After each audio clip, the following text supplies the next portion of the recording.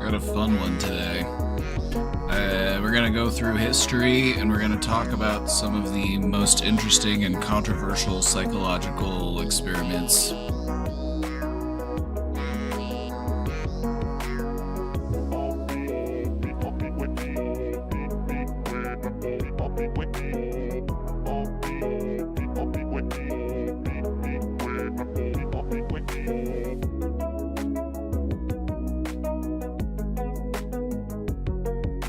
History Day.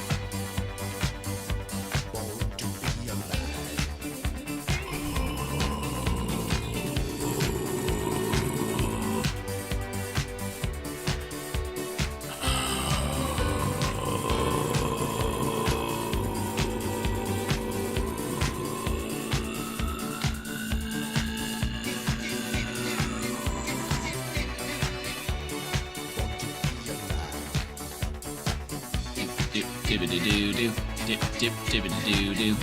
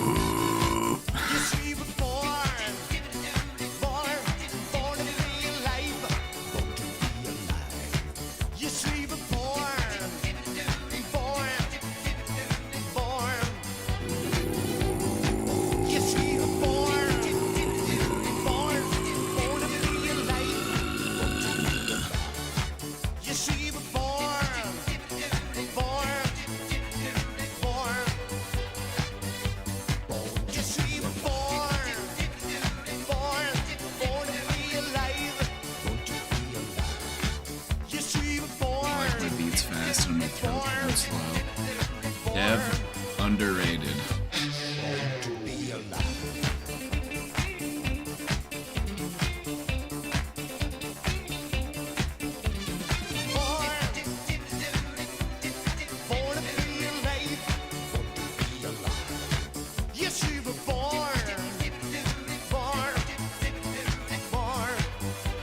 Recession music.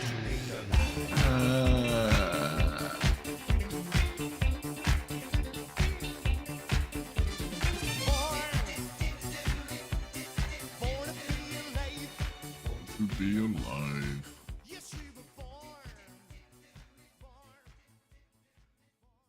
I hope Patrick Hernandez is okay with me making that basically the theme song. I hope that Patrick Hernandez is cool with that. Is Patrick Hernandez still alive, actually? I think he is.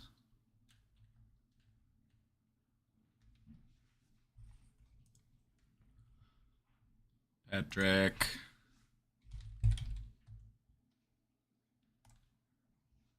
Hernandez. Yeah, he's still alive. He's still alive, okay. Good. Good.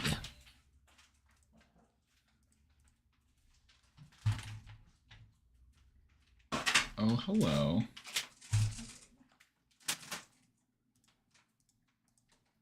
You're back.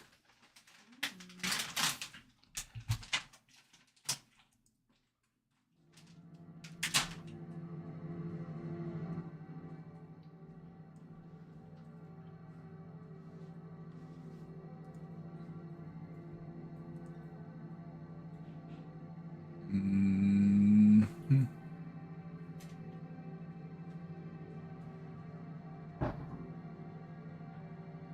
Mm-hmm.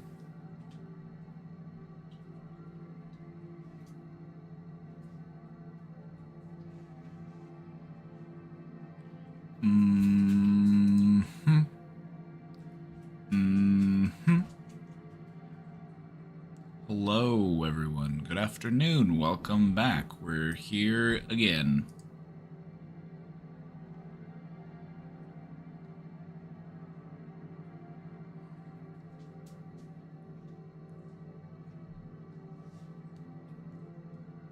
We're back. We're back again. Hello, hello. Hello, hello, hello. I look a little small. Yeah, I got shrunk. I spent too long in the dryer on too high of a setting and I shrunk.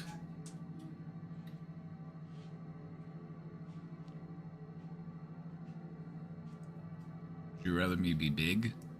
How big? This big? Is this too big? Is this big enough for you? Should I be smaller? Is this too big? I can go bigger.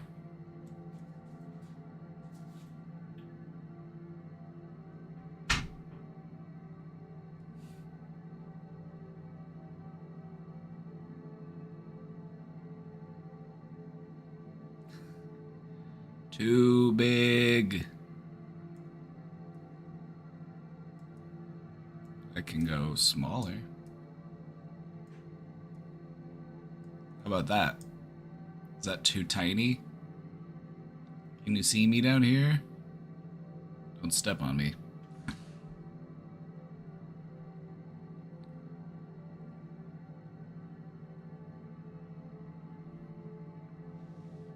This isn't Where's Waldo? I can be tinier.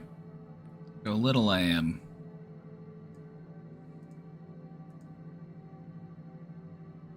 Hey everybody, welcome back.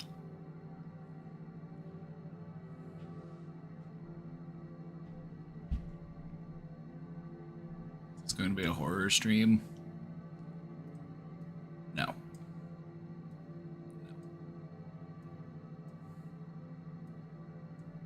Am I frightening at a baseline? Perhaps.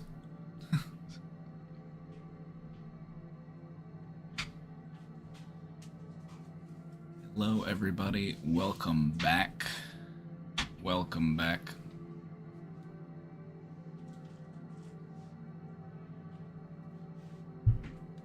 We got a fun one today. I got a presentation for you. We're gonna go through some of the most interesting and controversial psychological experiments from history.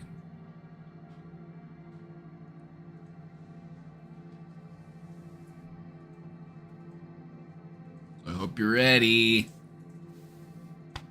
If you're not ready, that's okay. You can get ready. Take the time you need to get ready.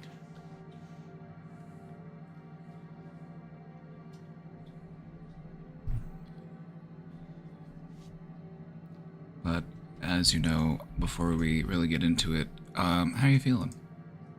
How you doing? What are we clocking in at today, mood-wise?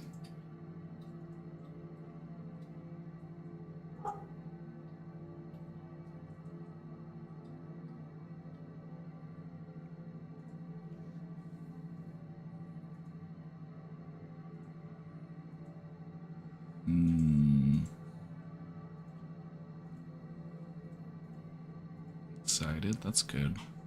Agitated. Let's see.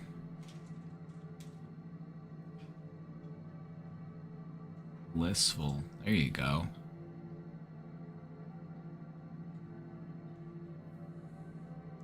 I'm feeling pretty good, actually. I'm feeling motivated and happy. There you go.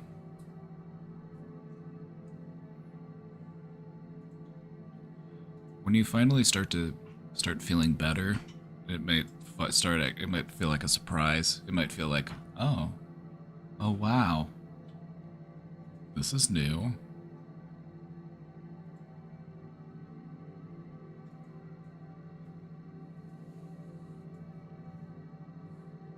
Time to goon to Philip Zimbardo slides. We will talk about Mr. Zimbardo today, but not in that way.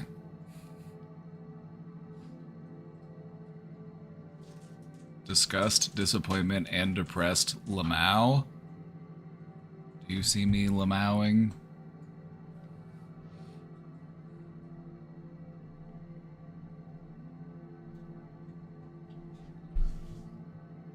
I feel like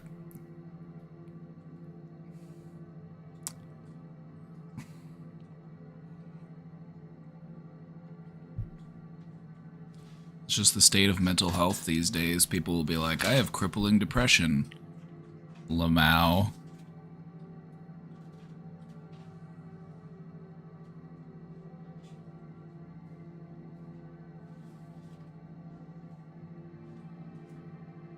I don't know how to cope with it. That's what you're here for. I'm going to teach you how to cope with it.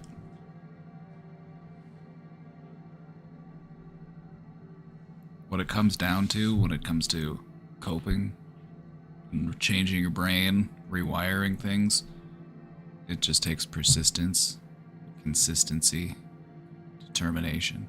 You just gotta keep at it. Every time you have a thought, every time you have a feeling, anytime anything slides through that brain of yours, you gotta just take a moment to ask yourself, is this helping or is this hurting? If If it's helping, I want to keep it. If it's hurting, I want to try and learn how to let it go. You don't want to demand. It doesn't really work that way if you demand yourself to let things go, because that just makes us more frustrated, and it can actually make us more agitated, and it can actually make it harder to let things go. You gotta let things go gradually. You gotta let it slip from your grasp.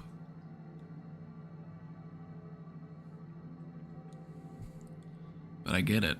We want to be able to just let things go quickly and easily, but it doesn't always work that way.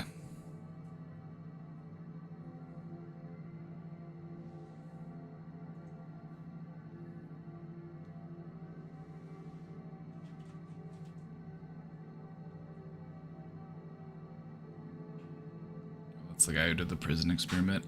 Yeah, we will talk about the Stanford prison experiment today. I won't get to go over every single interesting psychological study because there have been a lot. It's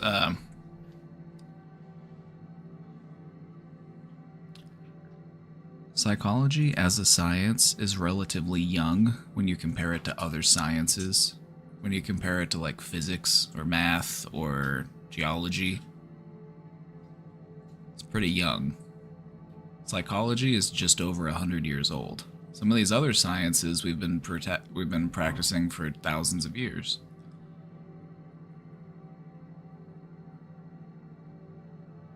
Torturing dogs. We're not going to talk about any animals today. So don't worry. We're only going to talk about humans today. I learned my lesson. I'm not going to talk about any animal studies ever again.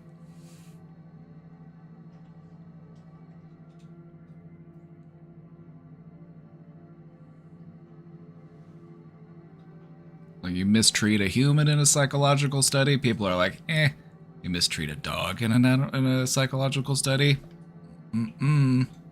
Mm-mm-mm.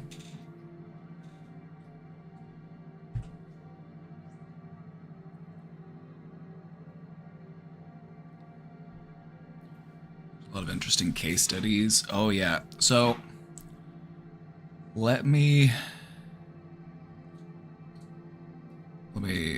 talk about that for a second.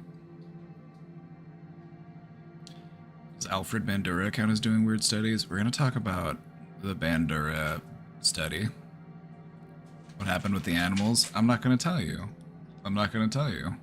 I'm going to pretend it never happened. I'm going to pretend that I never taught you where we learned helplessness from ever again. You can learn it on your own.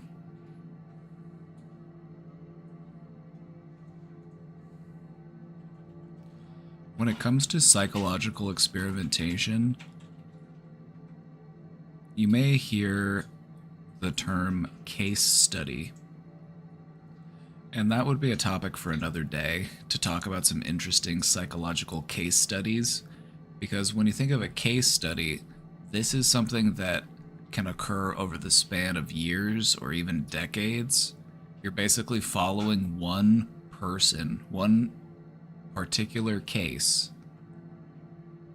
And so you'll see some really interesting stuff when you start to research case studies.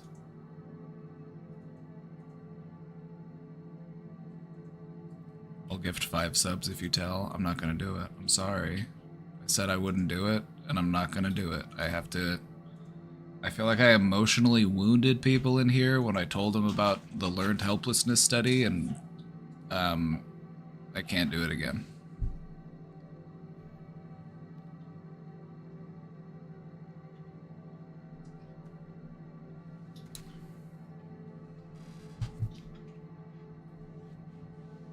Sorry, I can't do it. So we're gonna talk about 1, 2, 3, 4, 5, 6. 6. I've got 6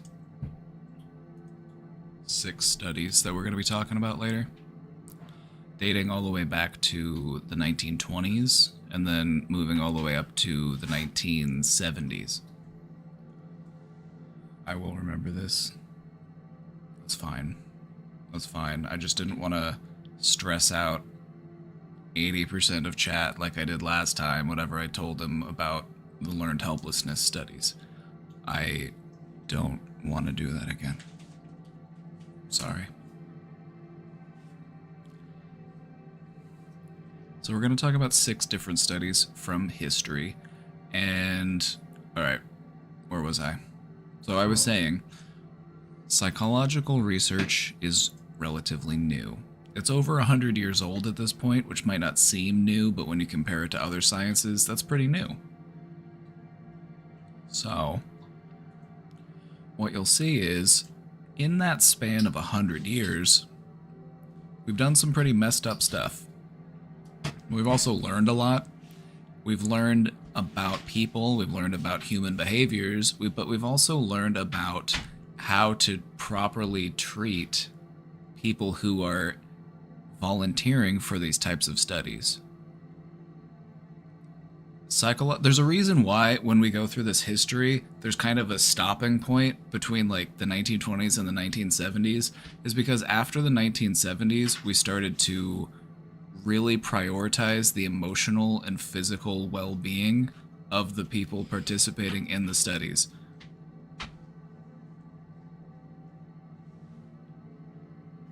So studies today are very safe. They're designed to be harmless. We don't want to cause any lasting effects to the people that we're doing experiments on. And so when you do a study today, it's like you've got to put it past a review board, you've got to get, approval to do this types of stuff.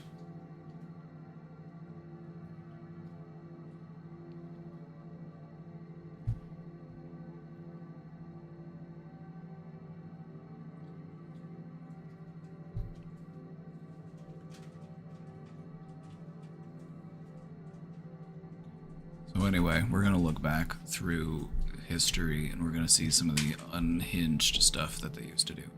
But anyway, we'll get there soon. Let's go ahead and start off taking a couple questions. We got some questions in the box. Let's take a look. I haven't entirely accepted that I'm likely depressed, but I did anticipate staying in bed and being lazy today, but decided I'd be productive and do things for myself. Currently deep cleaning and doing laundry, going to grab some food, and having some spa day self-care after. I do have this little thought in the back of my head that this is just another up and I'll fall back down into the loop of letting it pile up until I'm randomly inspired. Mixed feelings, but know that you've helped inspire me. I'm glad to hear it. I'm glad to hear it.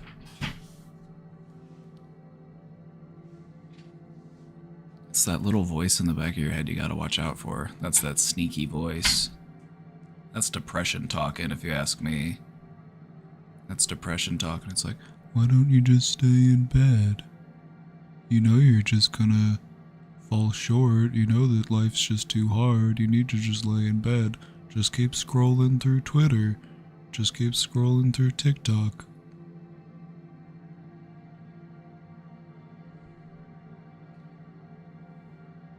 And that's the voice that you want to be like, nuh-uh, no thank you. Okay, Eeyore. Eeyore is one of the clearest examples of what depression looks like in a cartoon.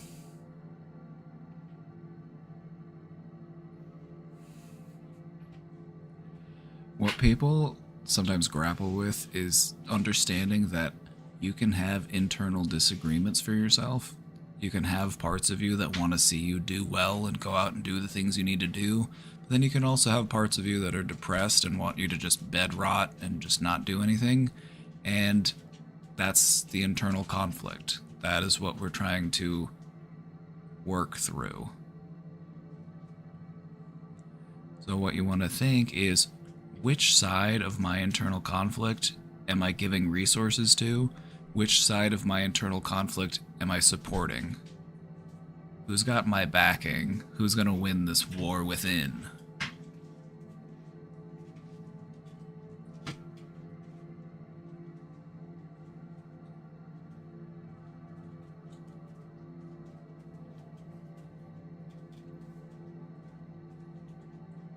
Dogs, can we not?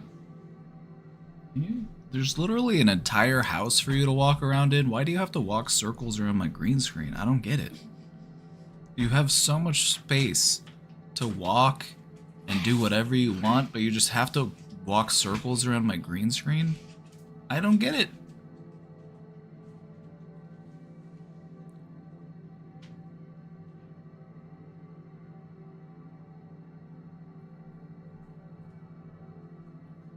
I'm glad to know that I've inspired you. Just keep up the good work. Just keep fighting for yourself. That's all I can ask.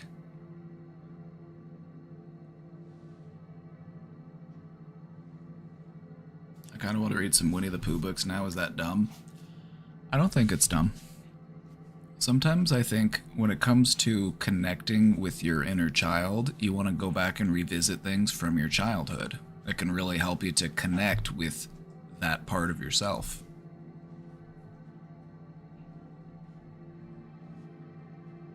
So if there's a part of you that's like, this is childish, this is silly, this is pointless, that might be a part of you that you might want to not listen to so much.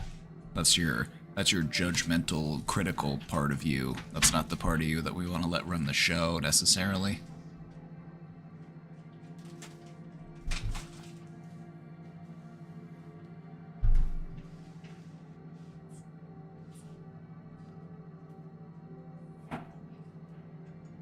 I'm glad to hear that you're finding some inspiration.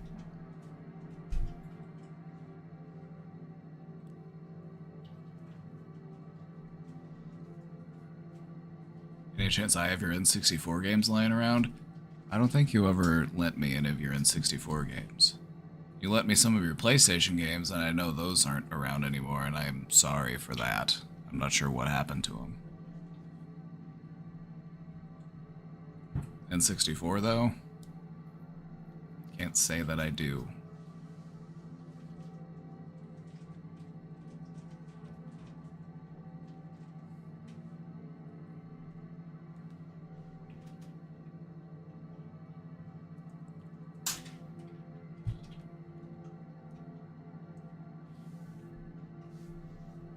Is that your brother? Yeah, that's my brother. My battle brother. I've basically been sleeping all day. Starting yesterday, I basically stopped eating meals. I rarely get out of bed. I currently don't know what's happening with my current job. My previous job was lost due to being laid off, and I'm sick of it. I hate this globe. I don't want to be here anymore. I feel you. I feel that.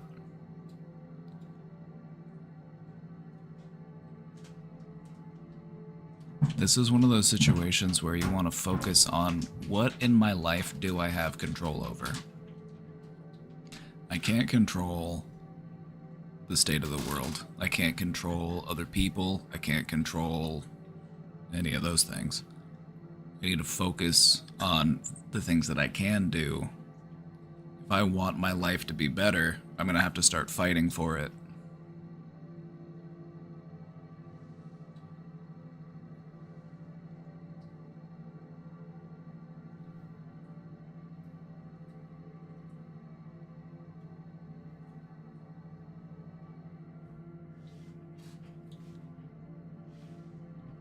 In the days where I found it really hard to get out of bed, I would do it gradually. You just start by sitting up. Then you put one leg off the bed. Then you put another leg off the bed.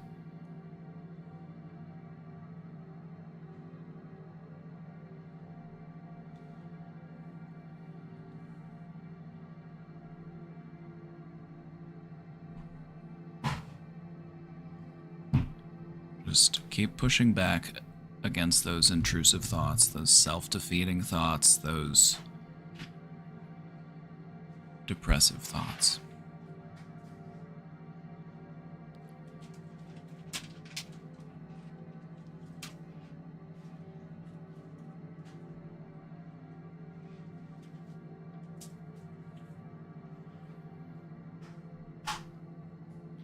was talking about OCD the other day and saying how you can delay the compulsions to slowly fix the OCD. The thing is, I can't focus on work without doing the compulsions. How do you combat this?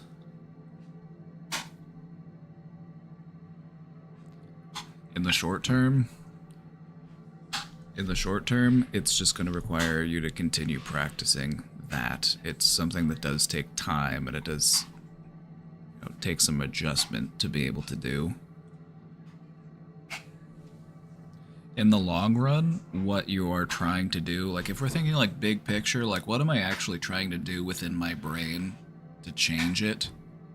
I want to turn my productivity into my compulsion. When I feel restless or anxious, what I want to do is I want to channel that into productivity. I want productivity to be my new compulsion. It just takes time and training to get to that point. Just keep working on it.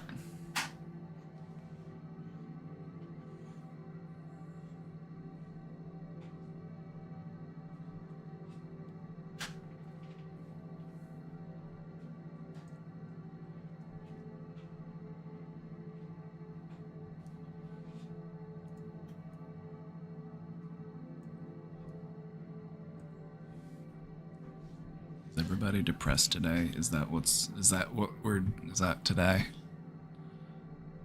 That's just Thursday for you. It's just Thursday. Thursday's depression day, I've come to find.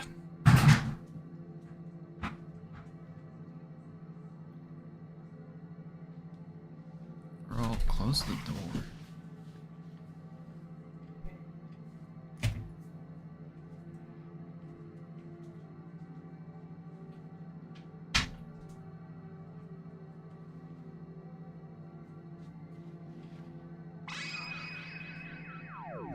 Construction out there. Close the door, please.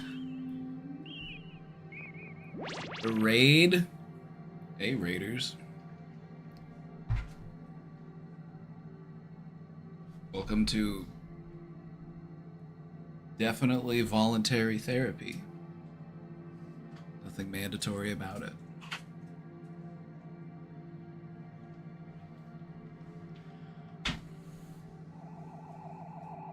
Tira fan, thank you for subscribing for 16 months. I wish I had a job to get up for. You do. Your job is to get up and go find a job. That is your job. So you do have a job to get up for.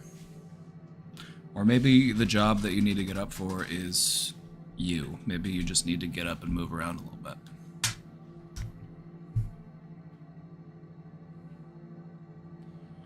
What I've learned about depression is that it's not something that you can just sleep off. You're not gonna bed rot your way into a better functioning brain. You gotta start pushing back. You gotta start fighting for it. You gotta want it more than you've wanted anything else.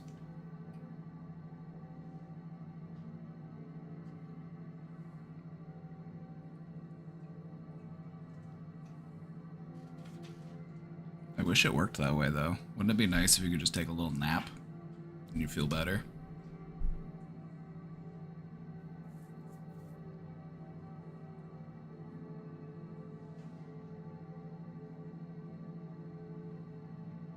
Thank you for rating me, Casey. You got a big bag of those M&Ms? You gonna hand me a couple? Do you want them? You gotta share? It's a shareable bag, isn't it? You gonna share your candy with me, or... She didn't want to share. I asked her for a couple of these M&Ms and she's like... She said, oh, that's not...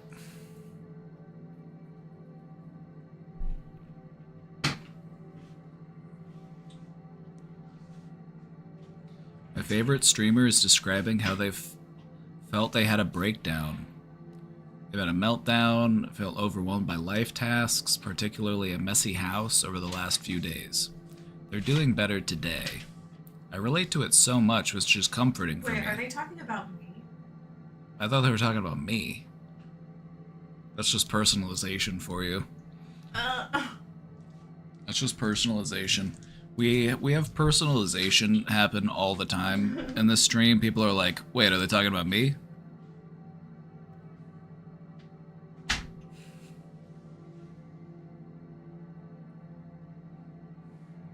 I relate to it so much, which is comforting to me. What's the best comfort that I can give them? How can I repay the joy they have given me without walls of text? I would say take the joy that they give you and then turn it into more joy within your life. Take the joy that they give you and then take it and invest it in yourself. I feel like you can be more comforting to them if you yourself are in a more comfortable place. Sometimes when we see people who are going through a similar struggle that we're going through, we want to rush to help them. And that's not always a bad thing, but sometimes we need to focus on ourselves and work on ourselves so that we're in a better place to give the best help that we can.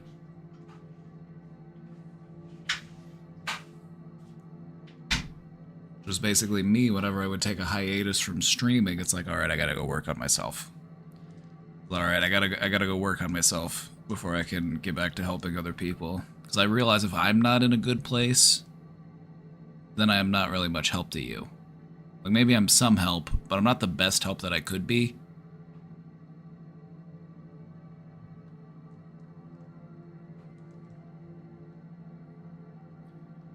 Even just having a positive attitude sometimes can influence others who need a bit of uplifting. Yeah, I would just say, just be a force for positivity. Don't worry so much about saying anything in particular. Just take the love that you feel and allow it to expand. Go deeper and deeper into that love.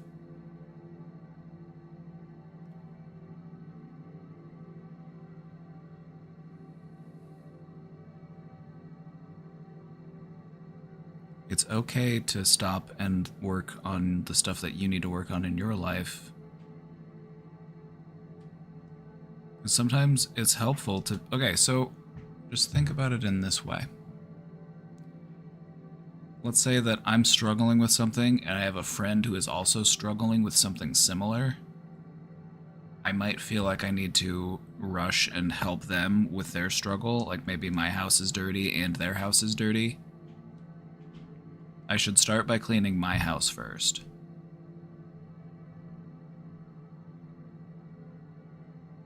And then I can help them clean their house.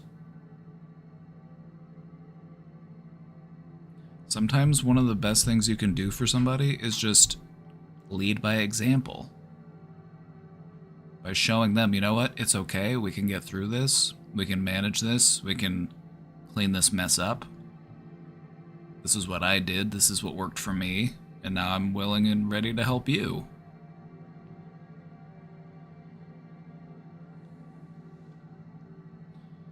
How am I doing? Oh, I'm doing great.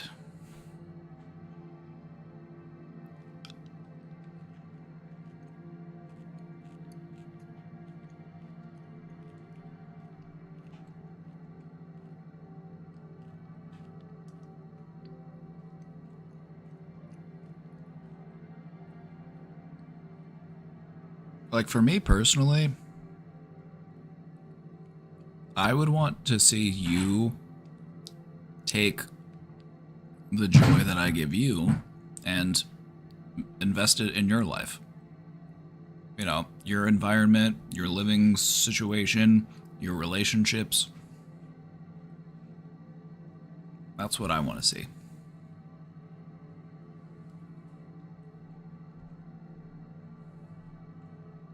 Hello, hey, how you doing? I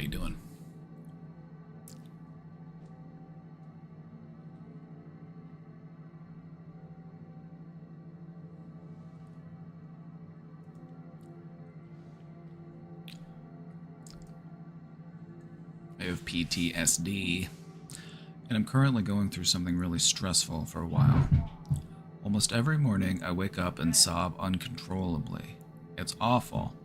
If I don't cry, I have a panic attack because I know it's coming. I've gotten into this awful feedback loop, and I don't know how to stop it. Thank you for this space. I really appreciate it. It has helped me. I'm glad to hear that. This may sound weird, but this is what I found helpful for me when it comes to breaking loops. So follow me for a second. I want to offer you a bit of advice, or maybe a little bit of a recommendation, but this is going to sound a little bit more abstract. So just hear me out for a second. In breaking my own loops, what I found to be helpful was just looking inward and then trying to visualize that loop as if it was a tangible, physical thing, a literal loop. And then what I wanted to try to do, and what I practiced doing, was I imagined myself breaking that loop.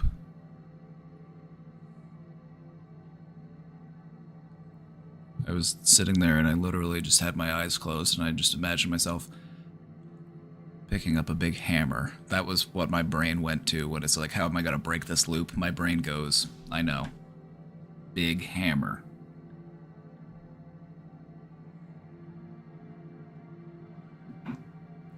I found that that can actually be a powerful gesture when it comes to starting to change your thinking. This loop feels like something you're stuck in, so I want to start visualizing me actually breaking it, breaking free from it, and changing my thinking.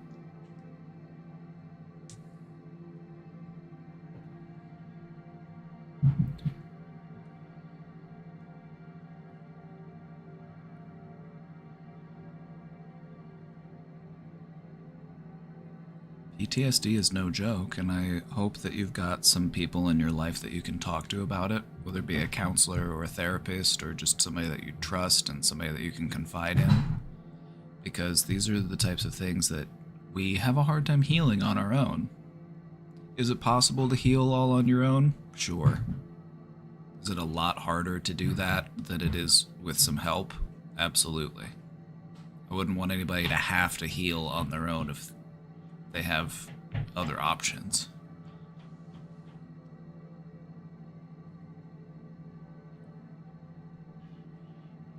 I would also recommend practicing and just continuing to practice your reframing. When something feels inevitable, it becomes inevitable. When we feel like something is going to happen, the panic attack, the breakdown, it normally ends up happening. Identify that you are in the process of making that change. Sometimes when it comes to dealing with panic or breakdowns, it's not about stopping it altogether. It's about learning how to delay it, learning how to bounce back from it after it does happen. Because what we're trying to do is we're trying to lessen the impact of that emotional situation. And so sometimes it's something that you won't be able to prevent. Sometimes you will have the panic attack. Sometimes you will have to sob uncontrollably. But what it is about is it's about how long did that happen? And how long did it take me to bounce back from it? Because those are your indicators of progress in making those changes. It's not about just stopping it altogether. It's about a gradual reduction and a building up of our coping skills. So keep practicing those coping skills. What makes you feel safe? What makes you feel calm? What makes you feel comfortable? The more, the better. You can't have too many coping skills.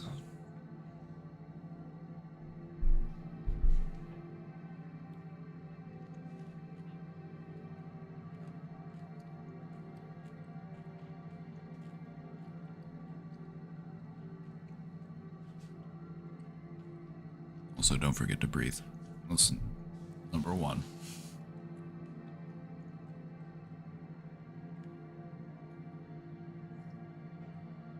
You can breathe your way through any situation, I've come to find.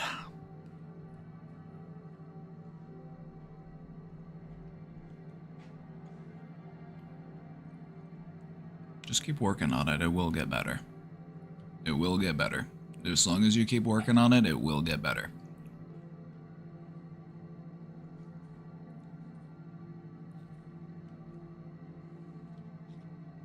Also, the weirdest part about getting better, and we talked about this the other day, is that sometimes getting better doesn't feel like getting better. Sometimes we become more aware of the problem, and so it gives us the false impression that the problem has grown, when in reality, it's just our awareness of the problem that has grown.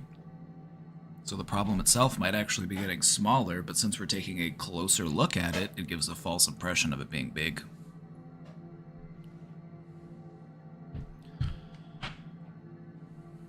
You're breathing your way out of gold in League of Legends right now. You will find that your performance in the game will be better if your breathing is regulated. Just saying.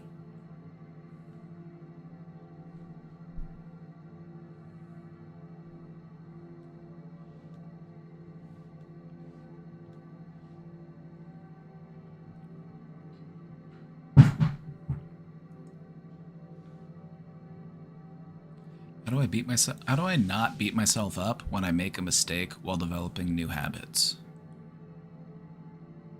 Mistakes are a part of the process. That's how you learn.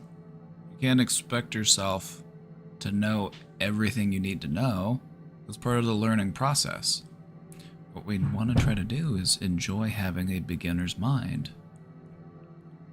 Think back to when you were young. The world was full of possibility, things to learn, things to figure out. We didn't really feel stressed about not knowing everything when we were young. We were excited to learn new things. But something along the way happens to us when we become adults where we start to become very critical of ourselves for not knowing things already. Well, that's not helpful to us. It actually inhibits our growth. So if you're out there and you're trying new things and you're making mistakes, good. Because at least you're trying new things. You're trying to learn. You could just be not doing anything. So.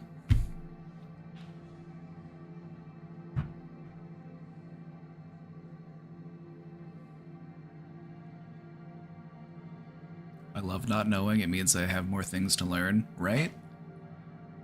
If there's anything I want you to take away from this, it's that you don't need to know everything. Be excited at your own ability to learn stuff. And don't beat yourself up for not knowing things already.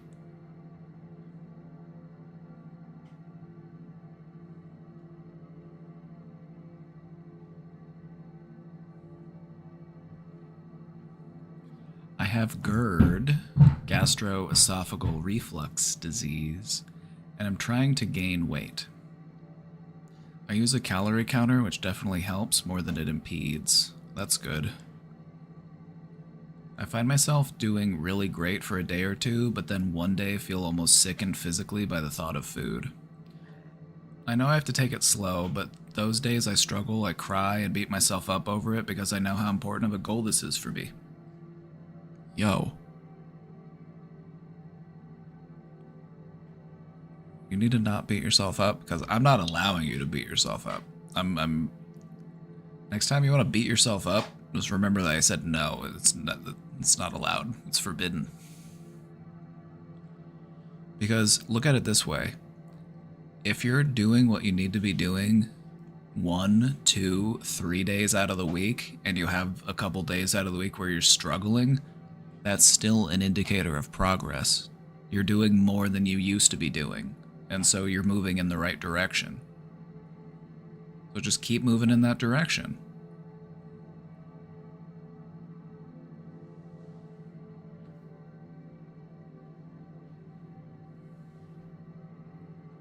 Next time you have a self-defeating thought, just imagine a tiny version of me. He's like this big. He's like this big.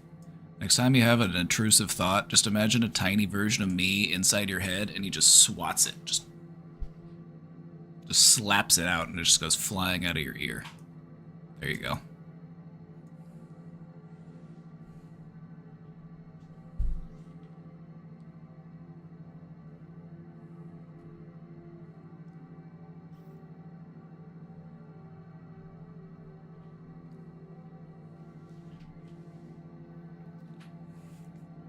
So get that shit out of here.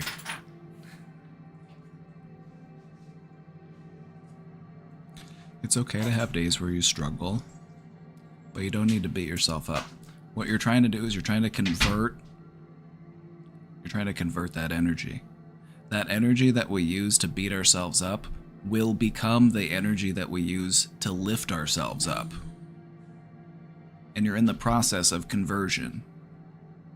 So it's okay that you're still not doing it 100% of the time, but you're doing it more than you used to, and that's what matters. You're making progress. You're headed where you need to go. So just keep heading in that direction.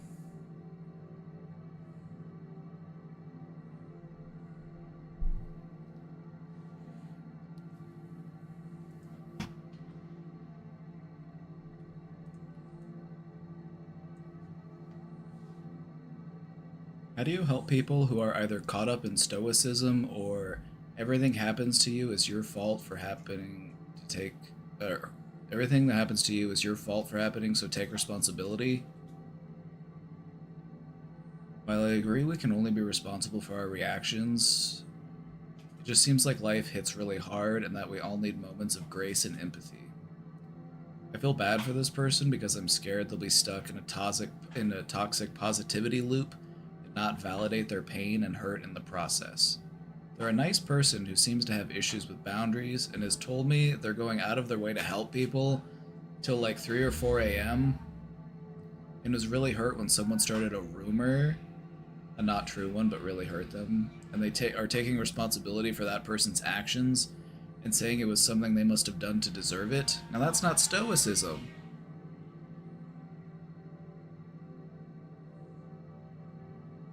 That's not stoicism. Here's a challenge, try to be interesting. Alright, I'll try. I'll try to be interesting, but you gotta do the same. If I'm gonna be here, if I'm gonna do the challenge, I need you to do the challenge too. Agreed? It's only fair. He's trying to flirt. Do you want a kiss? Do you want a smooch? Come on over here, big boy. Pucker up.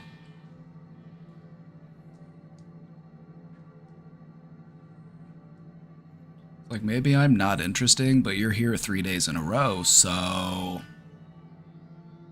I don't know!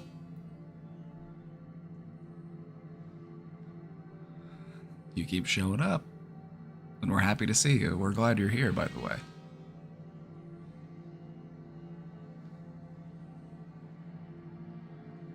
So, your friend who is caught up in stoicism, they're not using stoicism correctly. How do you help people who are stuck with the face of bravery but don't acknowledge their own pains and sadness as important too? That is part of stoicism. People misunderstand stoicism. Stoicism isn't about being carved out of stone. Stoicism is about allowing yourself to feel what it is that you need to feel, but not letting it overwhelm you, not letting it, not dwelling so much on the things that are outside of your control and focusing more on the things that are inside of your control.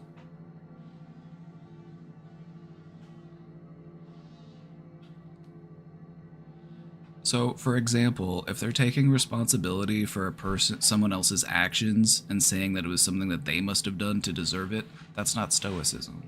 Stoicism is saying, I can't control what anybody does. I can't control how people respond to the things that I do and the things that I say. I can only control myself. That is stoicism.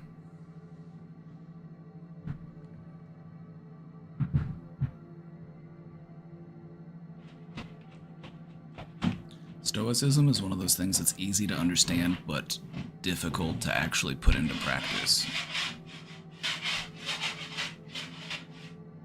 Like me trying to be stoic right now in the face of all these construction sounds. Ayo.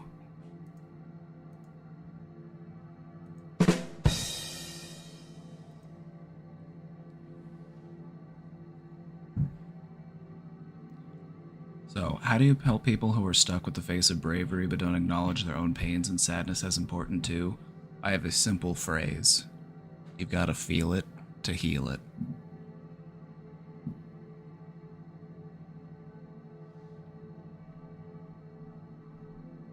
You gotta feel it to heal it. Stoicism isn't about not feeling, and it's also not assuming blame for things that are outside of your control.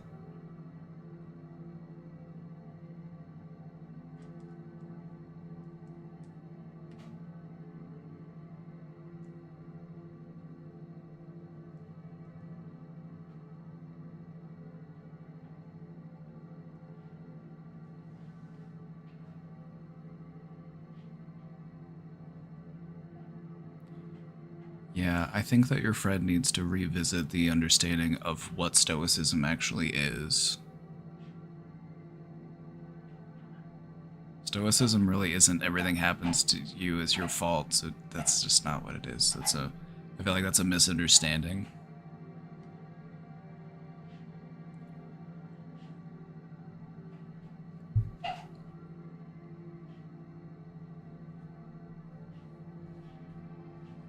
Stoicism is all about, getting up, dusting yourself off, and trying again. That's what it's all about. So I guess what I would do for this friend is I would just continue to remind them that your feelings are valid, your feelings are important. You gotta feel it to heal it.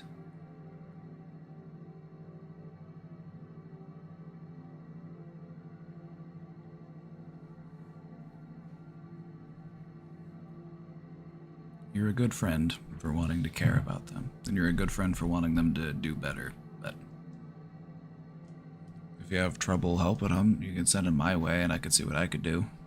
Maybe I could help. We got so many questions today. We got a lot of questions, and I love it.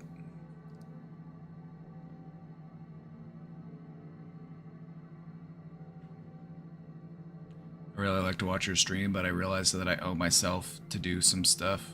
So goodbye. That's fine. That's fine. That's good, actually. The VOD will be there for you. I'll make sure the VOD is up if you want to come back later. Like, of course I would rather you be here watching me, but if you got stuff to go do in your life and now is the time and you're gonna strike while the iron is hot, then go for it. Everybody just leaves. Everybody leaves. Everybody's like, alright, time to go get to work. Time to go fix my life. And I'm just sitting here alone.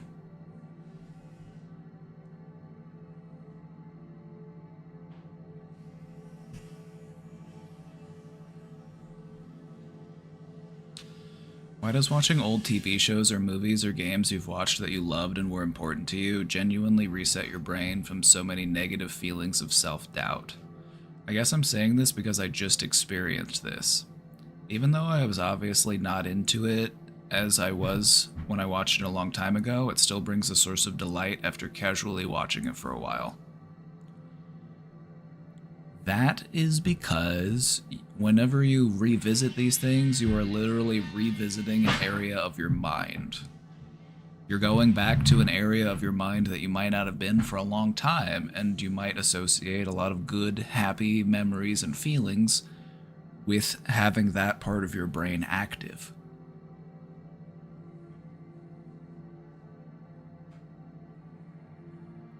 Well, I said that the work is done outside therapy. That's true. Wait until after therapy's done to go do the work. Or at least leave the tab open. At least leave the tab open.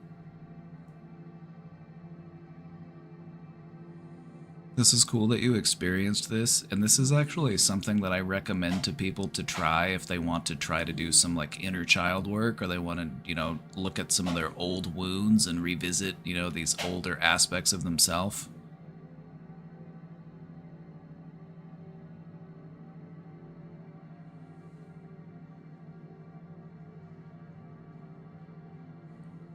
Like, what's the show from your childhood that you remember just being absolutely obsessed with? What's that show that just like took you to another place?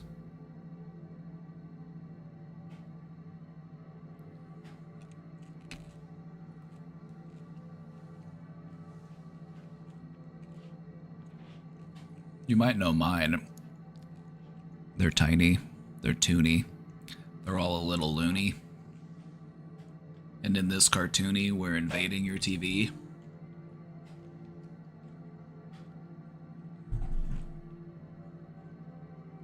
Tiny Toon Adventures.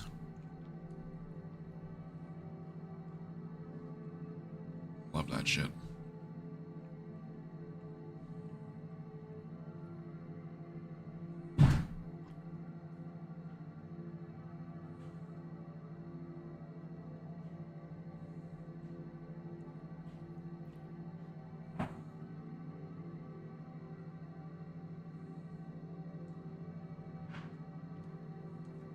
Rugrats. Alright, if you're gonna revisit shows from your childhood, some of them hold up. Some of them don't hold up so well. Some of them don't hold up so well. You liked the baby version of Looney Tunes more?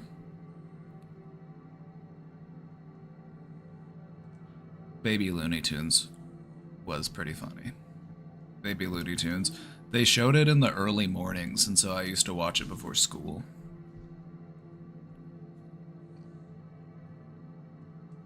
Tiny Toons was my jam, though. Rugrats doesn't.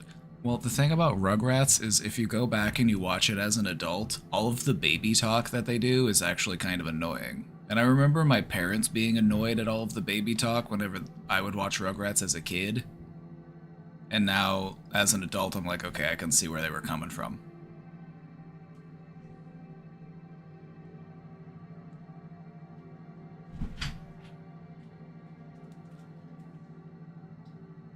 But other shows might still hit.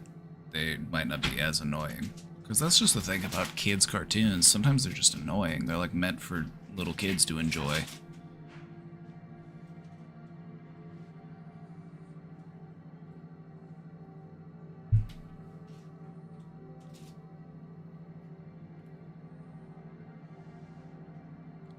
So I would say, if you want to start connecting with your inner child, listen to the music that they liked to listen to, watch the shows that they like to watch. That's a good way of inviting that aspect of you to the surface.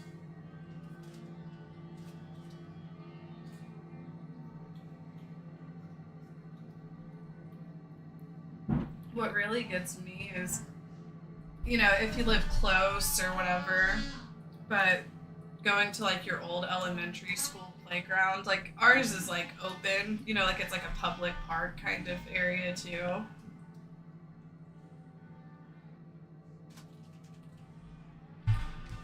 Saturday morning X-Men cartoons. Oh yeah, did you see that they actually brought old school X-Men back? They made a new series, X-Men 97. I haven't seen it yet, but...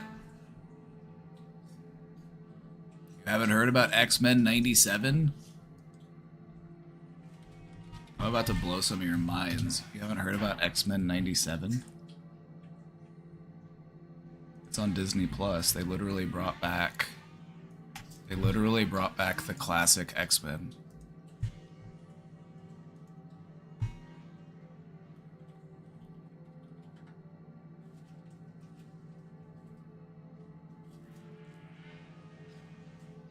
It's on Disney Plus. Watch the series finale of X-Men next Saturday morning. Check your local listings. I'm grateful to. They literally brought it back.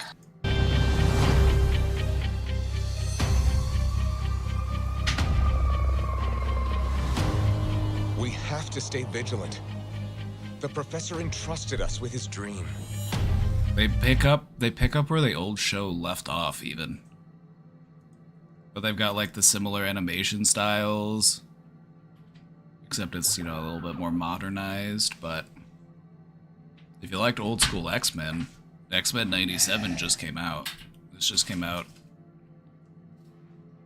So check it out. I haven't watched it yet, but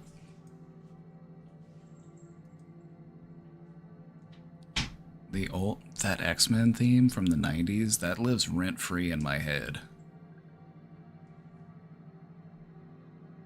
I watched the premiere of the 90s X-Men when it was released. It's a moment that lives ingrained in my brain. Also that theme song.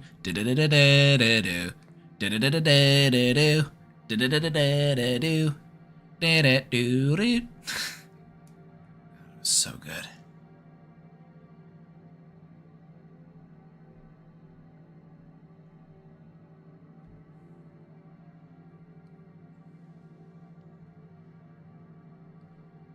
So yeah, revisit old stuff from your childhood. The trip down memory lane. Especially if younger you is an aspect of yourself that is holding on to old wounds. Inviting them to the surface can give you an opportunity to do some healing.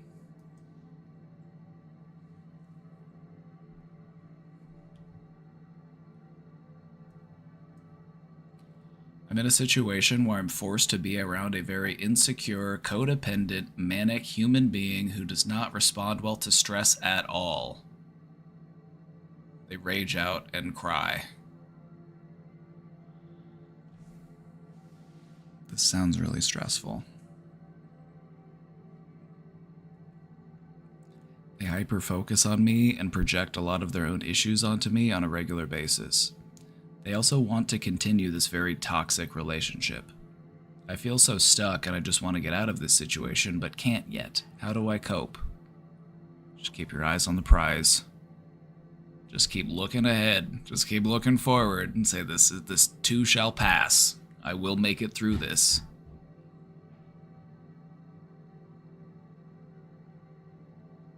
It sucks to be in it.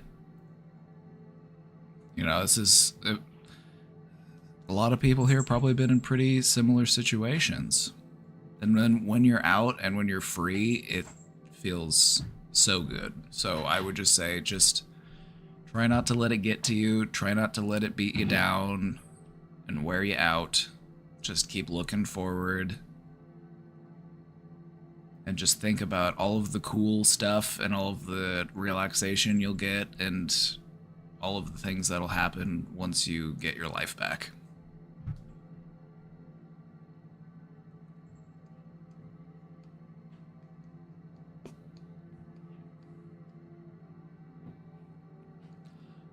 So anyway, until then, some things that might be helpful in dealing with this type of person: don't match their energy. If they come at you really agitated, really escalated, and they're yelling, don't yell back. Get quieter. Be more calm. Just try to be a beacon of peace and positivity and relaxation. It seems very difficult to do. Anything that's worth doing is difficult at the start. If it ain't hard, it ain't worth doing. That's what Grandpappy used to say. Like, yeah, it might be difficult, but imagine how much of a badass you'll be once you get the hang of it.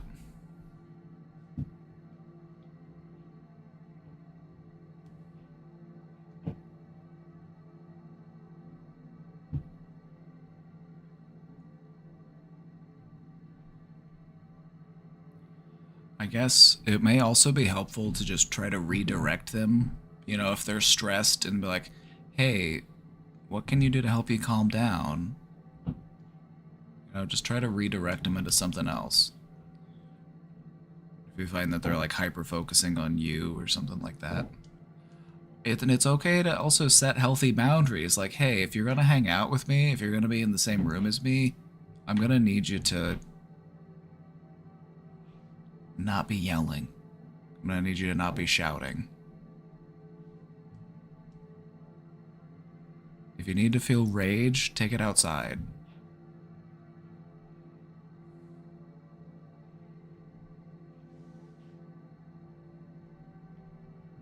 You'll get through it. You'll get through it.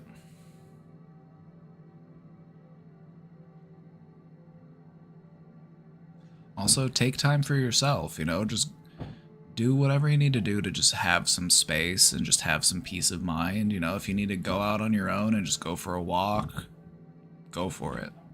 Just be sure to, you know, do some things to take care of yourself in this situation.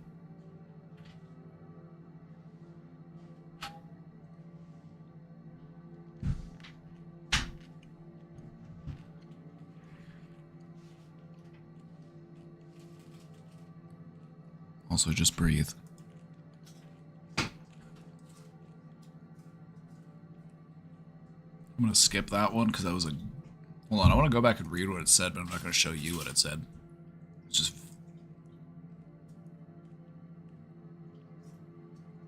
I think that's copy pasta. Read it? No, I'm not gonna read it. That would be inappropriate. Gotta remember, some people see me as a dadly figure, and I don't need them to associate my dadliness with that level of degeneracy, okay?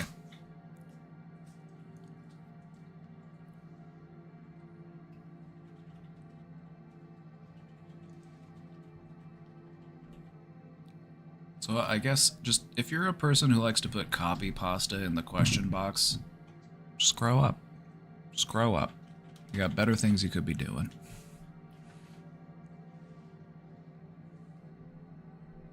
Now I'm even more curious. It's not that interesting.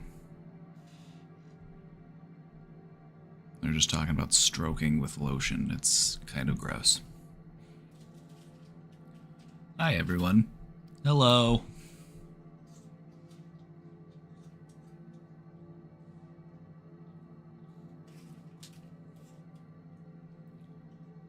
Almost 2 weeks ago, I started attending some art activities at my local art museum. That's really cool. I've been participating with excitement. It helped me become more motivated, but something's bothering me. When I'm engaging in activities I get very passionate and charismatic. Sometimes I can overanalyze everything. For example, I sometimes overthink conversations and start questioning, like, did I give the right response? Did I act right? Does this person think I'm weird? So, is that just my anxious self? Yes. If you're overthinking, that's anxiety. Anxiety loves to overthink. That's all anxiety likes to do, is just think and think and think and think and think and think and think.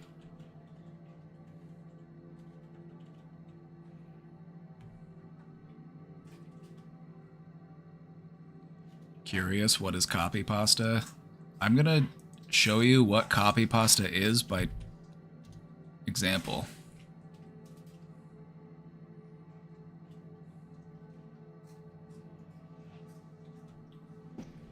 We're gonna show you what copy pasta is by turning that message into copy pasta.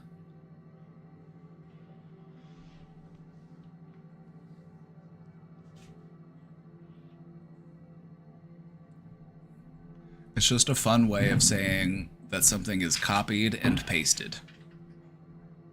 It's just a line of text or a paragraph or a joke or something, and people just copy and paste it.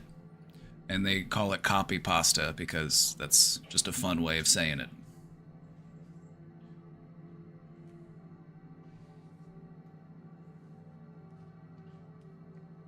So now you know.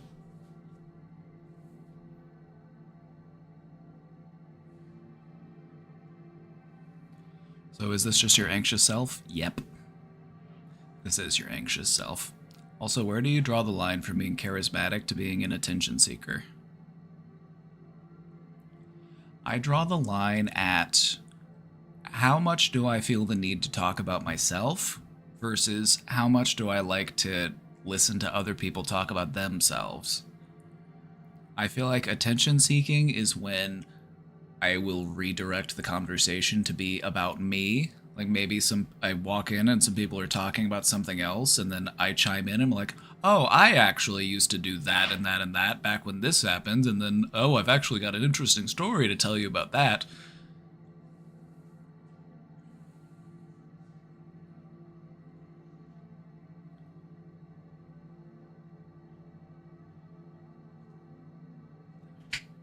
Odds are you're probably doing just fine. You're probably doing just fine.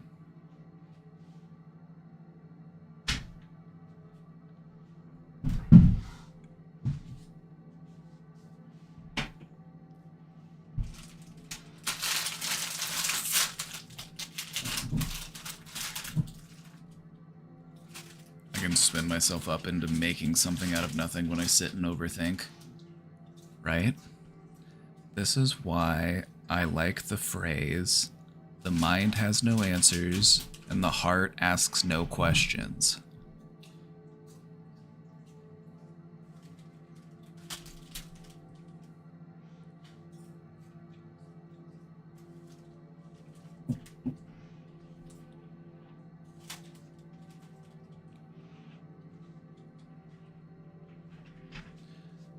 I think you're doing great, questioner. Let me just say that. I think you're doing great. This is actually really cool and really exciting, and you're doing exactly what you need to do. But now you've actually taken some steps to start working on your anxiety and working through these things. Of course, anxiety is still going to be there a little bit. Of course, you're still going to have some things that you overthink about. You're going to have some things that you're still working on. But that's okay. You're making progress. So just take what you've learned, take what you know, and just keep using it, and things will continue to get better for you.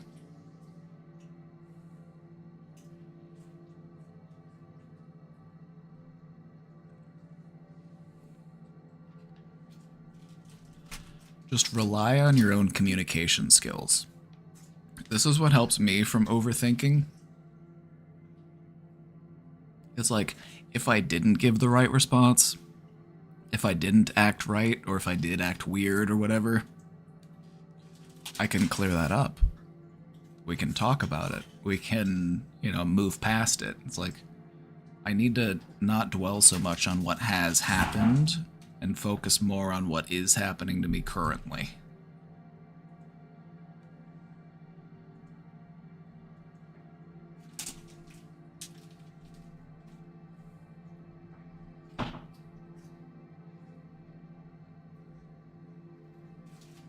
No, I think you're doing great. This is really exciting. I would like to see more people doing what you're doing. You're pursuing your interests, you're taking time to socialize and engage in your hobbies, and those are really good things when it comes to a person's mental wellness.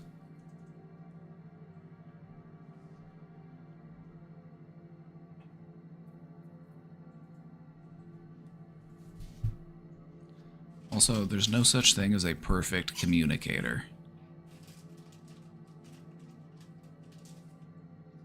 There's no such thing as a perfect communicator. There's no such thing as perfect communication. Communication is always growing and evolving and changing, and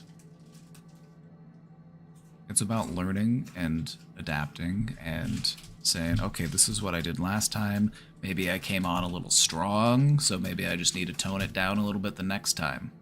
It's okay.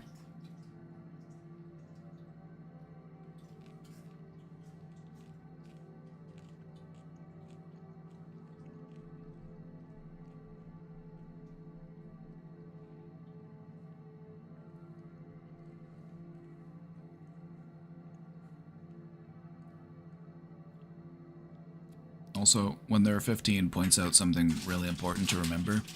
We often forget other people's mistakes, but remember our own mistakes. Have you ever had something in your life where you come to somebody and you're like, hey, I'm sorry for that thing I said the other day. And they're like, what thing? Like, they don't even remember it.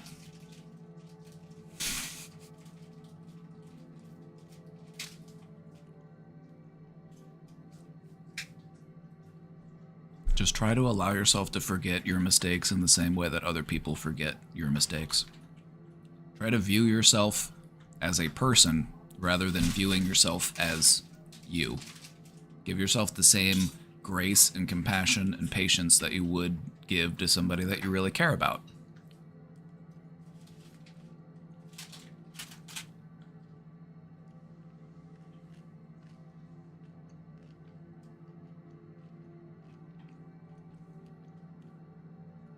Also, this is really exciting, so I just want to give you a round of applause. I'm actually going to toot the air horn for you. This is really great. This is awesome. Give yourself a pat on the back, questioner.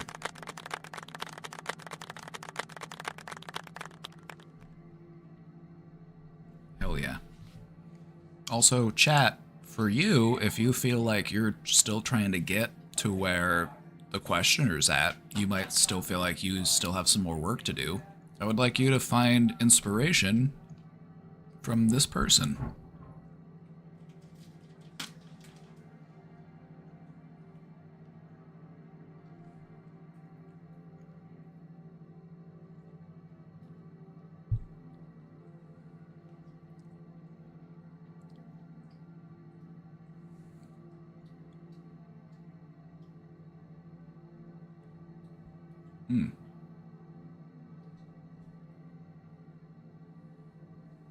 Also, there's nothing wrong with being weird.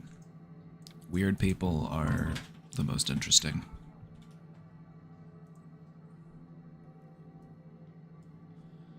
Hey, I'm new here. My girlfriend suggested I check you out. I have a therapist, and I'm working on this with her as well. I need some help, though. Alrighty. I'm struggling with persistent and upsetting thoughts. Things that I mostly know are not real, but I get hooked on them and can't shake them. I don't want to share what they are for fear of putting them in others' heads, TBH. Sometimes just kind of yelling at the thoughts helps, but I'd love more thoughts on things I can do to help myself. Also, Animaniacs is dope. Animaniacs is dope. Also, welcome. Also, let's talk about it. Some intrusive thoughts are stickier than others. So, what you've probably noticed, if you've been going to therapy and you've been working on your intrusive thoughts, is you've probably noticed that some of them are easier to let go than others. What I always recommend to people is practice letting go of things that are easier to let go of, and then work your way up to the things that are harder to let go of. Also, acknowledging that you are in the process of learning how to let these thoughts go can be a really helpful way to approach the situation. Rather than fixating on the difficulty of what it is that you're trying to do, instead you start to focus on the progress that you are making in learning how to do the thing that you're trying to do.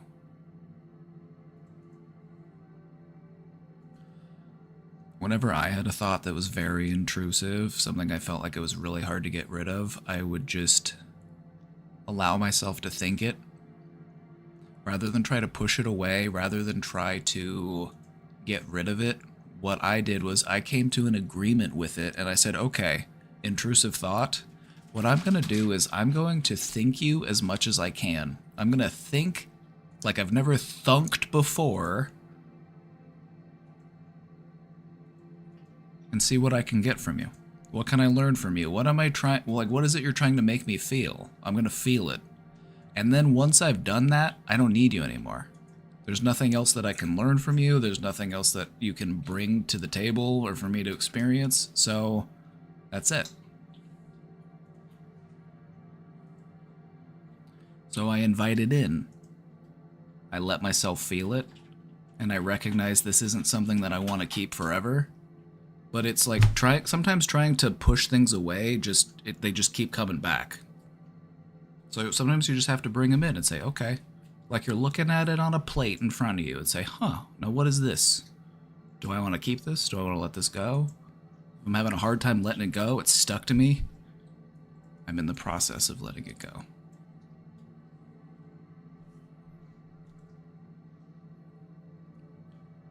Sometimes I like to imagine that I'm throwing them into the sun. Nothing quite gets rid of something like shooting it into the sun. Or throwing it into a black hole.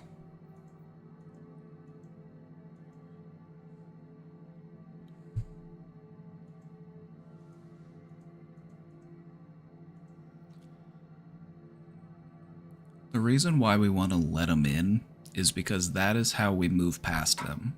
Because if you imagine these types of thoughts as intruders, And imagine your mind as a house. And you're in your house. You're in your mind house. These sorts of thoughts, what are they doing? They're pounding on your door. They're saying, "Let me in." They're shaking the doorknob. They're testing the locks. They go around and they're tapping on the windows and they're like, "Let me in." Eventually they do get in. Eventually they do. You can only keep them out for so long. You can only, close the blinds and lock the doors and cover your ears and pretend they're not there for so long. Eventually they do find a way in. So what I find to be most helpful is to just try to be brave and try to stand up to them and say, "You know what, thought? I'm in control here. So what is it you're trying to make me feel? All right, I'll feel it. But after I've felt it, I'm done with you. You can leave. I've got nothing else to get from you. We're done."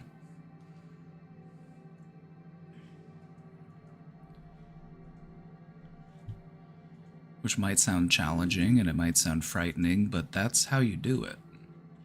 Because just trying to forget it or trying to make it go away isn't going to make it go away. Because there's always going to be a part of you that's like, "Why is that thing here? Why is it pestering me? Why hasn't it gone away yet?" It's because there's still a part of you that feels like, "I need to think about this for some reason." So allow yourself to think about it. View a thought as just a thought. Try to detach your emotions from it. Sometimes our brains come up with some really fucked up thoughts. I'm just gonna say it.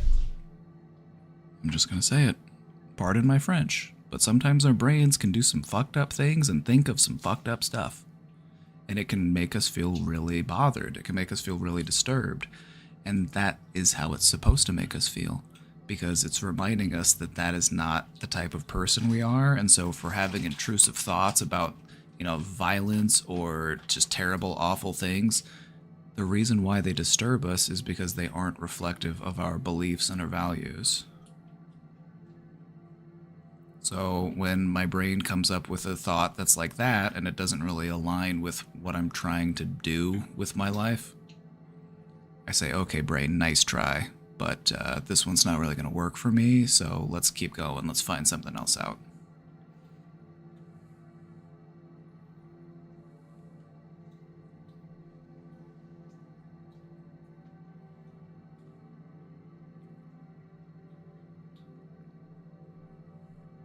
Just try to focus on the thoughts that you feel comfortable letting go. Start small, start working on those.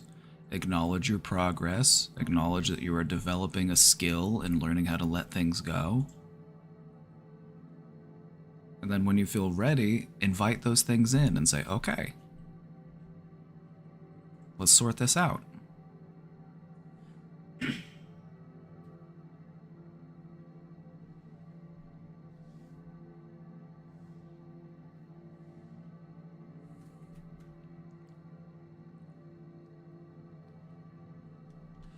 Meditation is something that I would recommend if you haven't tried it or if you haven't practiced it much.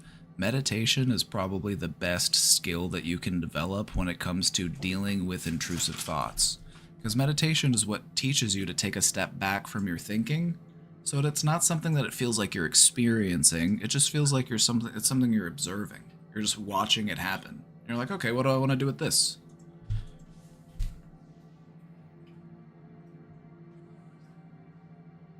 Also, welcome. I hope that helps. Just keep working on it. It'll get better.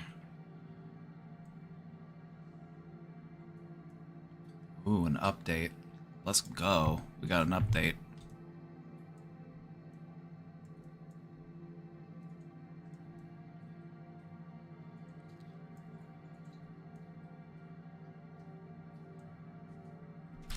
Hey Josh, once again, the girl dating the porn addict here, LOL. I don't know if you in chat remember me, but here's the update. How could we forget? How could we forget? It's one of the most interesting questions we've had in the history of questions. Of course we remember. By the way, we asked his age. He's 21 and I'm 18, so I don't know. LOL. And last thing, I'm already sorry for... You're what? What did you just say to me? You're gonna come in here and apologize to me? We got one, we got one rule here.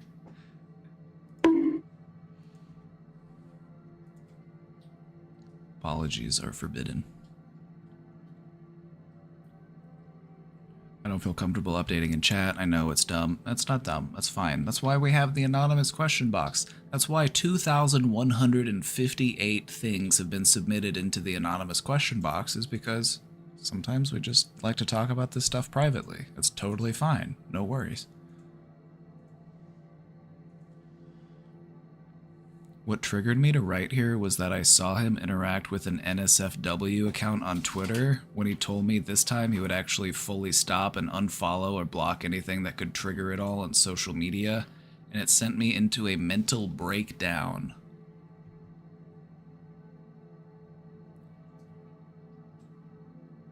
I mean, it's like, yeah, if you're gonna be working on your porn addiction, it's like you do really need to like shut yourself off from all of those things. In the same way that if you're addicted to drugs, you have to delete your drug dealer's number from your phone. You might have to get a new phone number. You might have to do all sorts of things. You might have to cut people out of your life so that you can focus on working on your addiction.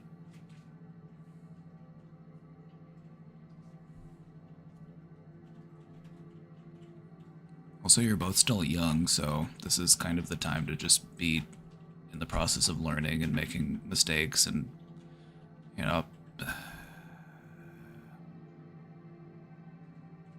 Yesterday we talked about taking a break, and I guess we kind of are.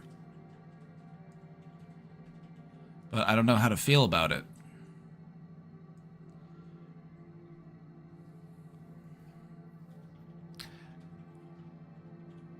It's still fresh. You just talked about it yesterday, so it might take you a little while to figure out how you feel about it. So just take some time to think about it.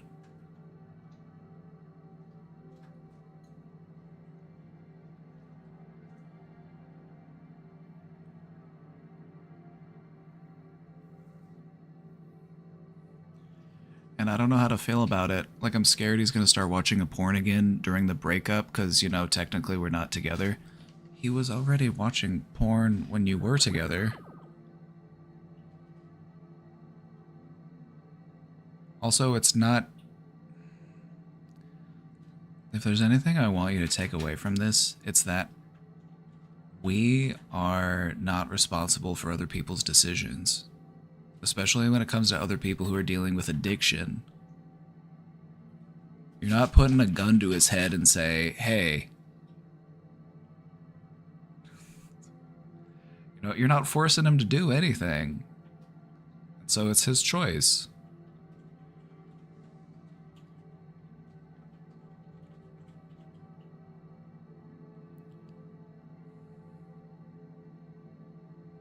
I understand that the unison response was to dump him, but I'm really scared of being alone. I really do care and love him, but I don't want to break up with him. I guess I'm just chasing for the one time he actually gets better. Let me just say something. Sometimes when it comes to relationships, if things aren't fixable when we're together, sometimes we have to separate so that we can work on ourselves individually. And if we're meant to be together, we'll get back together. But sometimes you have to give a person room to grow.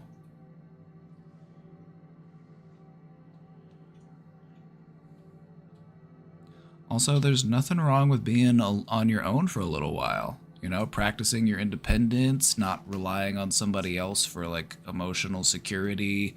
You know, you're young. You should be out there having fun. Not worrying about this guy's porn addiction. It's a problem for his therapist. Not you. You're not his therapist, by the way.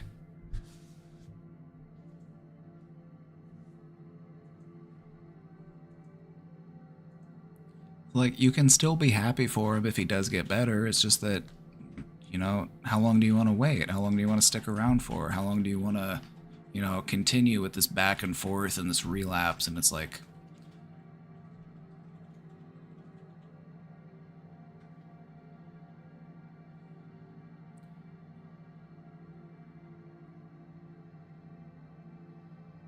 we don't want to be enablers when it comes to addiction, and sometimes we have to cut people off. Sometimes we have to show them that their actions have consequences, and we have to say, like, okay, if you're going to be in a relationship with me, you can't continue to do this. So get your shit together, go work on yourself, and maybe we can try again later, but until then, best of luck. I wish you well.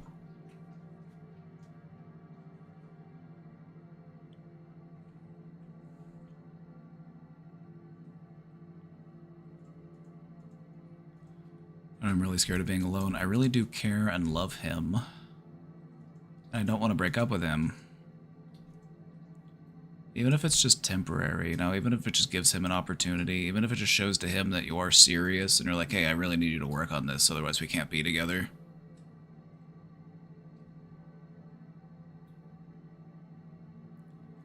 And, you know, this is a relationship that you've been in where it's like all you know is that stress.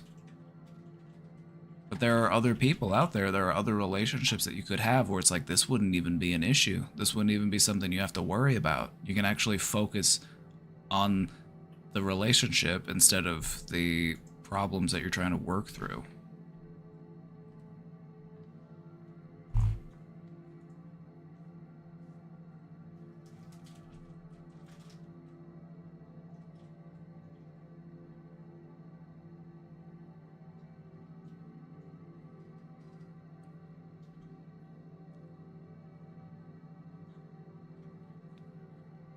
I guess I'm just chasing for the one time he actually gets better. I really don't know. He tells me he's really trying his best because he cares about me and my boundaries, but I just don't believe him because honestly, I don't even know how many times he has tried at this point.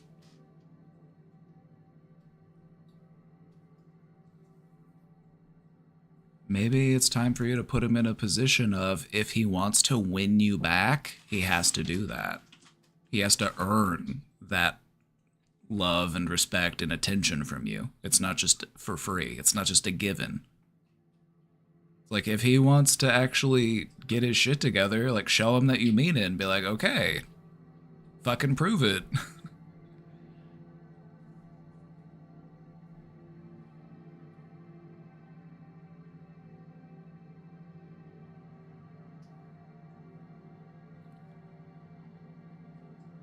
I've tried taking breaks or just straight up breaking up with him a few times, and I always end up back in a relationship with him. I don't understand why he doesn't fully commit to it. I feel like he doesn't care enough about me to stop, even though he tells me he's scared of losing me. I don't think he's being abusive or manipulative. He might not be being abusive and manipulative intentionally, because here's the thing about abuse and manipulation. Just for anybody who's unfamiliar. Sometimes people can behave in an abusive and manipulative way and have no idea that they're doing that. Sometimes that's just the way that they cope. Sometimes that's just the hurt and the trauma that they're dealing with. Some people do it intentionally. Some people do it maliciously. Some people do it fully aware of what they're doing. But not everybody does. But that being said, it does sound like he is doing some manipulation here. Because if he's saying, you know, I don't want to lose you, it's like, okay, then do what you need to do to not lose you. It's like, how many times have you been through this? How many times, you know, before you're tired of the same song and dance?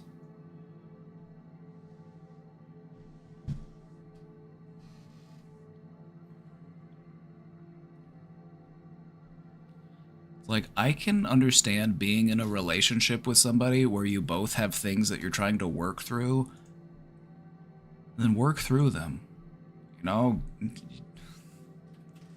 But sometimes people will just tell you over and over and over that they're trying to change, At that point, it just becomes a manipulation tactic. They're just telling you that, no, I will, I do, I want to change. Okay, then at some point your actions have to match up with your words.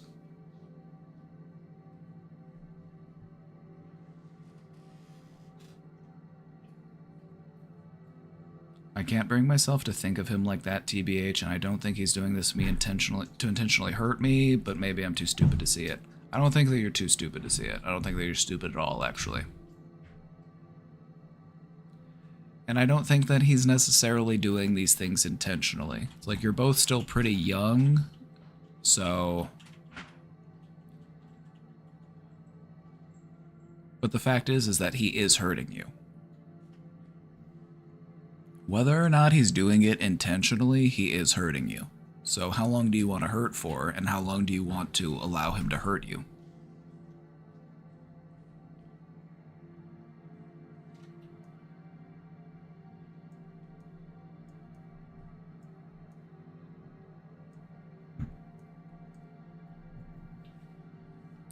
I love him, but his addiction has made me so insecure in my appearance and just made me even more paranoid than I already was. I feel like I have so much to say right now, but I just don't have the words to. I just feel really defeated and pathetic, but at the end of the day, I know what I need to know, and I probably will, since he has shown me he is not actively changing. Thank you so much for the help. I hope you're doing well and taking care of yourself. Thank you for the update. I am doing well, thank you for asking, and I'm trying my best to take good care of myself. So do what you can to take good care of yourself too.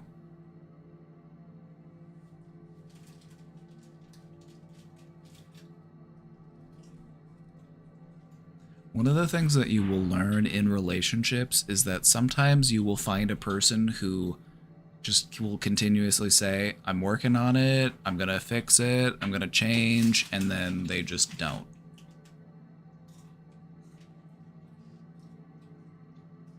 So just try to be mindful of that. You want to make sure that people are actually living up to the things that they say that they will do.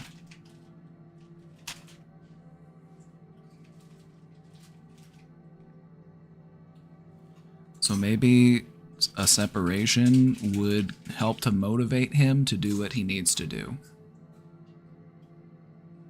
But the fact is that this is hurting you, so what do you want to do about that? How long do you want to allow him to hurt you? Anyway, we're here for you. Just let us know if you want to talk about it anymore. Feel free to keep us posted.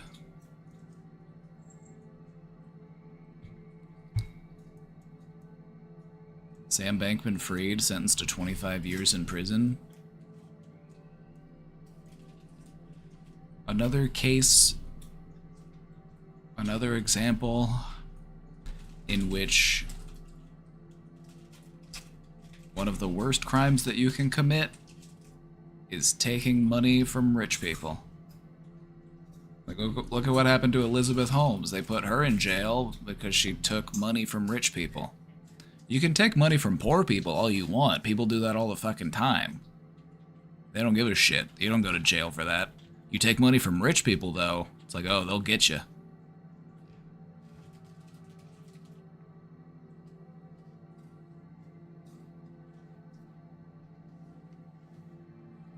$25 years? Do you think Diddy's gonna get 25? Have you seen all the stuff that's been coming out about Diddy? It's like still coming out. There's like more stuff being released by the day. We're finding out a lot about this Diddy case. You haven't heard? I was looking through some of the court documents this morning, and some of the stuff is honestly wild. The Diddy stuff is actually wild. And it's actually starting to pull in other celebrities. There have been some other people named in this as well, and so this is gonna just continue to get messy.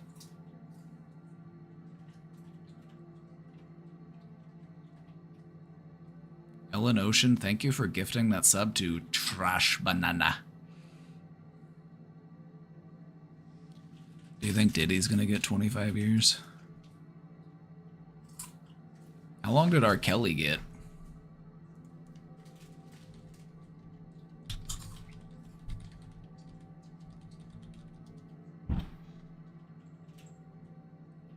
R. Kelly was sentenced to 30 years.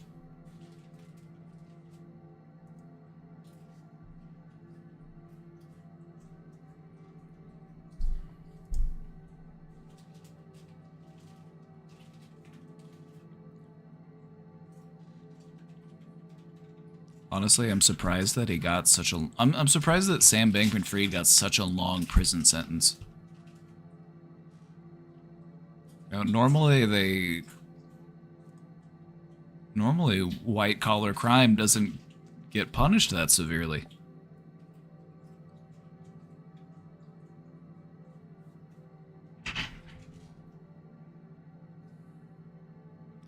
But yeah, the Diddy stuff is...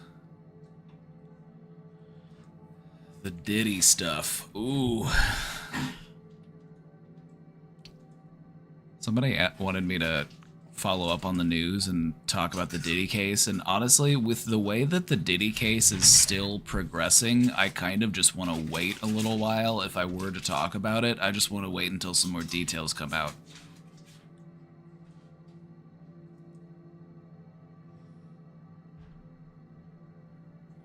Also, the thing about the Diddy case is that a lot of the shit that he did and is being accused of was recorded. A lot of the evidence they have is just the evidence that they took from, like, one guy's phone. He just recorded it all. He's got a bunch of video and audio and all sorts of stuff. And that's just one phone.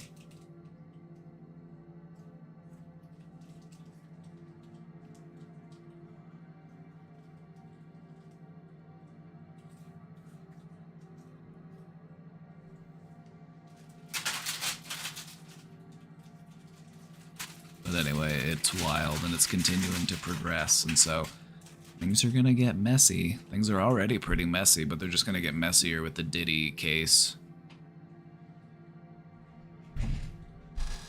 Honestly, between that and the Nickelodeon documentary, I say good. I say it's about time that the pedophiles of the world were starting to shake in their fucking boots.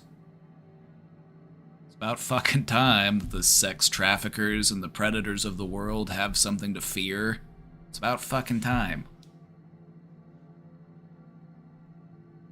It's like, why is Dan Schneider walking around a free man? Why did Brian Peck get a job at Disney after he had already admitted to sexual assault of a minor on a different network?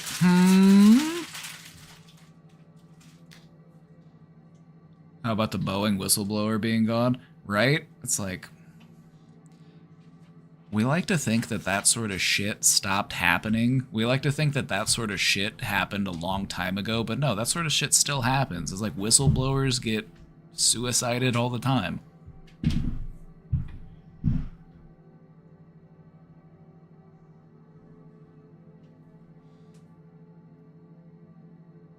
I love that guillotine emote. That is the cutest guillotine emote I've seen in my entire life. I'm actually kind of obsessed.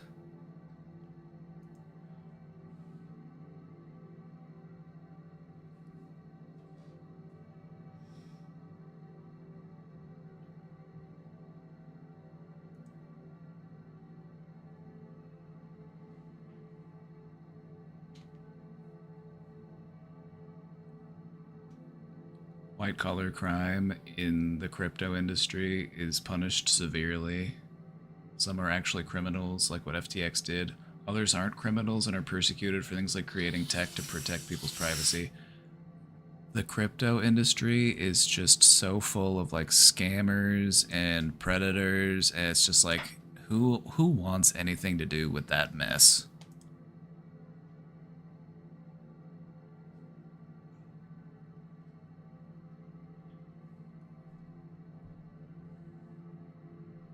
Like, what good is all that fucking cryptocurrency if the power grid collapses? Like, oh, you don't have a computer anymore to tell me that you got a digital coin that's worth a bunch of money? It's like, sorry, it's fucking useless.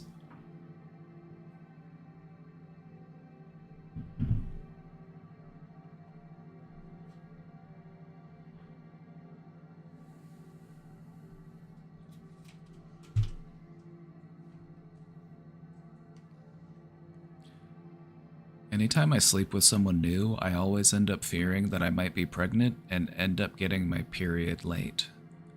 But I get it, which is what matters. Can stress delay a period? I don't know enough about period science. And that's my own fault. That's my own lack of understanding and knowledge.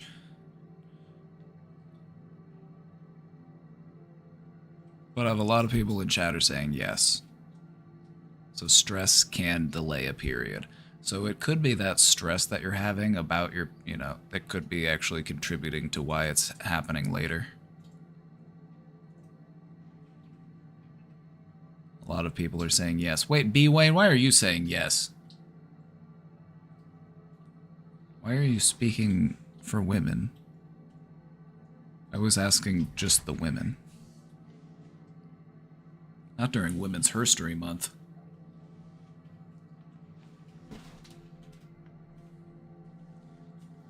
Wait, what did I ask? I asked if stress can delay a period.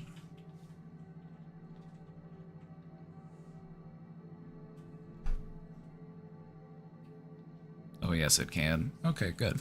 See, I kind of already figured that, but I just wanted to ask women because it's Women's Herstory Month, and I respect women.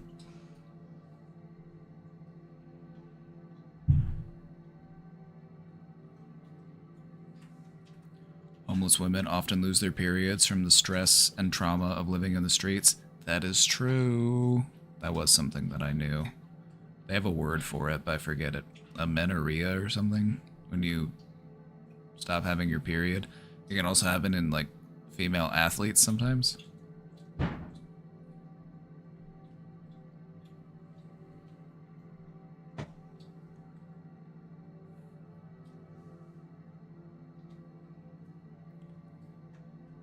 Anyway, back to the question. I slept with someone new and used protection, but lo and behold, my period is 2 to 3 days late.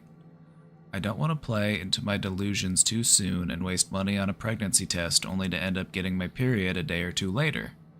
Can your mind purposely mess with your body hormones and delay your period without there being anything wrong? Oh, we actually already answered this question. Sorry, I jumped ahead. But yeah, it can. It absolutely can.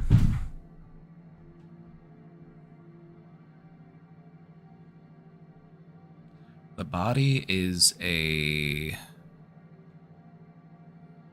interesting thing. The way that your mood and your stress can actually affect the functioning of your body is something that we're still trying to fully understand.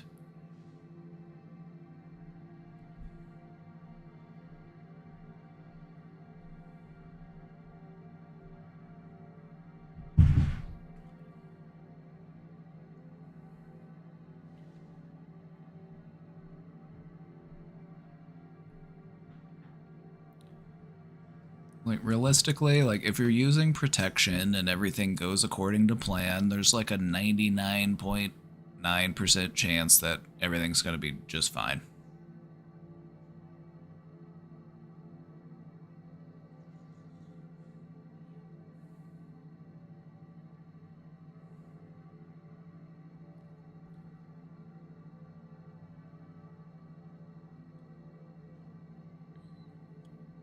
It also might be helpful to talk to, someone who works at like a women's clinic, like a women's health clinic, somebody who specializes in, like reproductive medicine. Because normally they may have access to like more affordable things. I don't know what I'm talking about.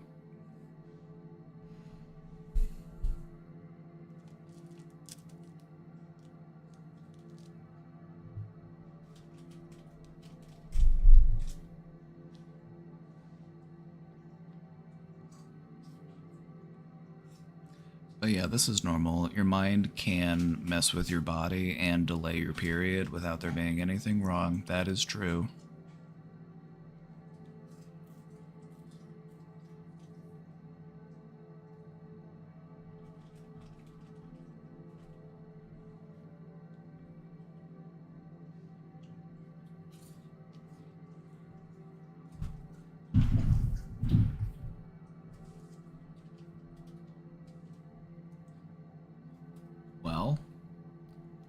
ready? Are we ready for the presentation? We're going to talk about psychological experiments through history. Are you all ready for this? You ready for the presentation? You need to take a dab first.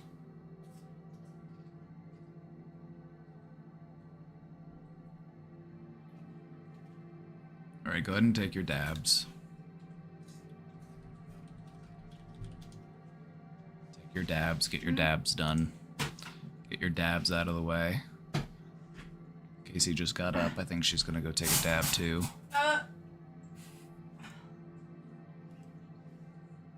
Oh. Oh. Hey, buddy. Oh. Oh. Beaver.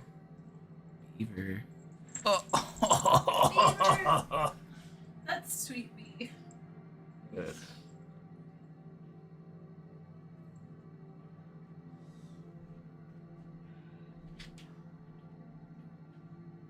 Wadib. Lisan Al Gaib.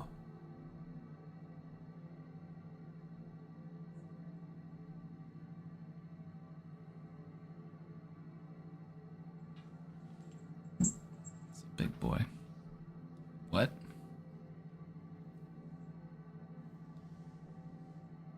Oh my god, hey. Hey, what's up, Brendan?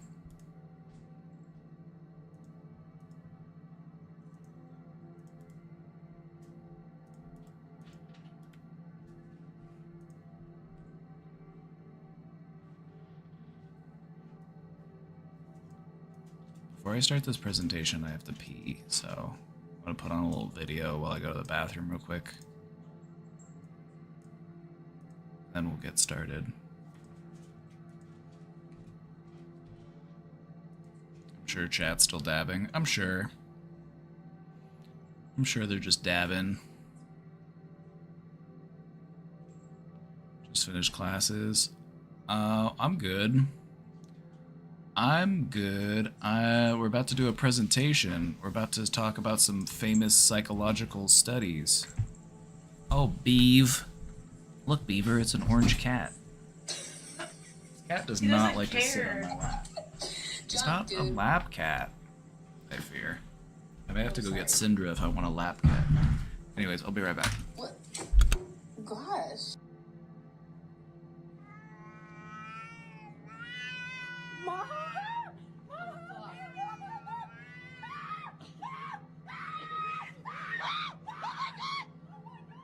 Look at my son. Pride is not the word I'm looking for. There is so much more inside me now.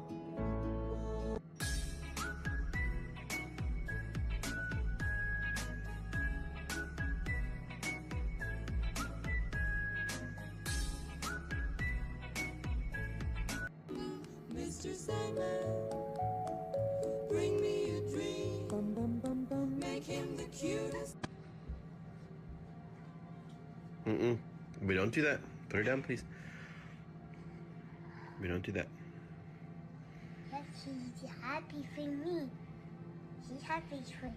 Look, she's happy. Look.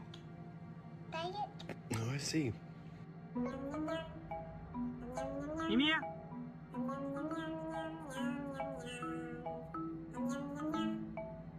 Mimia?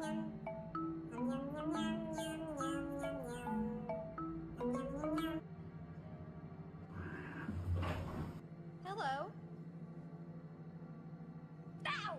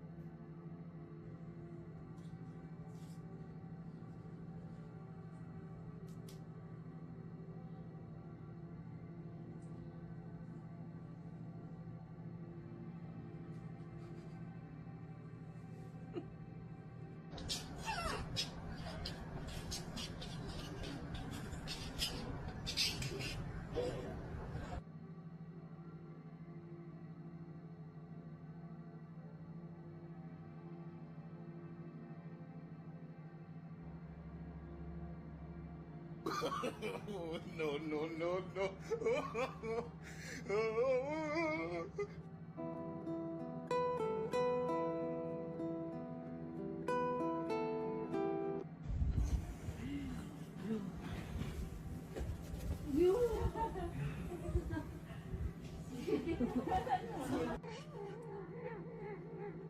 Q 弹蓬松，吼吼吼吼。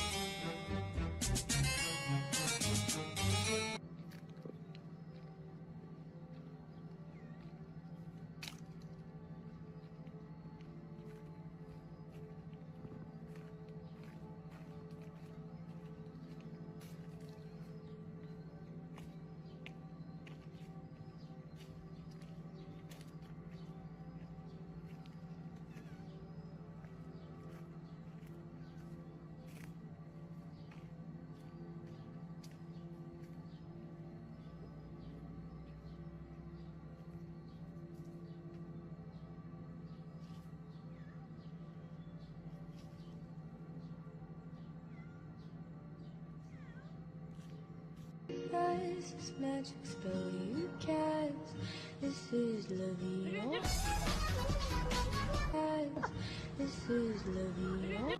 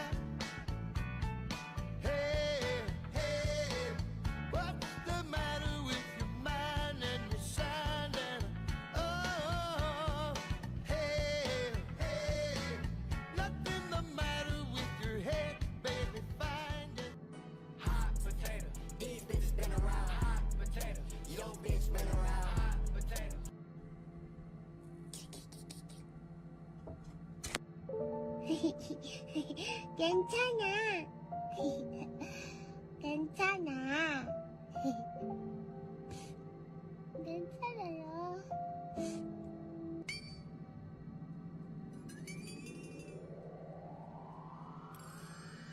Welcome to San Andreas, I'm CJ from Grove Street. Lâu your boat dread and it don't test you. Molly, dread and it don't test you.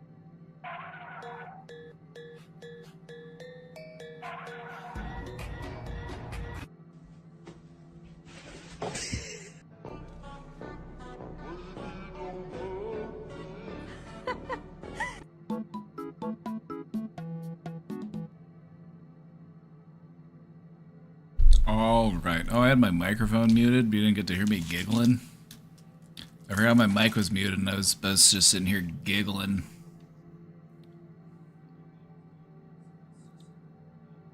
It's too bad.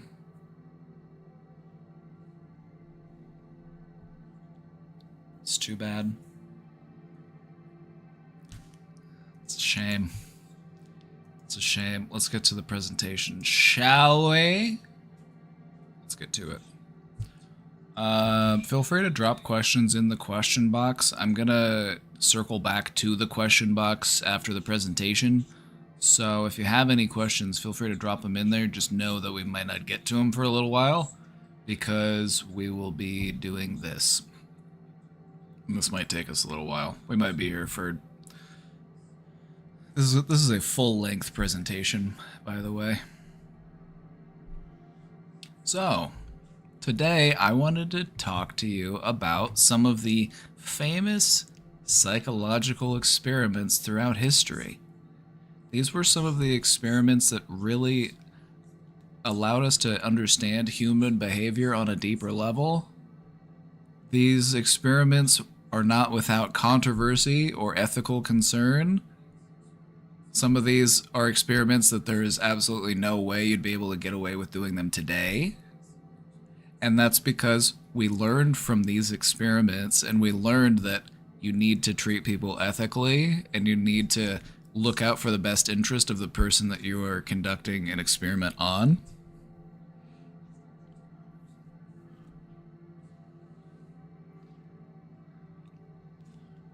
So get ready. So get ready, this is a good one.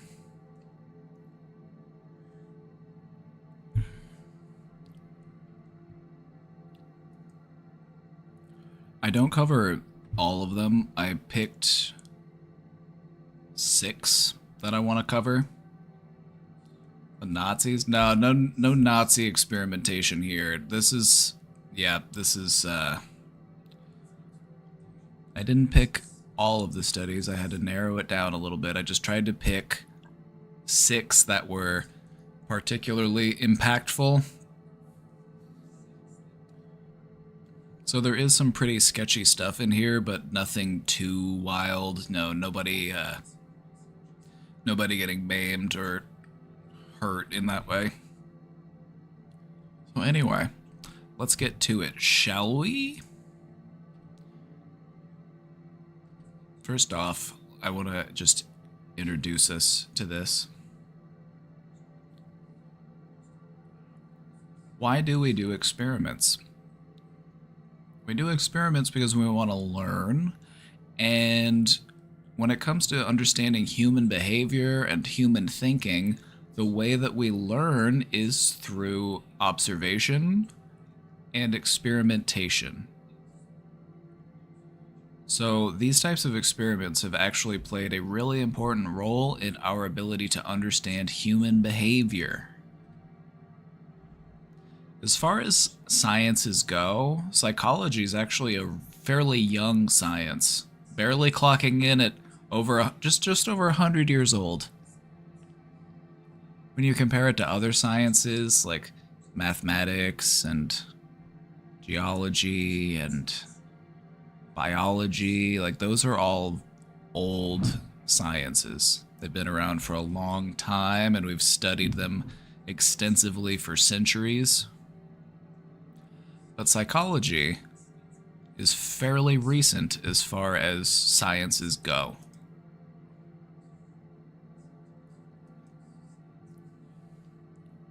So this is why, you're going to look back and you'll be like, why were they doing such fucked up shit in the 60s and 70s? It's because it was still pretty new. It was still pretty new. Also, I cut my hair today. I cut my hair and I shaved today. I hope you noticed. I just caught a glimpse of myself. I'm like, oh yeah, I did a pretty good job. Look at that.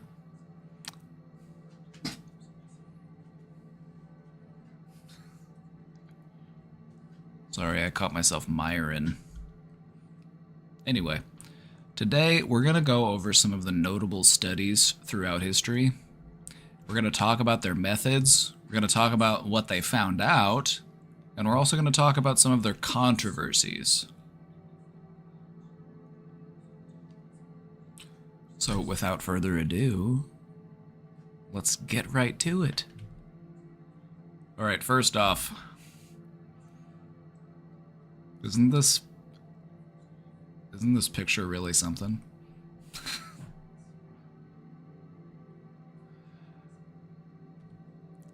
Let's go all the way back to 1920. Does this have the corpus callosum stuff? Ooh, split brain stuff? Not today, unfortunately. That is really interesting, though. Not this one. You may have heard of Little Albert. You may have heard of Little Albert. So when we think about the history of psychology, people didn't really start doing proper scientific research of psychology until around this point in time. Psychology as a study, as a field of study, as a science, didn't really get started until the late 1800s. I think like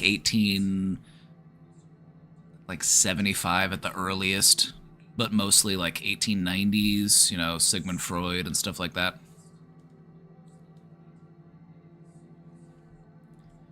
And a lot of what early scientific studies were designed around in psychology was, we want to measure observable behavior. In the beginnings of psychological study, people wanted to treat it like a hard science, and the only way that they could treat it like a hard science from their perspective of the time was, we have to only focus on that which we can observe. The science can't be about, you know, abstract things such as thinking and feeling. It has to be about observation, observable behaviors. And so many early psychologists belonged to a school of thought that we refer to as the behaviorists. You don't really see many behaviorists these days. It's kind of an outdated form of psychological thinking, but we embrace the abstract these days. We're a lot less rigid, but you have to think, when psychology was just getting started as a science, they wanted to compare it to other sciences, and so you have to be able to observe something happening and quantify it. And anyway, I'm rambling. We're going to talk about the Milgram experiment. That one's in here. That's one of the ones we'll talk about. Is there an echo? Yeah, Casey has my stream pulled up on her computer, and that is actually the audio playing through her headset that you can hear, so let me turn that down.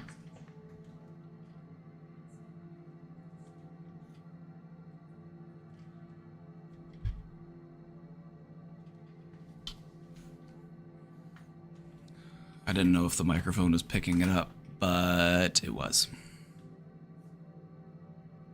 I could hear it, but I didn't know if the microphone could hear it. But yeah, I turned it down. Okay. So let's start off by traveling back through time to 1920. We're going to talk about the Little Albert experiment. You may have heard of this one. It's pretty famous. Penny, do you have something to say?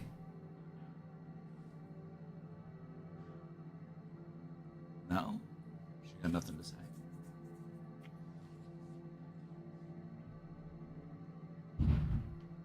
She wants to look over my desk to see if there's any food. You want to sit in my lap while we do this, Penny? That's fine. You can sit in my lap. Alright, let's talk about Little Albert.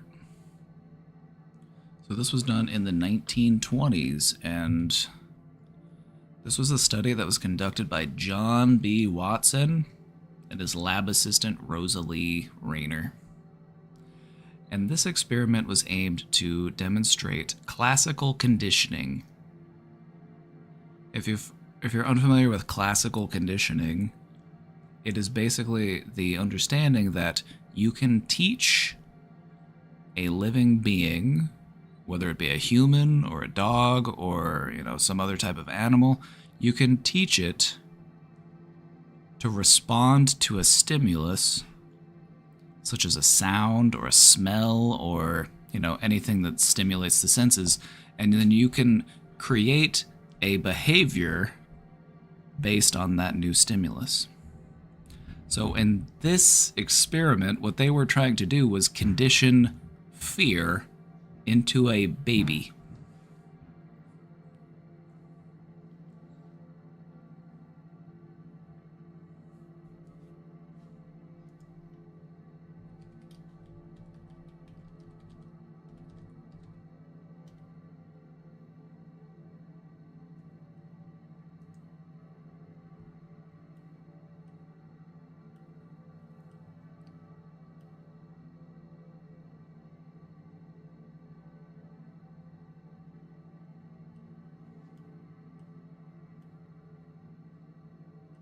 Also, John B. Watson was a bit of a controversial figure within psychology.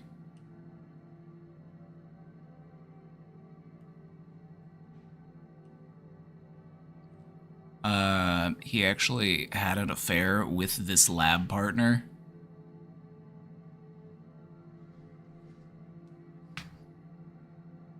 He had an affair with this lab partner, and then he lost his job at the university, and he went into the advertising business. So when you think of advertisements and why they are so good at grabbing your attention, you can thank John B. Watson. Have I heard of the Stanford Prison Experiment? Oh, I sure have.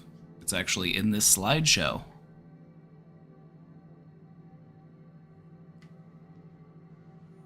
So anyway, that's just a little bit of tea about John Watson as a person.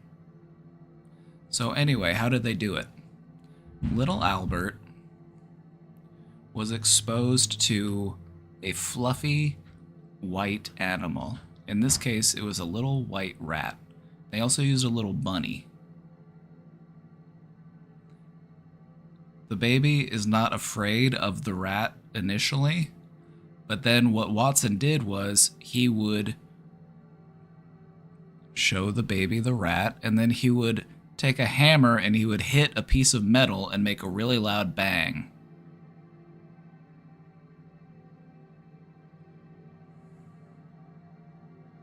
So he paired the rat with a loud noise, which then led Albert to develop a fear response to the rat. Whose baby is this? That's still up for debate, I think. I don't know if we actually know who little Albert was. So anyway, what they conditioned the baby to do was have a sense of fear with the rat or with the bunny, or he even wore like a Santa Claus mask, and like the big fluffy white beard also scared little Albert because he associated fluffy white things with a loud scary noise.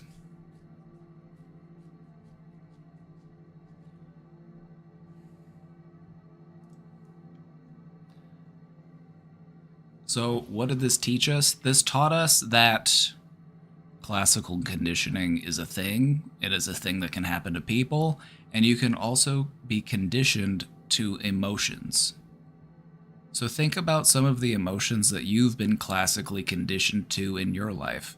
Maybe there are certain things that you see or hear or smell that bring back emotions or make you feel some type of way.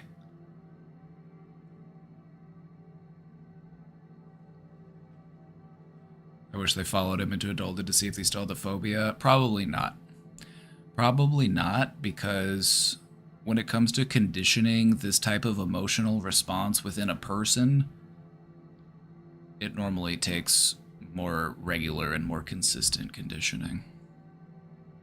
Also, babies are very adaptable.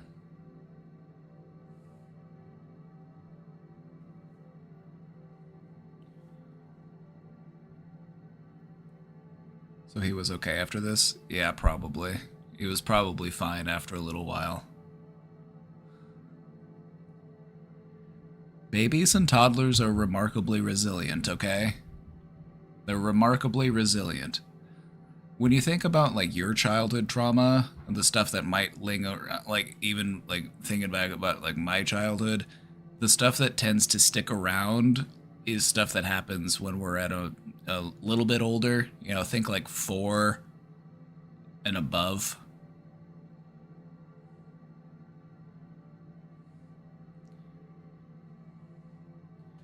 probably just didn't like the loud noises. And that's the thing. You don't like loud noises when you're a baby. And so he would... That is the unconditioned response. So you have a conditioned response and an unconditioned response. You didn't have to condition the baby to be afraid of loud noises, but you can make the baby afraid of rats by accompanying the rat with a loud noise. And then if you just give the baby the rat, he is now afraid of the rat because he associates it with the fear that he felt because of the noise.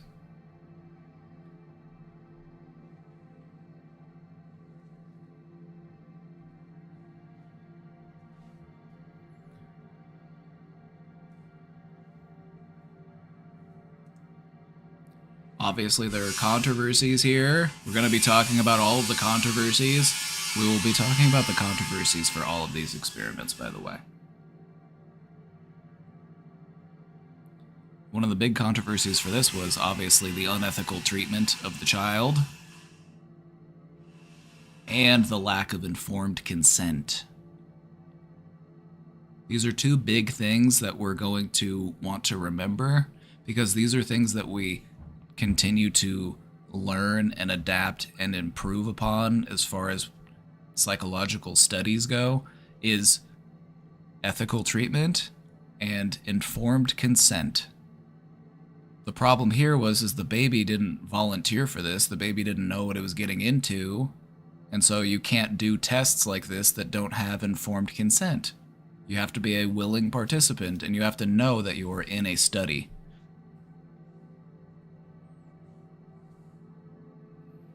And obviously it's unethical as hell.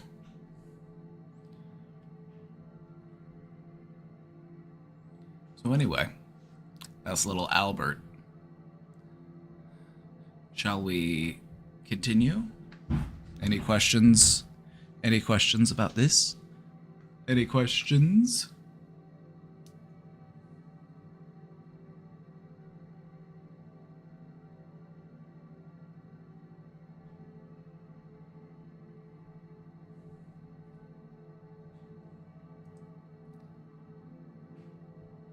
There's actually some video. You want to see some video?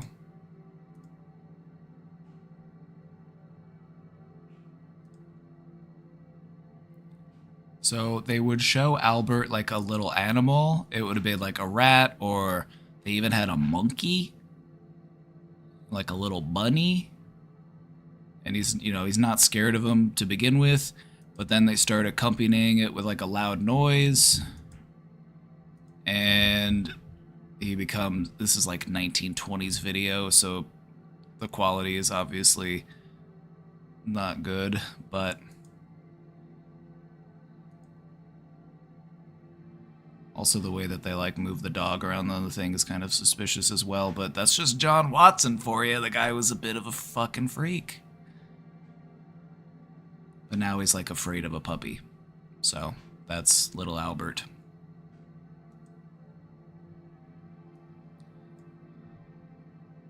The goal here was they were trying to see if they could transfer a fear of one thing onto another thing.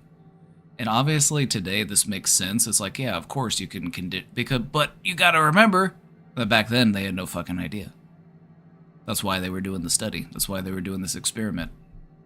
So they had no fucking idea.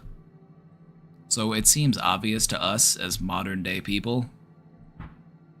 But back then, we didn't really understand human behavior to that extent.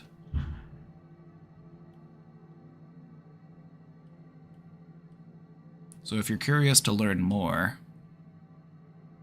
they actually did multiple different sessions.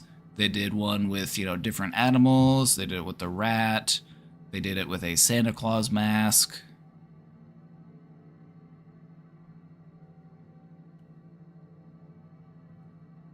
And this basically just helped to confirm the idea of a conditioned response.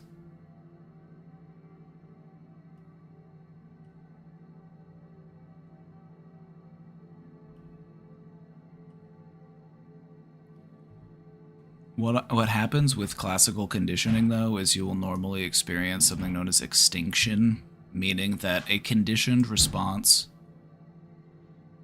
doesn't always have to be indefinite.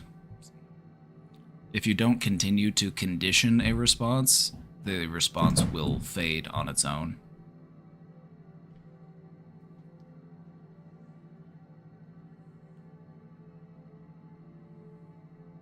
Yeah, I was gonna skip over Pavlov today. We've probably all heard about Pavlov.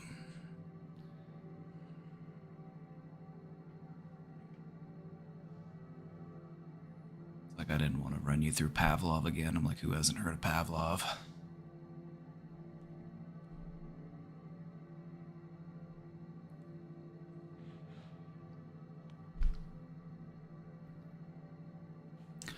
All right, let's talk about the Asch conformity experiments. Let's talk about the Asch conformity experiments, and these were done in 1951. So we're jumping ahead a little bit. And just to weigh in a little bit as far as the history behind this, in the time between Little Albert and the Asch conformity experiments, there was a little bit of a shift as far as how we perceive psychology. And so we start to open up to like new avenues of thinking, and we start testing for different things. But for a long time in the beginning, psychology was trying really hard to be a hard science, and so things start to shift and we start to focus on, you know, more of what's going on underneath rather than just what we can observe outwardly.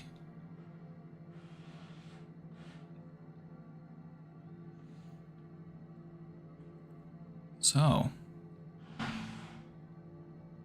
the Asch conformity experiments. This one was pretty straightforward and pretty simple to understand. Basically, they would ask a group of people a question, like the one I have here for you. They would say, which line is the same length as the line on the left, A, B, or C?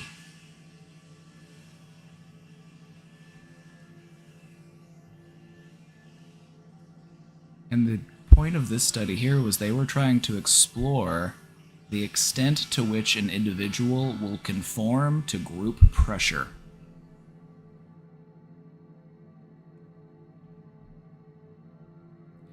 So, I'm going to introduce a new term to you here with this one. This study involved the use of what we refer to as confederates.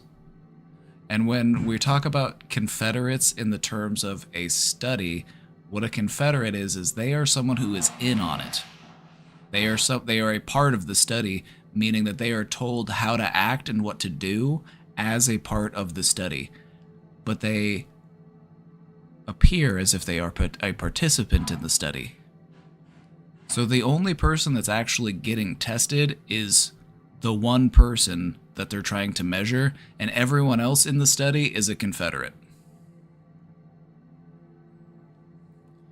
So in this study, they were asking the participants to match the length of the lines, and all of the people in the study, except for the one who was actually clueless as to what was going on, all of the confederates would give a wrong answer.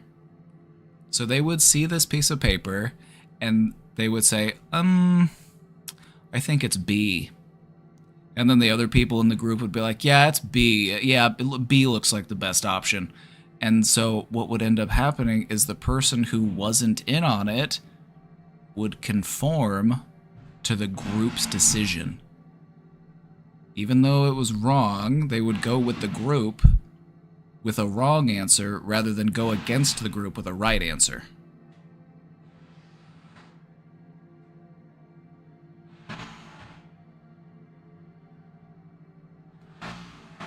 Oh, Ash is here. Ash is here. Perfect timing, Ash. We're talking about the Asch conformity study.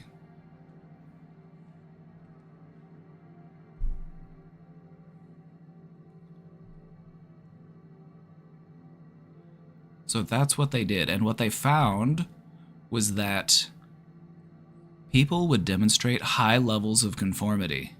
So most of the people that they did this study on would conform to the group, even when they knew that the group was wrong.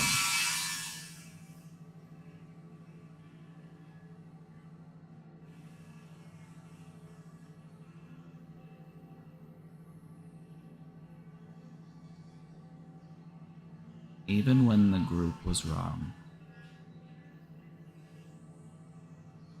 Even when they knew that the group was wrong, they would rather give a wrong answer with the group than go against the group and give a right answer.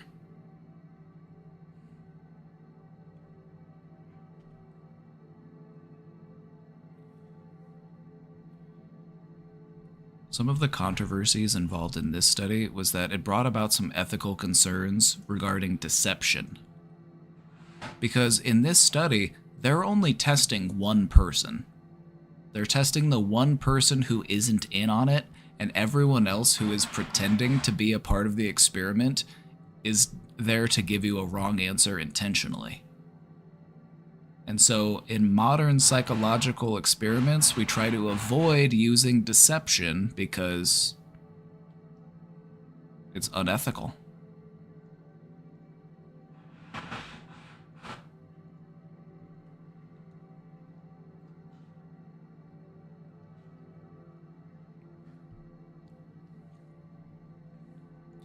Now, obviously, we might think that, if I were in that room and I had to look at that and I had to give the right answer, I would give the right answer, I would go against the group, and that's what we like to think that we would do. Just try to be mindful of going with the group. There's something about humans. We're really motivated to avoid going against the group because we don't want to get kicked out of the group. If we get thrown out of the village, how are we going to survive the winter?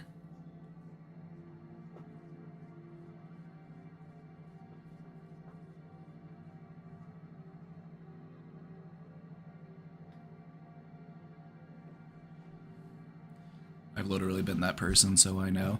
I was that person in school. I took a class in graduate school, and it was a class about it was the class where we had the DSM as our textbook, and it was all about recognizing and learning about diagnostic criteria for different types of mental illness. And the class all agreed that the hypothetical case that we were talking about was one disorder. But I was the one person who went against the group, and the professor agreed with me, and I had the right answer. So.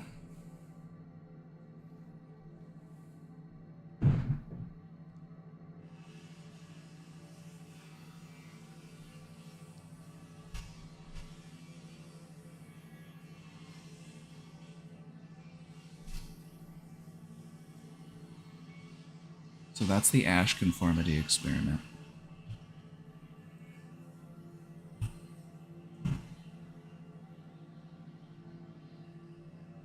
So in this study, it was a room full of people and only one of them was actually being tested.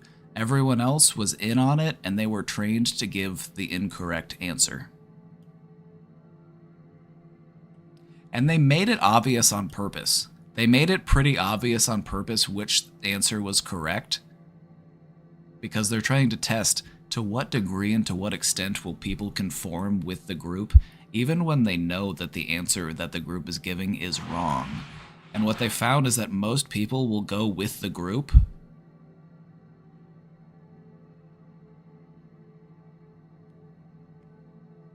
The answer was obvious on purpose.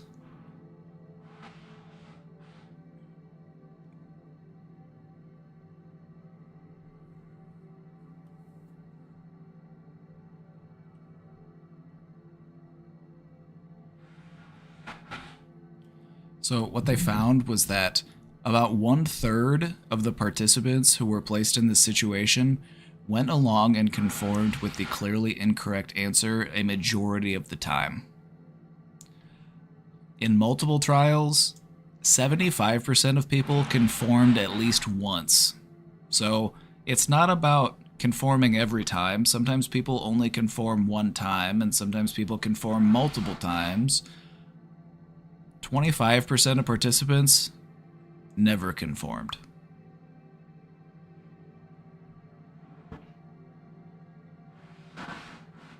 And in order to test this, they had a control group, and in the control group, there were no Confederates. Nobody was there to give you a wrong answer and try to make you conform. And in those tests, what they found was that people were right 99% of the time.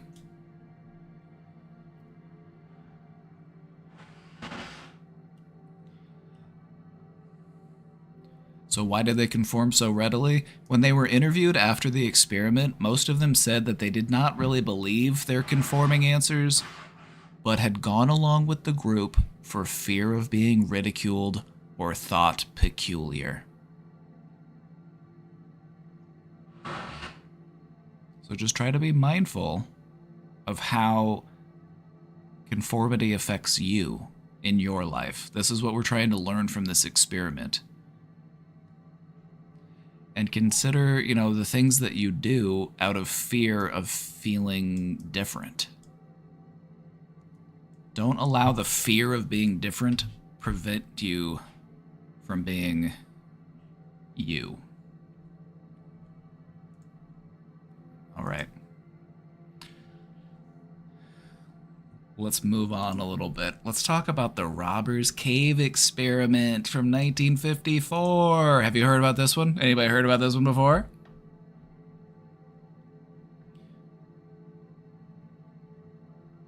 Anybody heard of this one? This is when they made Lord of the Flies, except in real life.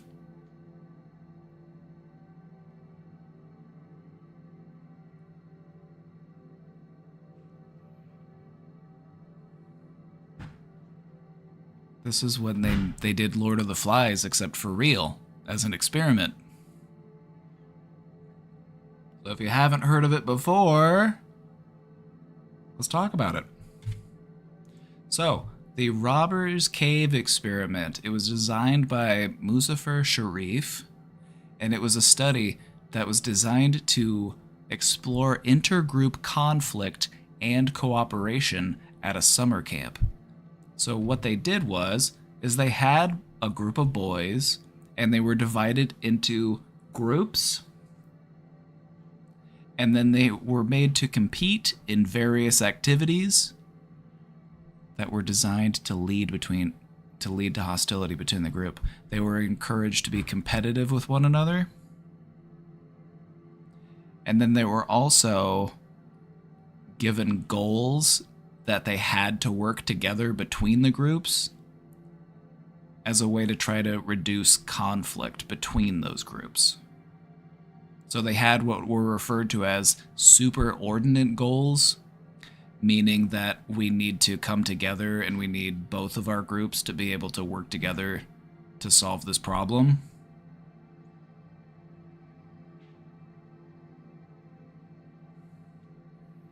The OG Kid Nation.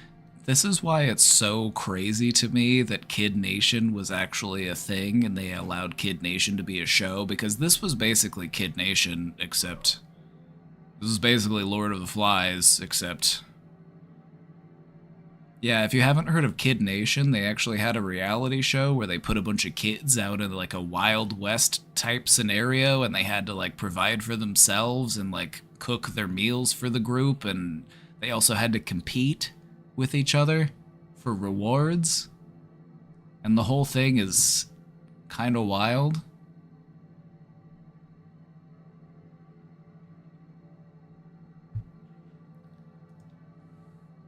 So what they found was that group identities create a lot of potential for conflict, and cooperation is what allows conflict to be resolved. So when you have different groups, if they have to come together to work on a mutual problem, they can overcome some of their conflict that they had between the groups. That's what they found from... That's what they figured out. They didn't figure out that doing a Lord of the Flies in real life was a bad idea or anything. So there were obviously a lot of ethical concerns regarding this experiment. The manipulation of the intergroup conflict and the potential psychological harm to the participants. Where was this? Let's talk about Robbers Cave a little bit. It was done in Oklahoma. It's surprising that you asked where this was, considering that this was in Oklahoma.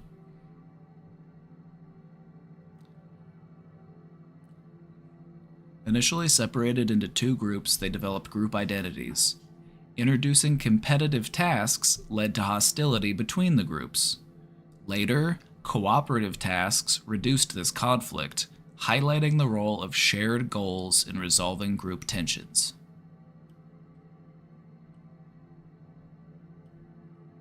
So they did this over the span of a couple weeks. They had it in different phases. The group formation, they took about a week for the groups to form and to get to know each other and to start building those bonds. And then they started introducing conflict after about a week, and then they went through a few days of conflict. You know what? This actually isn't that long. I'm gonna read through it. At the camp, the groups were kept separate from each other and were encouraged to bond as two individual groups through the pursuit of common goals that required cooperative discussion, planning, and execution. During this first phase, the groups did not know of the other group's existence. So you had two groups of kids and they were kept separate and they didn't know that the other group existed. So the boys ended up developing an attachment to their group throughout the week. You know, they were doing stuff that was forming a bond, and they quickly established their own cultures and group norms. They would go hiking, swimming, etc., and the boys chose the names for their groups, the Eagles and the Rattlers, and then they made shirts and flags.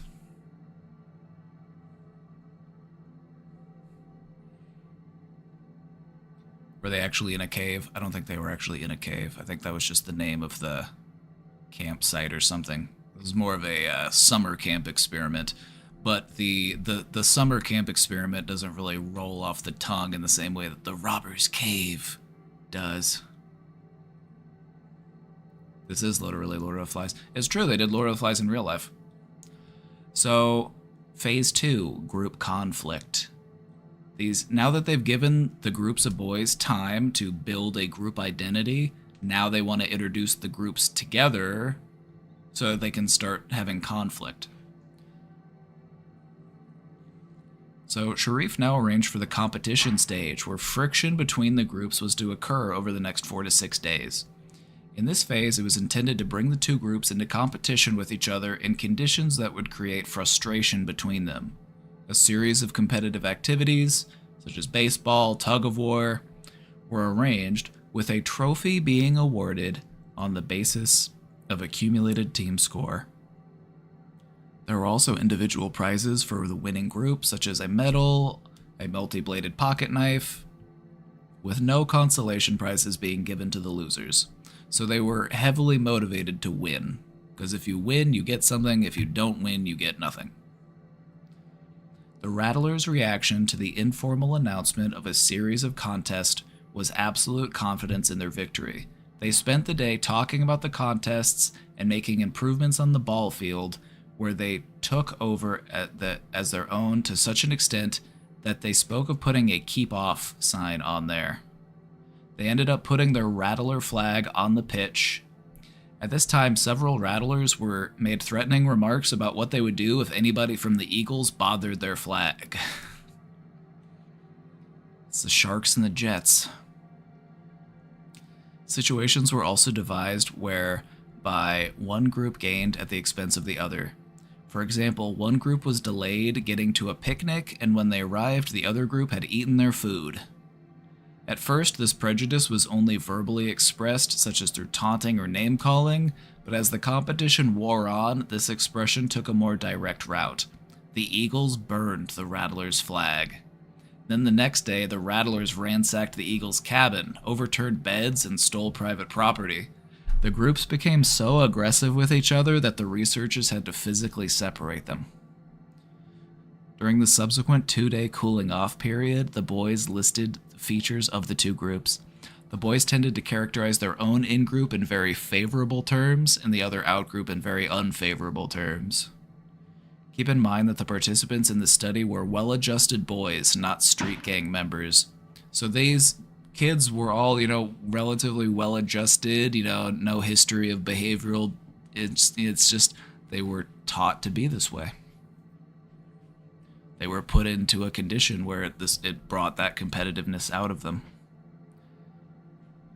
The study clearly shows that conflict between groups can trigger prejudiced attitudes and discriminatory behavior.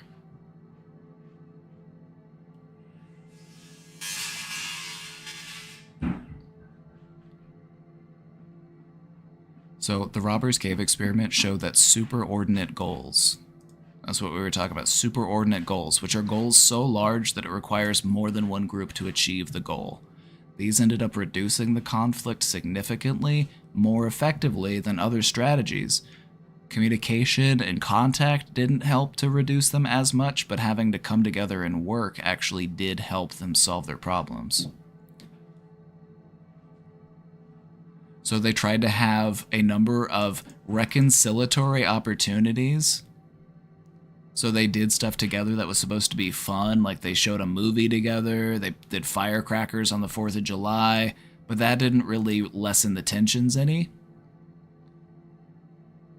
So what they concluded was that these contact opportunities weren't helping to reduce the tensions, and so they arranged for a scenario that would create this superordinate goal in which they would have to work together. So they had a few different types of these superordinate goals. The first one was the water supply. The water suddenly stopped flowing. All the drinking water in the camp came from a reservoir up on the mountain. The water supply had failed, and the camp staff blamed this on vandals.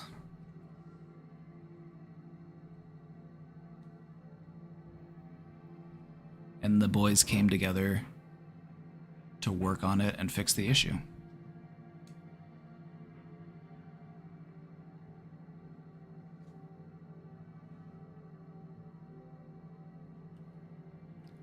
And then they also did another goal in which they had to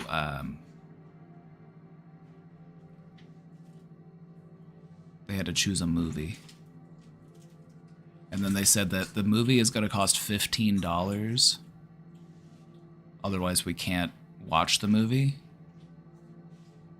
And so they had to come together between the two groups to raise enough money to get the movie.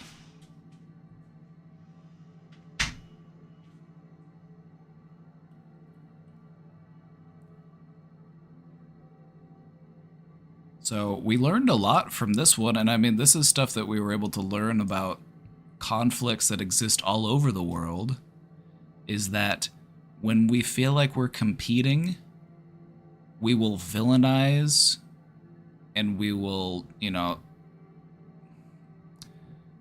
we will think all sort of terrible, nasty things about the other group. And one of the best ways for us to come together is to come together to solve a mutual problem that we are both facing. That is what allows us to come together to the best effect.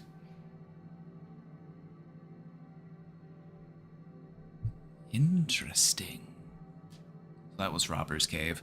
They did a real-life Lord of the Flies.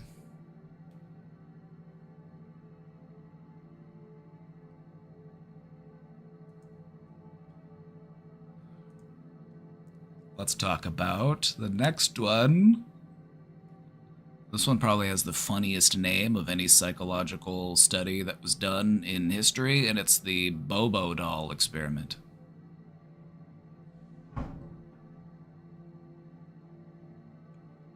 The Bobo doll experiment.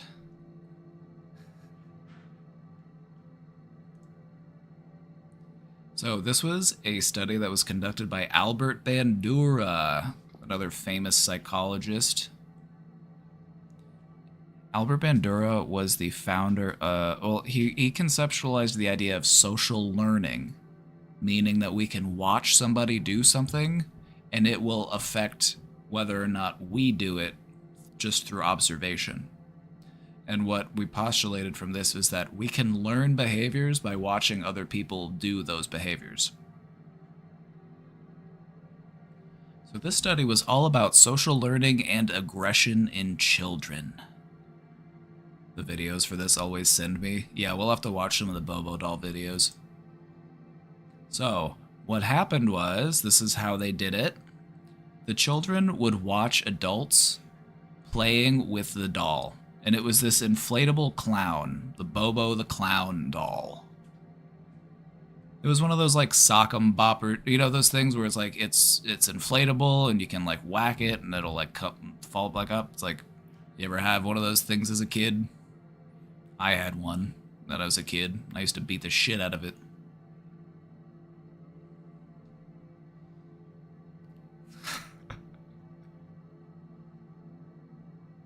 That's what it was for. It was meant to be punched.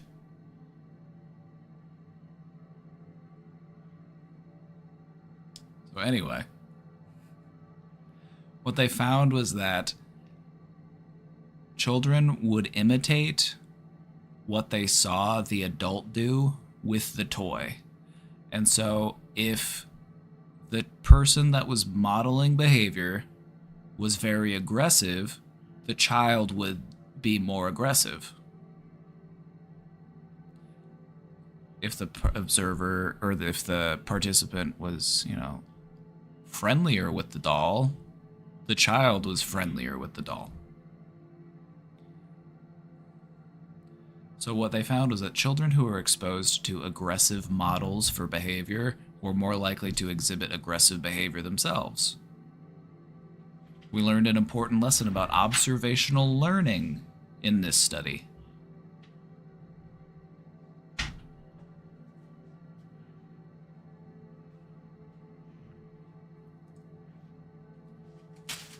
Some of the controversies around this one, there were some ethical concerns about this because you're basically exposing children to aggressive behavior. And you don't want to do that psychologically. That's a no-no. That's a little bit unethical. We learned that, though. Because you never know. It's like you never know if you teach a child something, you know, violent and aggressive, they might take that outside of the experiment. They might go attack one of their classmates or something. So anyway...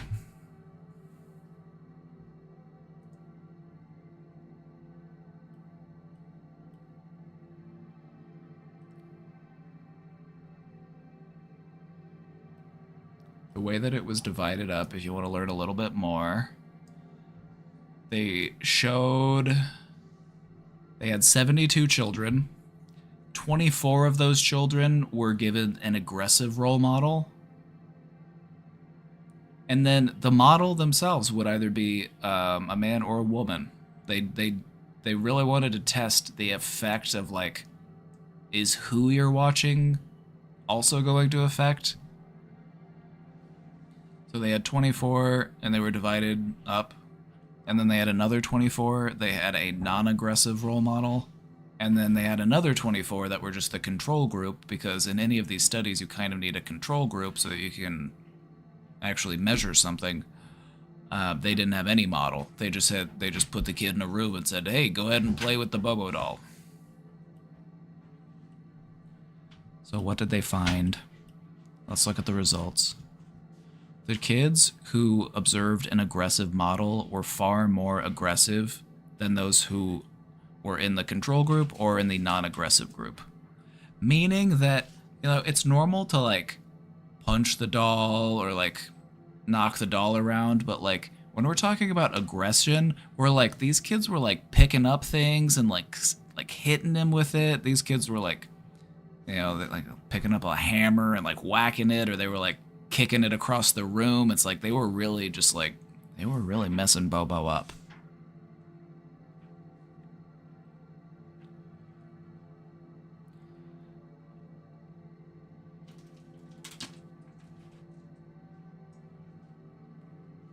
The girls in the aggressive model condition also showed more physically aggressive responses if the model was male, but more verbally aggressive responses if the model was female. That's interesting.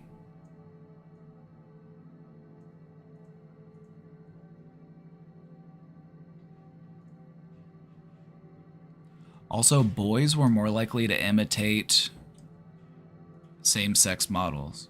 Boys were more likely to imitate the male model than they were the girl model. But there wasn't really much evidence about who girls imitate. They found that boys imitated more physically aggressive acts. We should try to find a video of it. We should watch these kids beat the crap out of Bobo.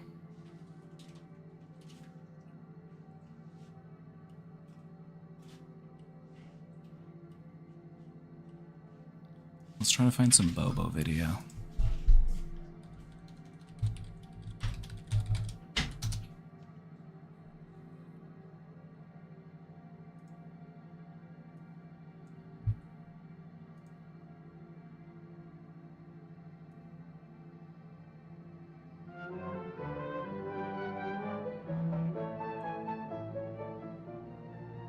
The segment you're about to see is taken from an early Hey, there he is. It's Albert Bandura. Aggressive styles of behavior through modeling. Children watched a filmed adult perform novel aggressive acts toward a I'm sorry, doll. Albert, but And the physical aggression. you're putting me to sleep here. We're gonna skip the ahead. Model pummeled the doll with a mallet, flung it in the air,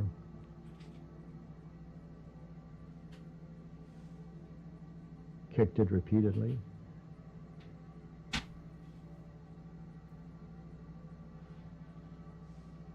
threw it down and beat it. The ground and pound, some MMA stuff.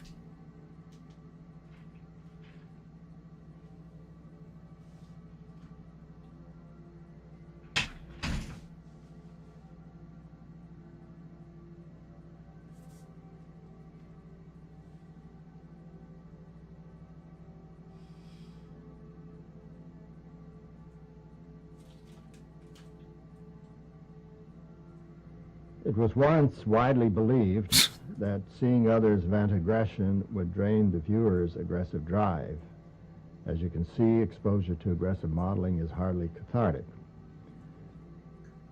So what he just said there was that it used to be believed that watching someone else be aggressive would help to reduce a person's aggressive drive. Meaning that you didn't need to enact your own aggression, you could just watch somebody else be aggressive and it would satisfy those urges within you. But then they found out that obviously that's not true.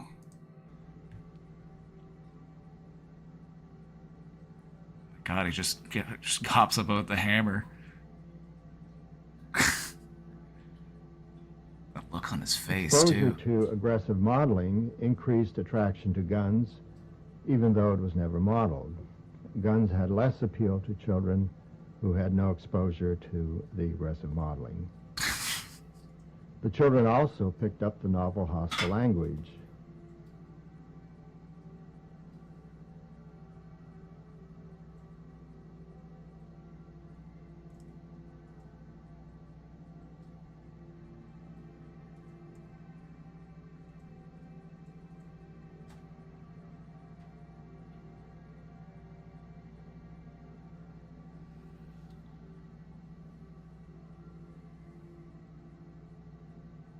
You shouldn't laugh, but it's kind of funny. This happened in the 60s. You're allowed to laugh. It's been long enough.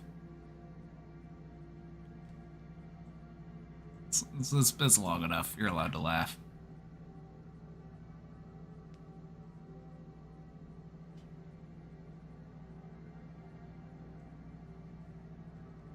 The room contained varied play materials. So the video kind of cuts off there, but I've seen that video before. We had to watch it in school. And what he talks about is like, there were other toys in the room, and if you weren't shown aggressive ways of playing with the toy, like picking up toys and like beating Bobo with it and stuff like that, it's like most of the kids would just play with it normally, or they would like play with it in a nice way, or they were like, there were other toys in the room and be like, here, Bobo, you want a cup of tea? Like that kind of stuff. So that's social learning. Monkey see, monkey do, as they say.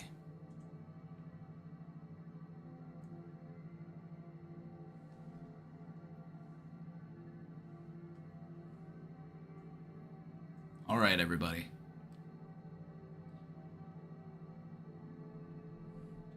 Dipchip already knows what we're talking about. Dipchip recognized the picture and knew the study. Dipchip recognized the picture and said, oh, that's from the Milgram obedience studies.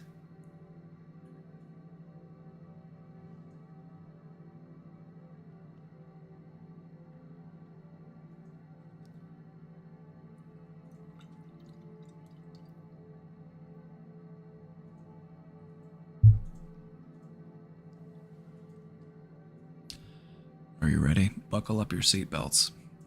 Buckle up your seatbelts, because this is when shit gets really weird.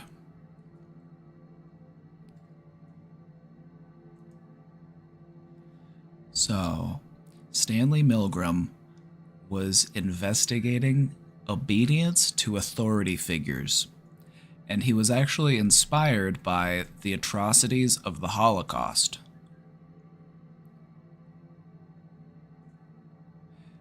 Basically, if you're unfamiliar with this part of history, there were a lot of people after World War II at like the Nuremberg trials where they said they were only doing these terrible things because they were ordered to do so. They're like, I didn't want to do it. They made me do it. They told me to do it. I was just following orders.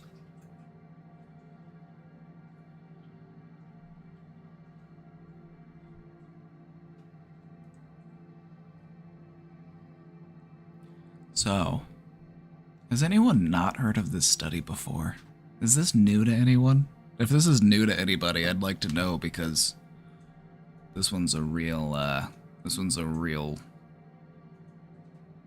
gem.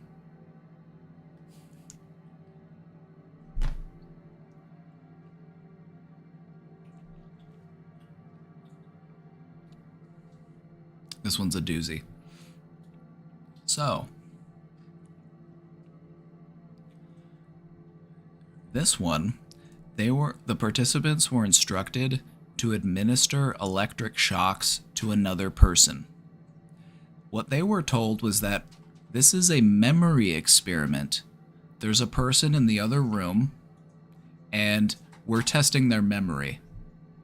And if they get an answer wrong, I want you to shock them. Not only do I want you to shock them, we start off with little shocks, and then we work our way up to big shocks.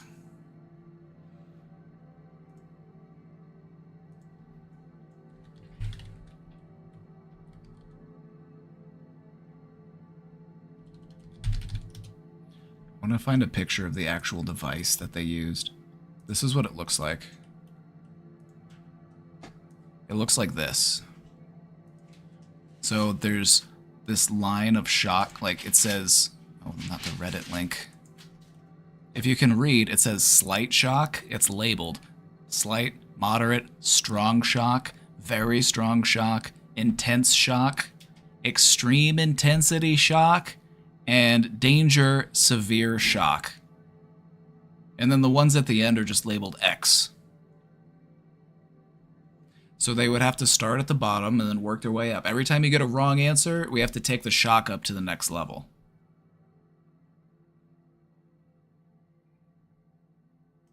All right.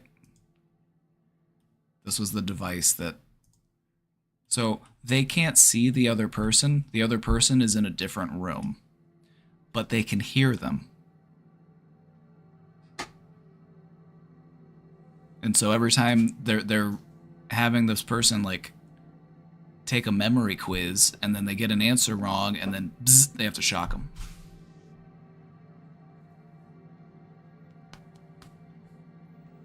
Okay.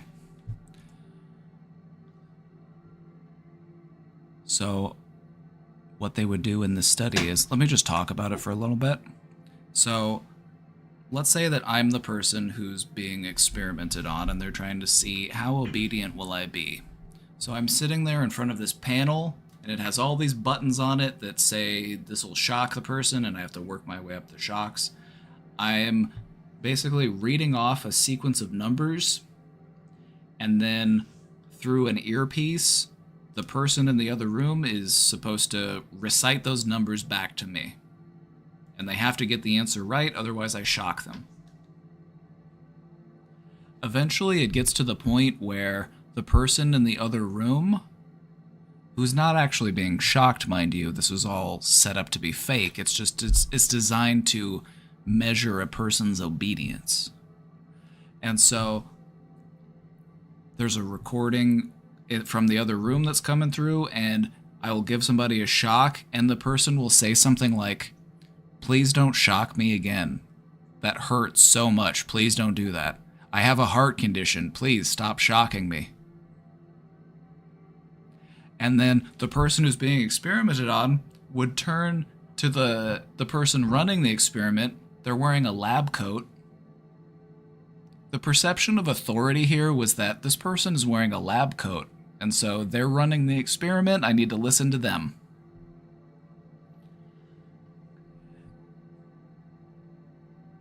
And so you would be like, "Do I keep shocking them?" And they would be like, "Please continue the experiment." They would just say something like that. They would just very plain and very basic, like, "Please continue the experiment." And so eventually it gets to the point where the person on the other end is like screaming in pain, and they're like, "Ow!" And then eventually it gets to the point where they just stop responding altogether. And the person's like, what do I do? Do I keep like, what am I supposed to do? The person on the other end isn't responding, and they're like, "Please continue the experiment." And then they just keep shocking them. So what they found here was shocking levels of obedience.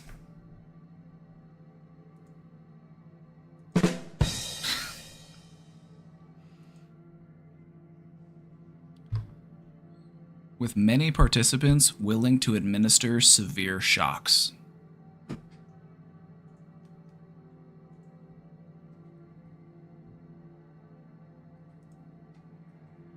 Obviously, this one is full of controversy, a lot of ethical concerns here.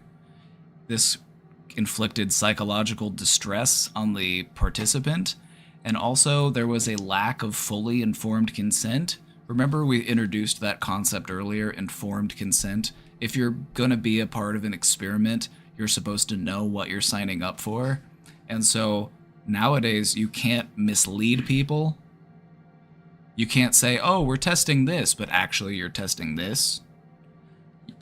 If it's in a harmful way, you have to try to protect, to the best of your ability, the person that you're conducting an experiment on.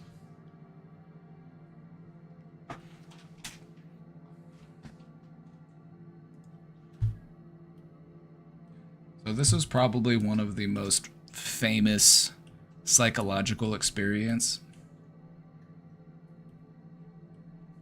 So this is what they would say is if the person would turn to the experimenter and say, "What should I do?" They would just say, "Please continue." And then if they did it again, they would just say, "The experiment requires you to continue. It is absolutely essential that you continue. You have no other choice but to continue."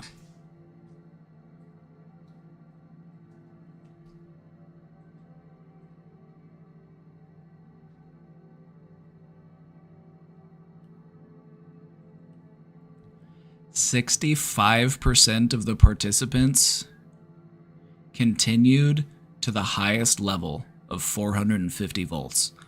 All of the participants went up to at least 300 volts.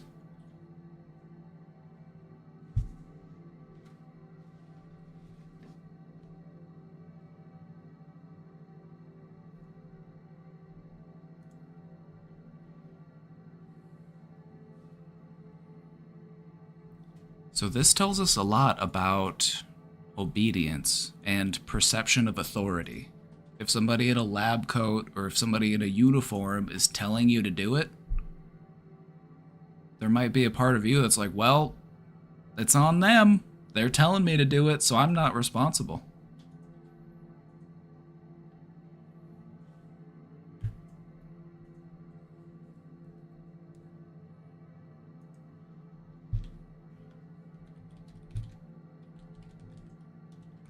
Let's find a video. Let's find a video, shall we?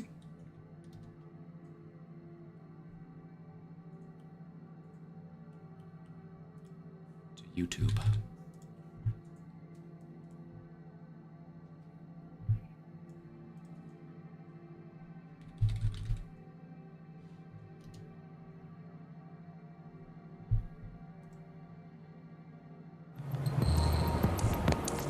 A decade earlier, psychologist Stanley Milgram had also looked at how we respond to authority. In order to understand how people were induced to obey unjust regimes and participate in atrocities such as the Holocaust, he set up an experiment. Volunteers were told they were taking part in scientific research to improve memory. Would you open those and tell me which of you is which, please? Teacher. Where? Teacher. So before the experiment, they would have you in the room with the person that they thought that they were shocking. So they actually got to see the person that they thought that they were shocking. They weren't actually shocking anyone. But they had this whole setup, so it's like, oh yeah, you got to see the person first, you got to see them get hooked up to the machine. Separated by a screen, the teacher would ask the learner questions in a word game and administer an electric shock when the answer was incorrect. He was told to increase the voltage with each wrong answer. Cloud. Horse. Rock. House. Answer. Wrong. 150 volts. Answer. Horse. Experiment. That's all. Get me out of here. Get me out of here, please. Continue, please. Go right on. I refuse to go on. Let me out. The experiment requires you continue, teacher. Please continue. Participants didn't know that the learner was really an actor and the so-called shocks harmless. You're gonna get a shock. 180 volts. I can't stand the pain. Let me out of You here. can't stand it. I'm not gonna kill that man there. I mean, who's gonna take the responsibility if anything happens to that gentleman? I'm responsible for anything that happens here. Continue, please. All right, next one. Slow. Walk, dance, truck, music. Two-thirds of volunteers were prepared to administer a potentially fatal electric shock when encouraged to do so by what they perceived as a legitimate authority figure. In this case, a man in a white coat. 375 volts. I think something's happened to that fellow in there. I don't get no answer. He was hollering for less voltage. Can't you check in and see if he's all right, please? Milgram's findings horrified America. They showed that decent American citizens were as capable of committing acts against their conscience as the Germans had been under the Nazis.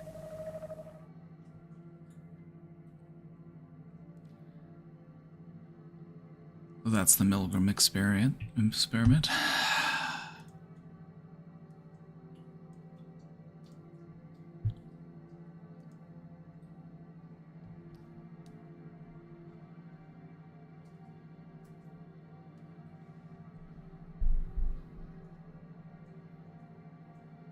So yeah, they would have the other person in the other room just like yell out in pain, and then they would be like, what do I do? This guy's saying that we need to quit, and then the experimenter is just like, please continue.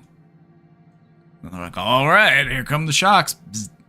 And they just work their way up that little board.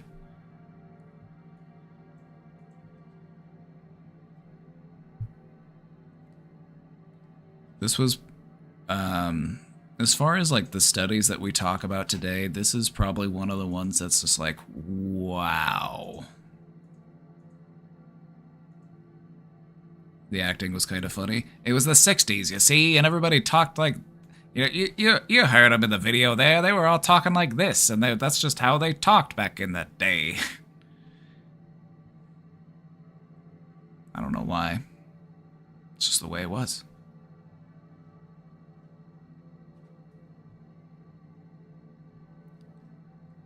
So anyway, if you haven't heard of the Milgram obedience studies, Milgram did this study several times. For some reason, he was allowed to get away with this, but he was also allowed to get away with it many other times. They had many different variations of this same experiment. They would even have an experiment where the person that they thought that they were shocking was sitting right next to them, and they had their hand like on a metal plate that would shock them, but it was really just an actor, and they would pretend to be getting shocked. And they found that people would still do it, even if the person was right there next to them, and because you gotta listen to the guy in the lab coat.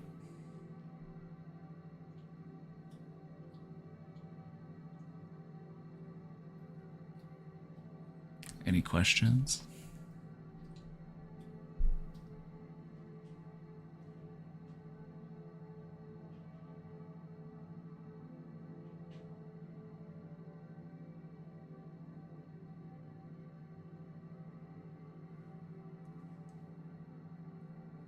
All right.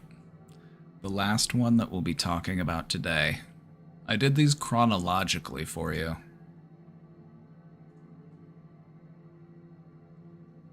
This is another one that most of you have probably heard of, but if not, buckle up. The Stanford Prison Experiment.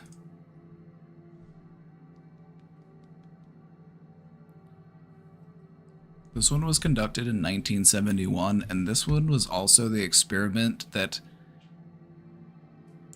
in some ways changed the entire way that we do experiments. This was really kind of the end of these really like unethical and questionable types of experiments. We really started to change the ethical approach to psychological experiments after Stanford.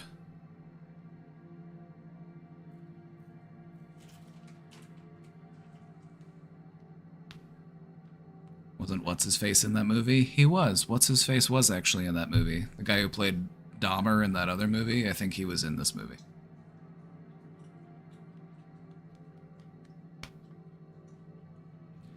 It's an interesting story. They actually did make a movie about it because not only is like this experiment itself interesting, but there was also a lot of like drama behind the scenes around this experiment.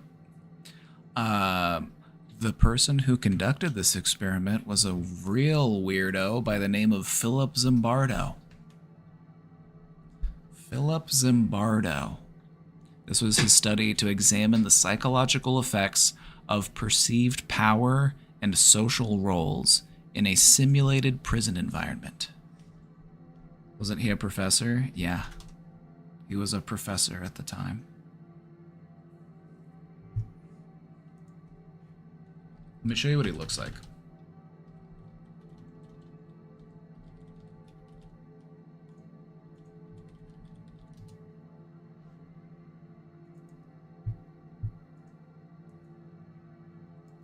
He looks exactly like the type of person who would run this type of experiment.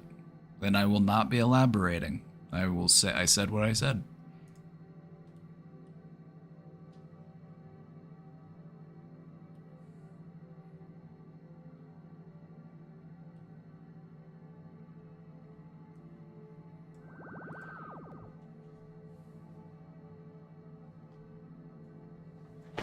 Oh, Penny just unplugged my... Penny, you unplugged me. How could you do this?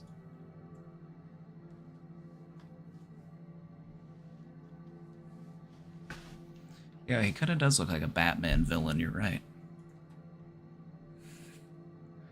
These experiments are chilling, right? So, Philip Zimbardo, He conducted an experiment at Stanford University. And this was conducted on college students. This group of college students were randomly assigned to either be a prisoner or a guard in a mock prison that they set up at the university. What ended up happening was it very quickly escalated into abusive behavior by the guards and distress amongst the prisoners.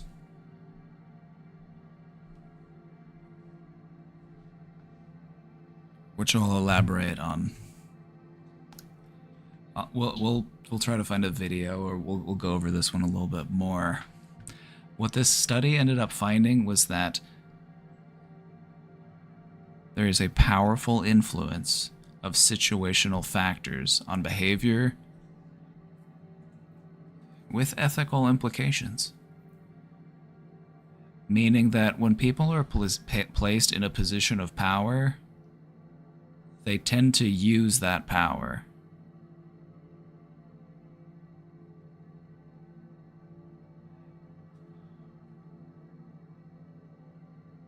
The study was very unethical because obviously, a lot of ethical violations here.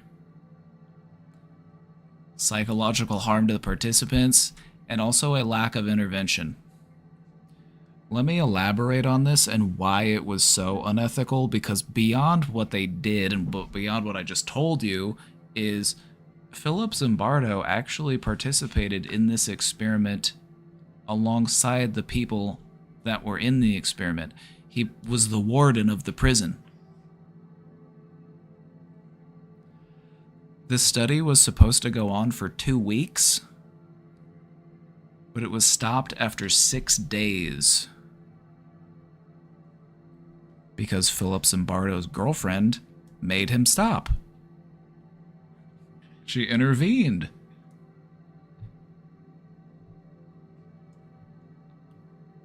So, 24 young, healthy, and psychologically normal men were assigned to either be a prisoner or a guard in a simulated environment. It had to be terminated after only 6 days due to the extreme pathological behavior emerging in both groups. The prisoners adopted the role of a prisoner, and the guards adopted the role of a guard. The guards became basically sadistic, and the prisoners became blindly obedient and allowed themselves to be dehumanized. They didn't fight back.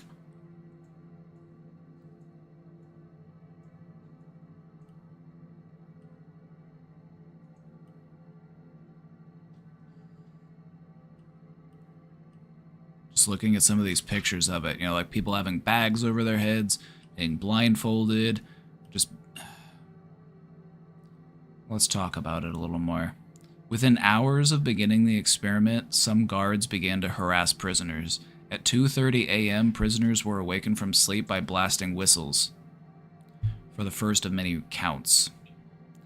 The counts served as a way to familiarize the prisoners with their numbers. More importantly, they provided a regular occasion for the guards to exercise control over the prisoners.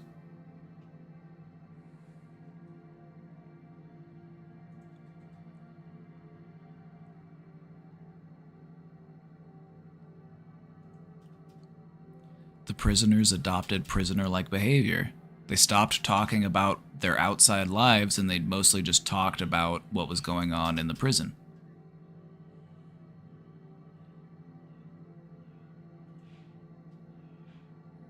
Some of them even would start to side with the guards against prisoners who didn't obey the rules. Push-ups were a common form of physical punishment imposed by the guards. One of the guards stepped on the prisoners' backs while they did push-ups, or made other prisoners sit on the backs of fellow prisoners during the push-ups. During the second day of the experiment, the prisoners removed their caps because they made them wear stocking caps. They ripped off their numbers and barricaded themselves inside the cells by putting their beds against the door. The guards called in reinforcement. The guards were putting down the rebellion. They had a rebellion in the prison day 2. That's how bad it was. And then they kept going until day 6.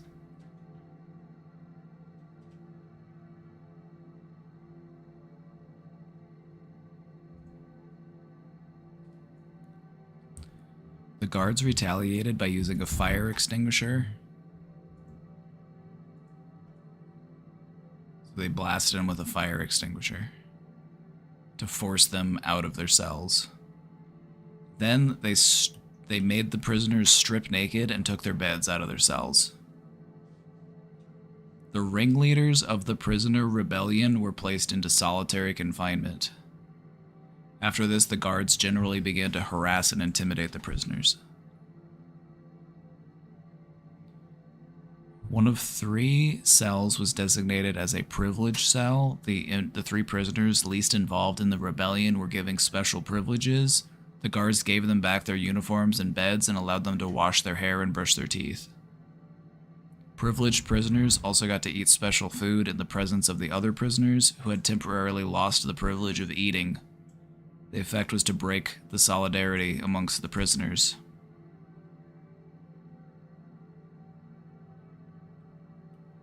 As the prisoners became more dependent, the guards became more derisive towards them. They held the prisoners in contempt and let the prisoners know it. As the guards' contempt for them grew, the prisoners became more submissive. Learned helplessness.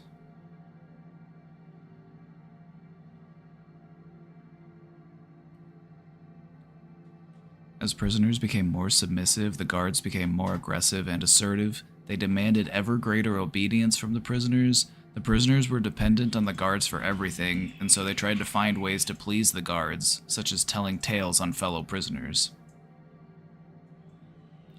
Less than 36 hours into the experiment, prisoner number 8612 began suffering from an acute emotional disturbance, disorganized thinking, uncontrollable crying, and rage.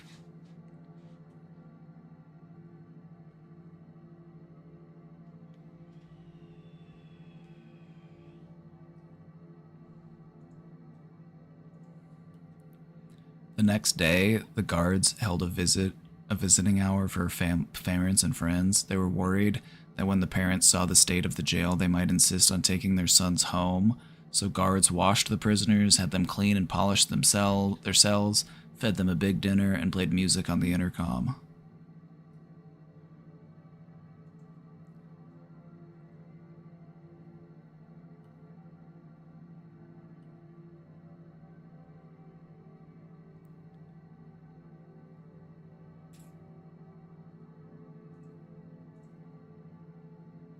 Afraid that they would lose the prisoners, the guards and experimenters tried to enlist help and faculties of the Palo Alto Police Department. The guards escalated the level of embarrassment and harassment, forcing them to do menial, repetitive work such as cleaning toilets with their bare hands. Zimbardo invited a Catholic priest who had been a prison chaplain to evaluate how realistic our prison situation is. Half of the prisoners introduced themselves by their number rather than their name. The chaplain interviewed them all individually, and the priest told them that the only way they would get out was with the help of a lawyer.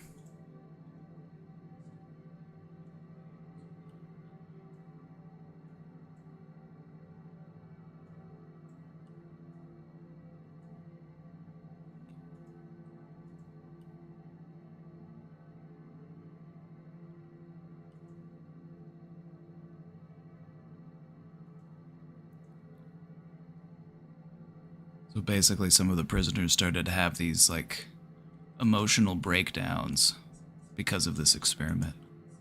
Zimbardo intended it to run for 2 weeks, but on the 6th day it was terminated.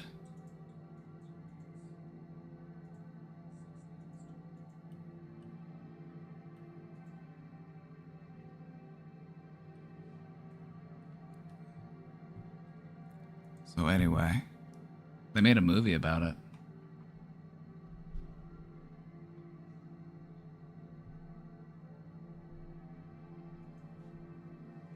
This all happened in 6 days. It didn't take long at all for them to start doing some really messed up stuff, but can you imagine just the amount of damage that was able to be done in such a short amount of time?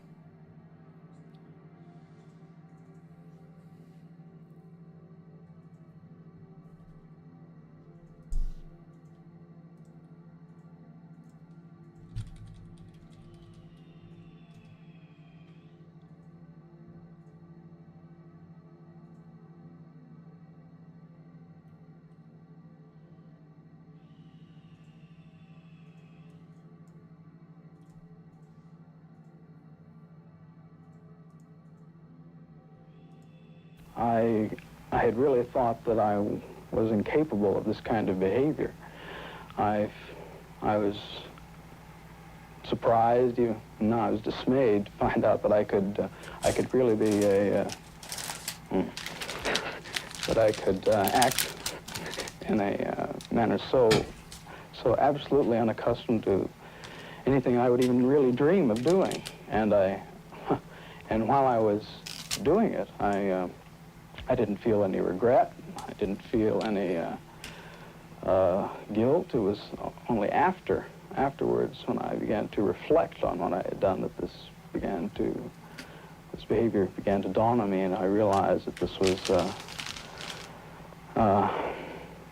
a part of me I hadn't really noticed before.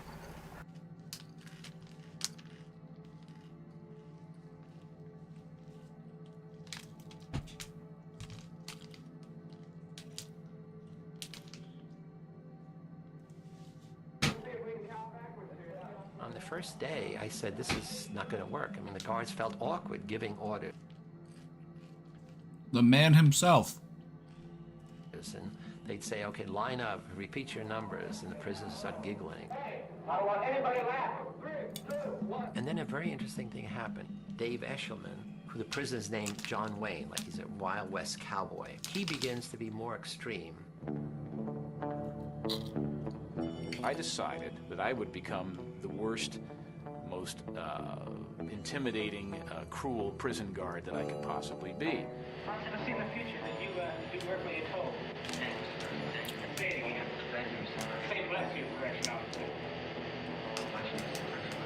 I was sort of fascinated myself that people were believing the act, and I was trying to see how far I could take it before somebody would say, okay, that's enough, stop. We did have to do things like push-ups. We would have to sing things. At the beginning, we protested some of the actions. We did things to irritate the guards. So the guards' authority was challenged right off the bat. And the guards had to decide how they were going to handle that, and they had to decide it without our input. I mean, again, this was not a Milgram study in which we were standing over them telling them what to do. And they began to see the prisoners' behavior as a kind of an affront to their authority, and they began to push back. We would ramp up the general harassment, just sort of crank it up a bit. Nobody was telling me I shouldn't be doing this. The professor is the authority here. You know, he's the prison warden. He's not stopping me. This is unbelievable. They took our clothes. Hands off the door. There was the first evening a kind of rebellion that took place. The prisoners rebelled. They barricaded themselves in their cells and said, we refuse to come out. They took off their numbers. They didn't want to be de-individuated. They started cursing the guards to their face. And the key turning point was the guards began to think of them as dangerous prisoners.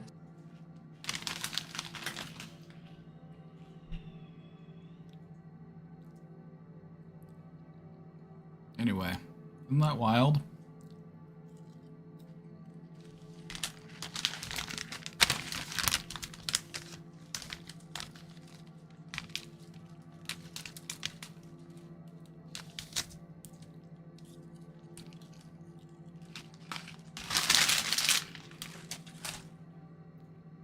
A lot of interesting implications to learn from this. Something interesting he said was, well, nobody's stopping me. And I feel like that's something that people do in their own lives. Like, think about, like, people who feel a need to, like, manipulate and control. It's like they feel like, well, nobody's stopping me, so I'm okay to keep doing what I'm doing.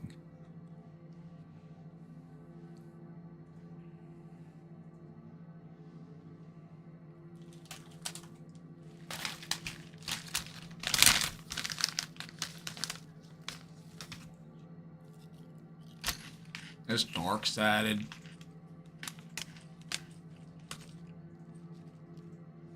So anyway.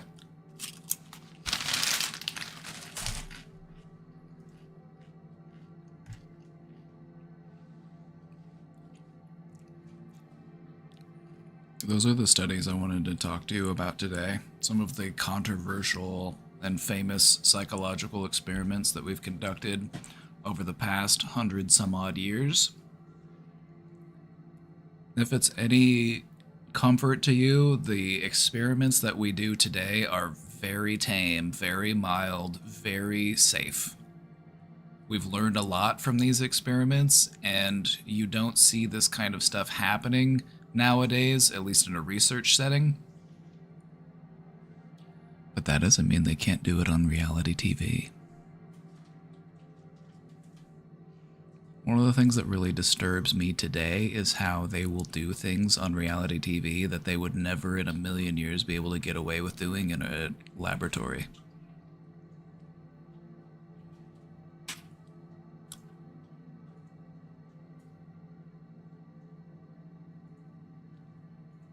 Or in YouTube videos. Just think of some reality shows. Think of like Love is Blind. They keep referring to that as an experiment. But when you do an experiment, you're not supposed to endanger the emotional well-being of the person in the experiment. Love is Blind is honestly so unethical.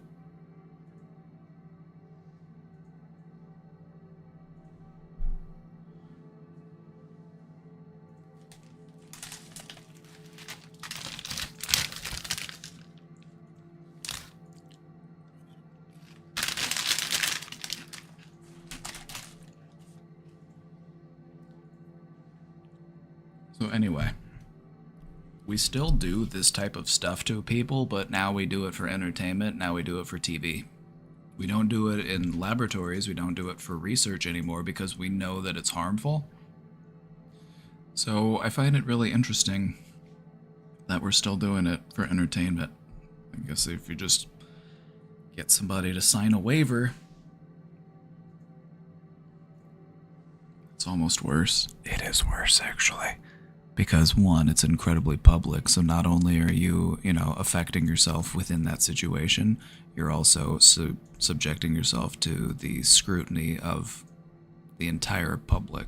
Anybody who would watch that bit of media is now able to judge you.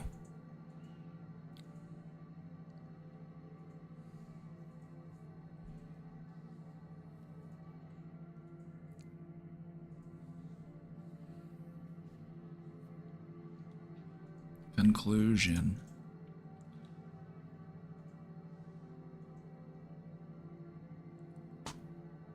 Psychological studies have given us some tremendous insights into human behavior. These sorts of studies that we've done, even though they are, like nowadays we look back and we say that's unethical, how could we do that, that's inhumane, we have learned a lot from them.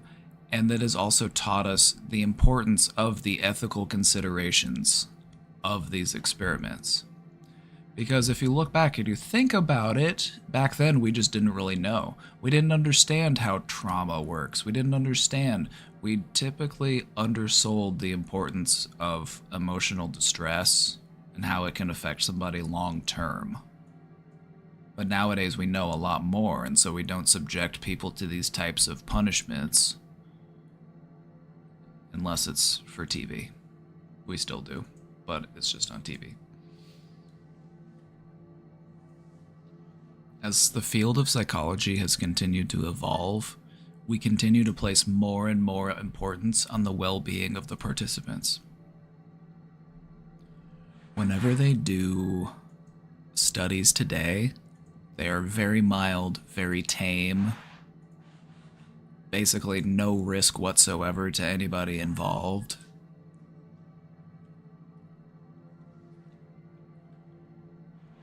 Which is what you want to see. You don't want to see people being psychologically harmed because you want to experiment on them. You don't need to emotionally mess with people just to see what happens, just to see how they respond.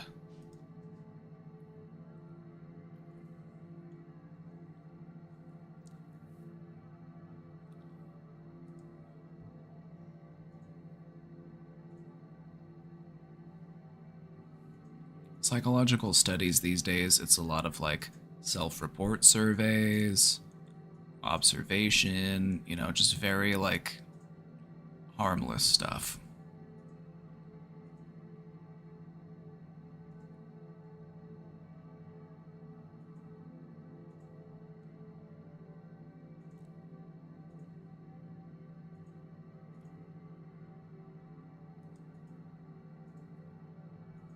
Nowadays, there's a lot of oversight and regulation involved in a study. If you want to do a study today, you have to get approval to do so. It has to be determined to be safe by a board, typically.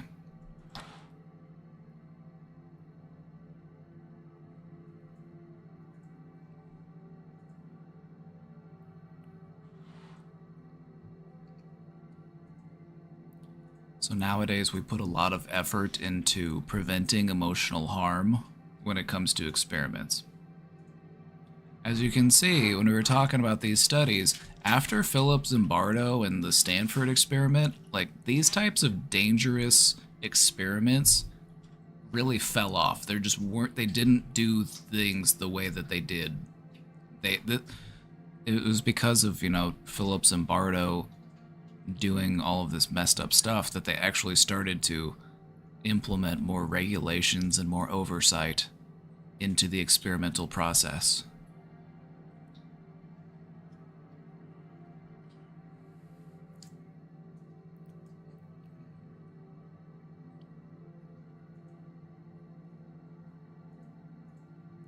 But we can still learn a lot from these experiments that were done, so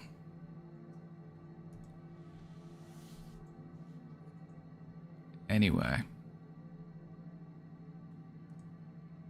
just something to think about. That is the end. Thank you. Thank you. Thank you.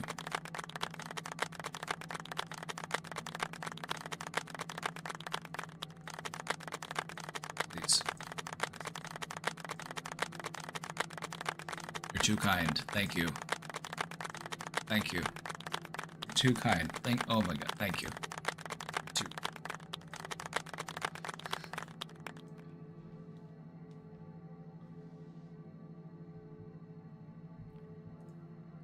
Anyway, that's far from an exhaustive list of all of the types of experiments that we've done throughout psychology, but I just wanted to mention some of the more controversial and famous ones. So if you have taken a psychology class, you probably learned about a lot of these. They teach these as a part of the course curriculum for like entry-level psychology. So anyways, if you don't know, now you do know.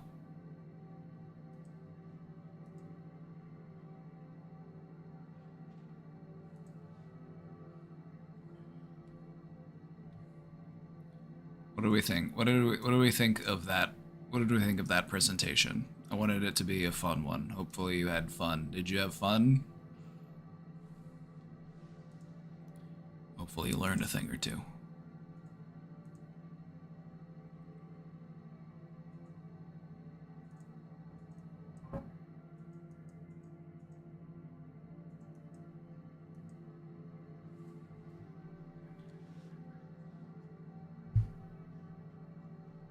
Alright, we've got some questions in the box. Let's go ahead and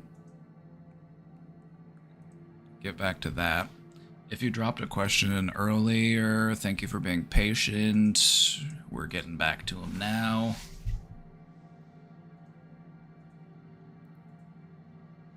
Obviously, I really had to gloss over a lot of details. I tried to tell you as much as I could in the time that we were allowed. Like, if you were learning about these in school, it's like you would probably spend a day learning about one of those studies.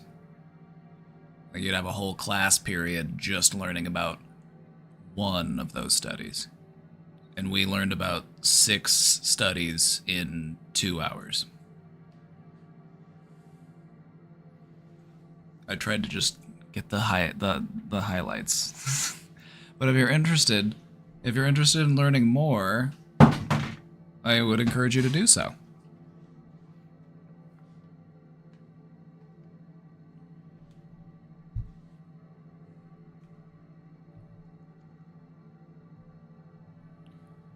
Great lecture. I wonder if any women were involved in the studies. John B. Watson's lab assistant was a woman, and then they also had an affair, and that's why he lost his job at the university, and that's why he had to go get a job in advertising, and that's why you have chewing gum and potato chips and soda next to the checkout at the store.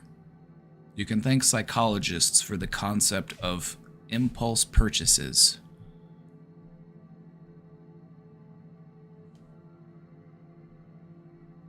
Where are the women psychologists? I didn't mention any women psychologists today because they weren't the ones doing these fucked up experiments on people.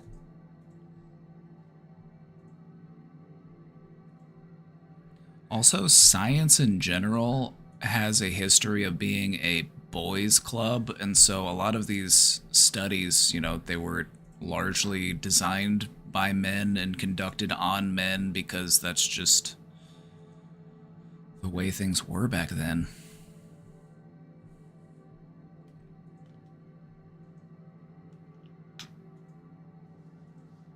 Like most early psychological theories were based on research that was done on men by men.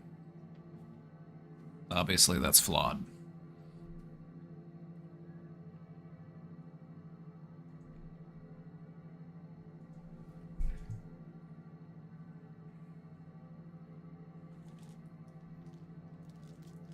And then you got one of my favorite forms of therapy, DBT. It was invented by a woman.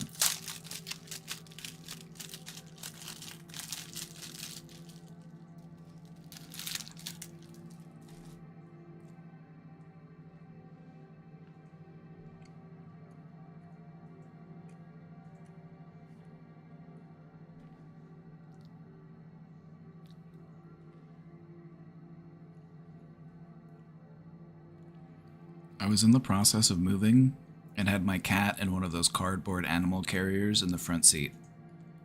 While we were stopped for construction work, she chewed a hole in the box and was trying to get out, and I panicked and stuck my plastic Pepsi bottle in the hole. It fit perfect. A few minutes later, I hear psh, psh, psh, psh, psh, and I realized she'd punctured the bottle. I rolled down the window, grabbed the bottle, and went to chuck it out, except it had bounced back and sprayed Pepsi all over me, the windshield, and just everywhere in the front seat of my Jeep. I had rolled down the back window instead of the front one. She got out of the box and found a hiding space while I cleaned up. I was pissed at myself, but I had a good laugh about it afterwards. That's the best way to handle this type of stress, is to get a good laugh out of it and have a good story to tell.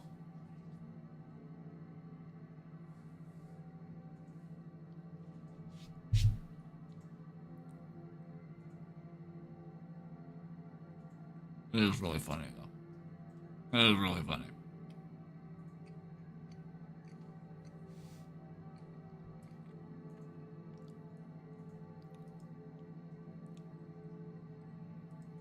Cats. Agents of chaos.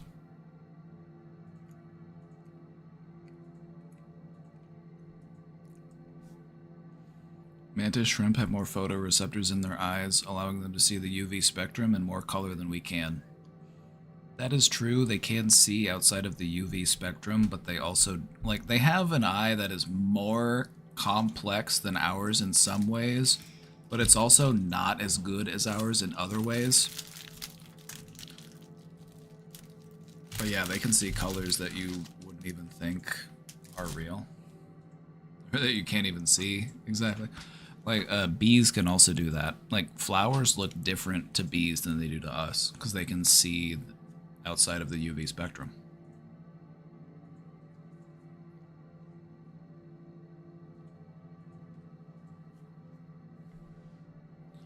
Hysteria, that word that was originally used to describe women, it was meant as a catch-all diagnosis to women in the past. Yep.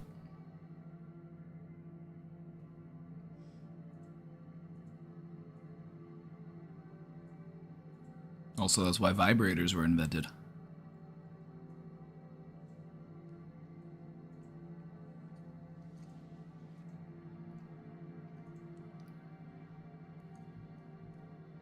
Bet you didn't know that, huh?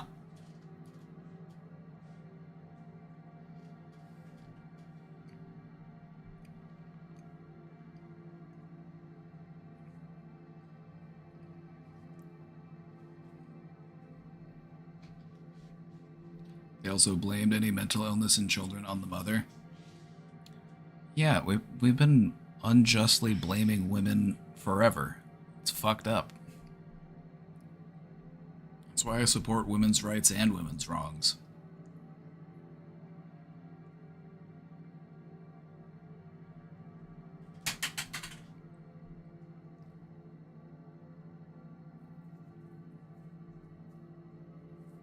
A man created the tampon, I know it. I'm pretty sure that is true.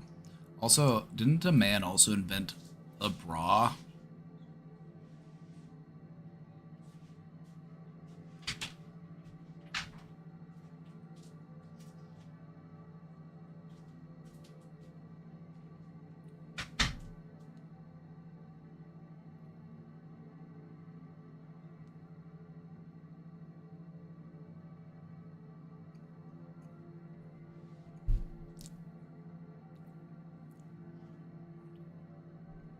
Mantis shrimp can also punch so fast that they tear water molecules apart, causing them to boil at temperatures that could exceed temperatures on the surface of the sun. It's pretty fucking cool. Yeah, mantis shrimp can punch so much that it creates this like bubble of superheated water. It's pretty badass.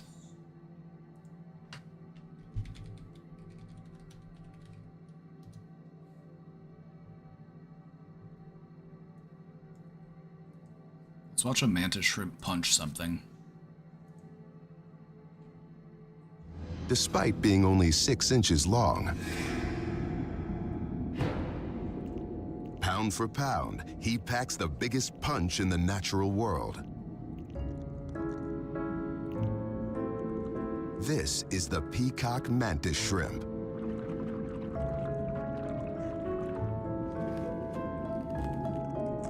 He's actually neither a shrimp nor a mantis, but stomatopod just doesn't have the same ring to it.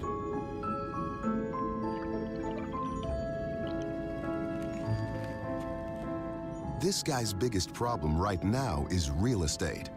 There are more shrimps here than there are crannies for them to claim. In a hot market, you have to move fast.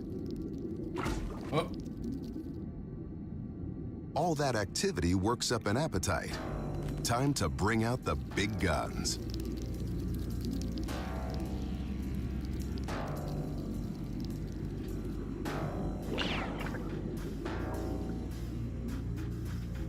He's armed with the most sophisticated vision of any predator on Earth, and the fastest strike.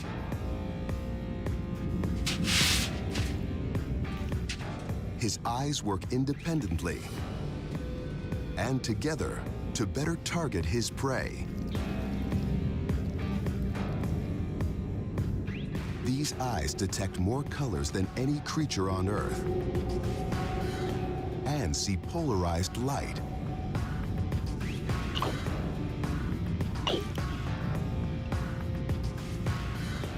He closes in on his target.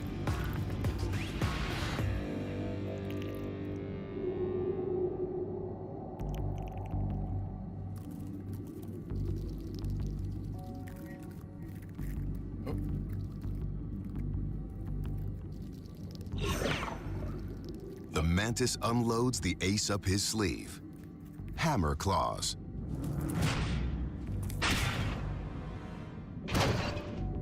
His spring-loaded clubs strike 50 times faster than we can blink.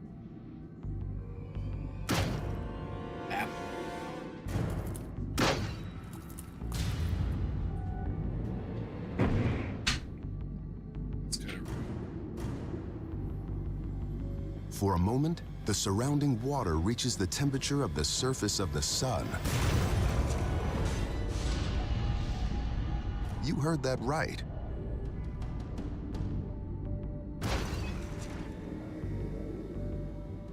This crab is toast.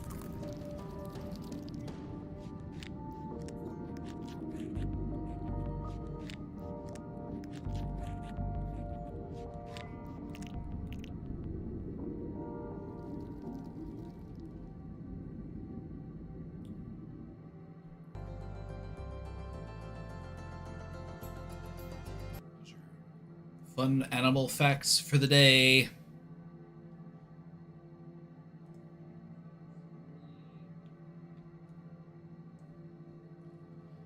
Sometimes when I'm angry and frustrated, I feel like acting out violently. But deep down, I just want to cry and be held by someone. I'm just far too scared to reach out and be vulnerable.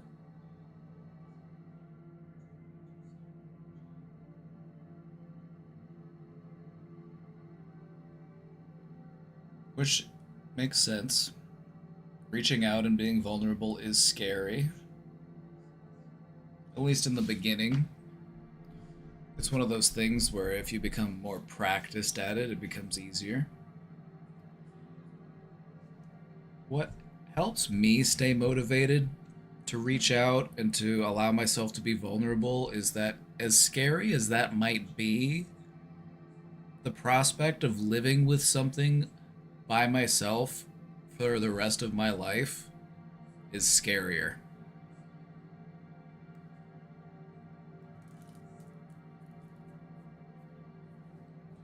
So what's scarier to you? Reaching out and talking about it, or keeping it with you and holding on to it for the rest of your life? Which one of those two scares you more?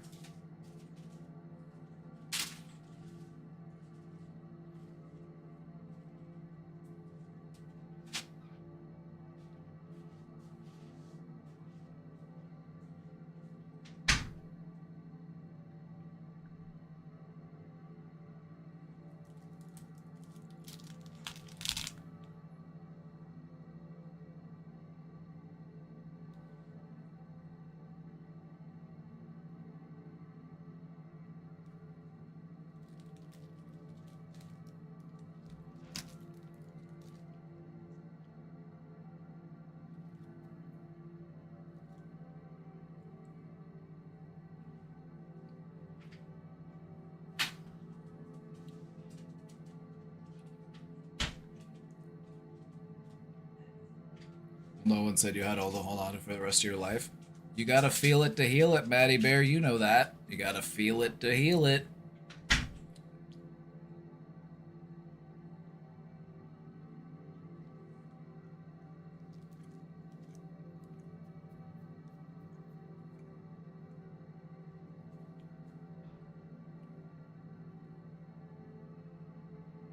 Reaching out is scarier. I'd rather work on letting it go. Working on letting it go is important. Reaching out is also important. Why is it that we're afraid to reach out? Can we talk about that for a minute? And I'm not targeting you in general. I'm talking about just reaching out, period. It's scary for most people. Why is it so hard?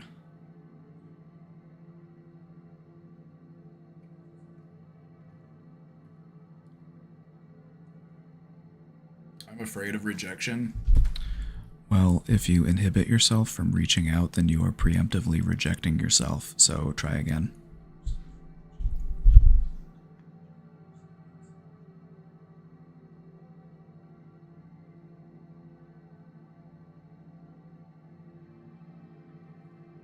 I always feel like my problems shouldn't be other people's problems.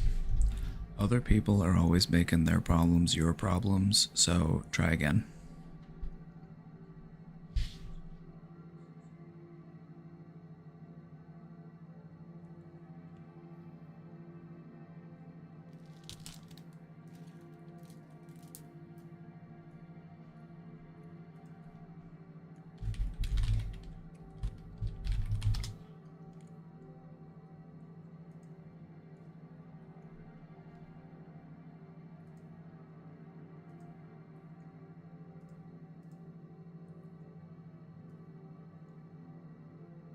Gonna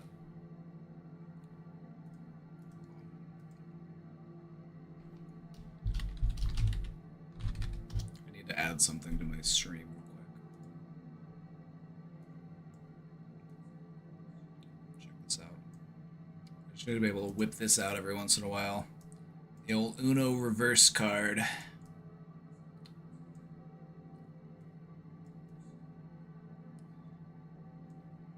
One of my most powerful tools as a therapist. The Uno reverse card.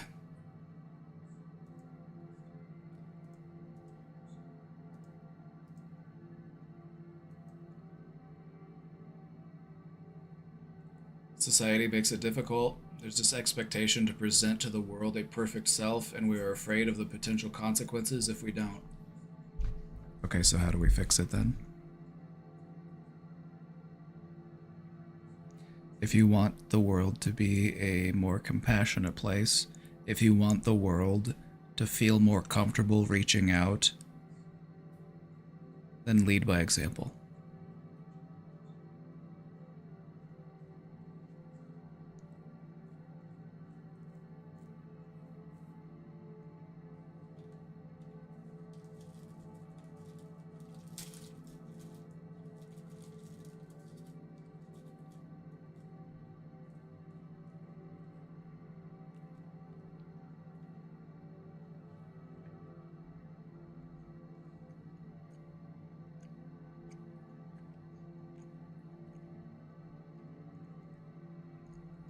I've had many people who said to trust them use my trauma against me, so it's hard to reach out now.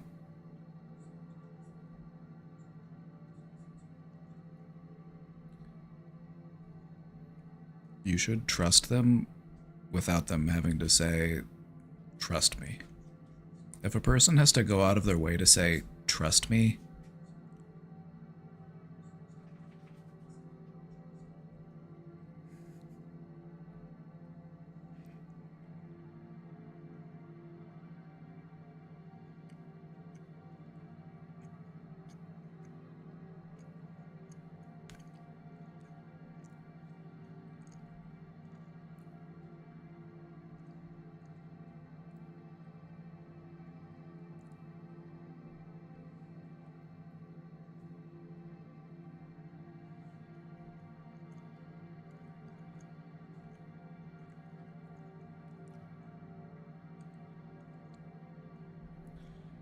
I get that it's hard to reach out.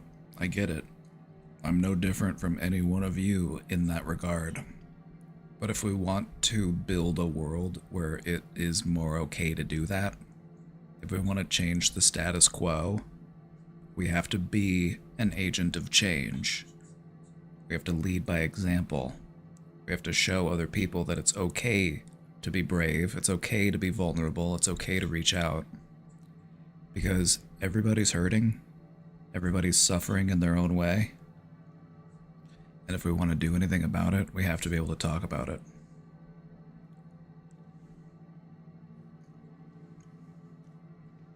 So consider that helping yourself heal can actually help the world to heal.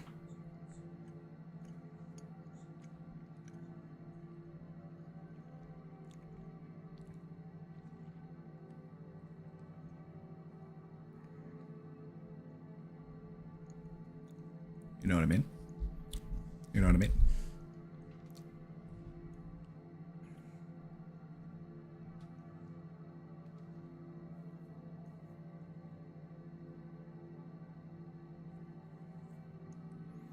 Honestly, I know that it's scary, but vulnerability can actually feel very refreshing. It can feel like there's a weight taken off of you. I feel like finally I don't have to carry this on my own.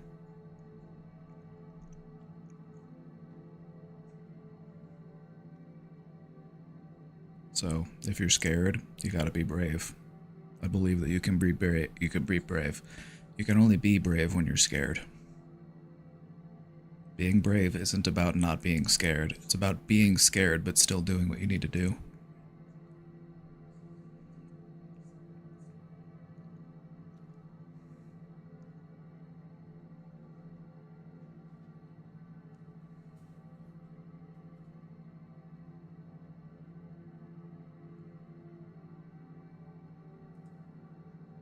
What's Pavlov's dog about? So we want to learn about Pavlov's dog? Okay. I'll teach you about Pavlov's dog, since the captions are way off for this part. I think it said Pavlov at one point, and then another time it said Pablo's dog.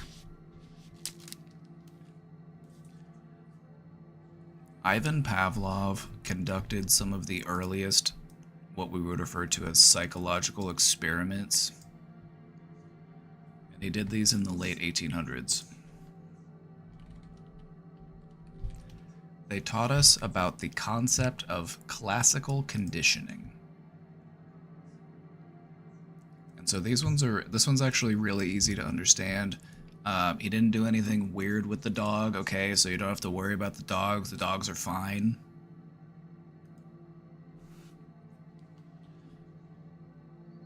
So basically, Pavlov did a study on dogs where he found out, okay, so if a dog has food, the dog will salivate, the dog will drool, as it is excited to eat. But if you ring a bell whenever you feed the dog will start to associate the bell with food, and so you can get the dog to drool just by ringing a bell. We refer to these as unconditioned responses and unconditioned stimuluses, and conditioned responses and conditioned stimuluses. This is classical conditioning. This happens to us all the time. We associate things with one another that might not have anything to do with one another. Like maybe there was a time in your life where, you know, there was a song that was playing a lot, it was getting a lot of airtime on the radio. And so you hear that song today and it takes you back and it makes you feel good.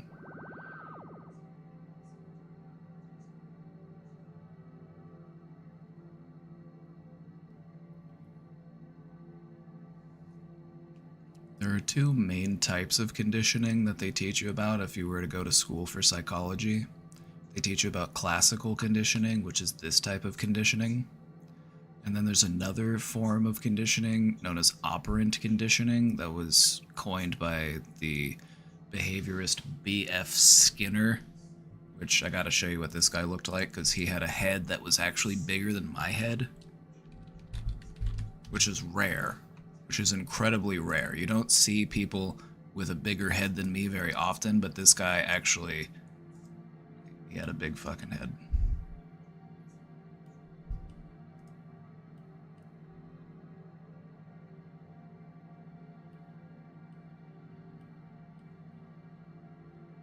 Do you see the resemblance? Can we compare head sizes?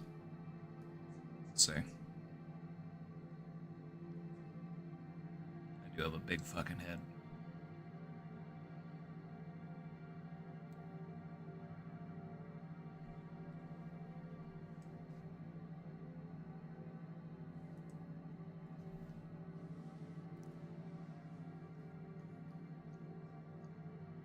What was the one experiment I didn't want to tell you about earlier?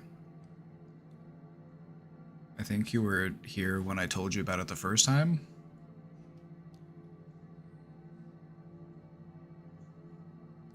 It wasn't this one. It wasn't this one. It was about learned helplessness. And I don't want to tell you about it because I told you about it once and everyone started crying. I told you about it before and everyone freaked out.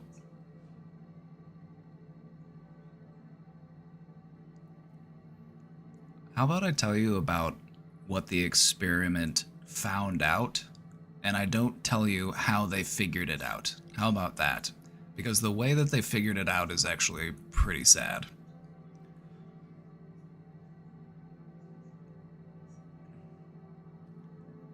Learned helplessness is what that study was about. Basically, if you're put into a situation where you feel as if there is no way out and no remedy for your problems, you can learn to be helpless. You can learn to just give up and stop looking for a way out. You see it a lot in people who are stuck in abusive relationships.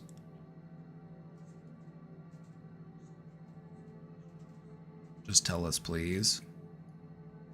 The way that they figured out was using dogs and electricity, and that's all I'm gonna say. If you want to learn more, you can Google it.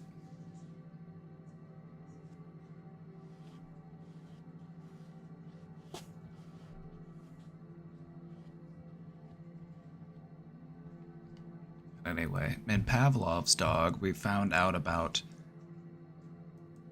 classical conditioning. So, an unconditioned stimulus is something that you don't have to teach, and an unconditioned response is something that you don't have to teach. A dog will naturally salivate at the presence of food. And then you have the neutral stimulus and the neutral response, nothing happening. So what ends up happening now is, through conditioning, you can create a conditioned stimulus and a conditioned response, meaning that you ring the bell and the dog salivates.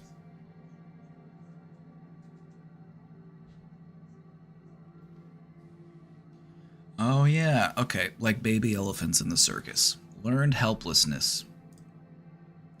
Although that's also a sad example. That's another sad example. The way that we learn about learned helplessness is always sad because learned helplessness is fucking sad. That's just the truth.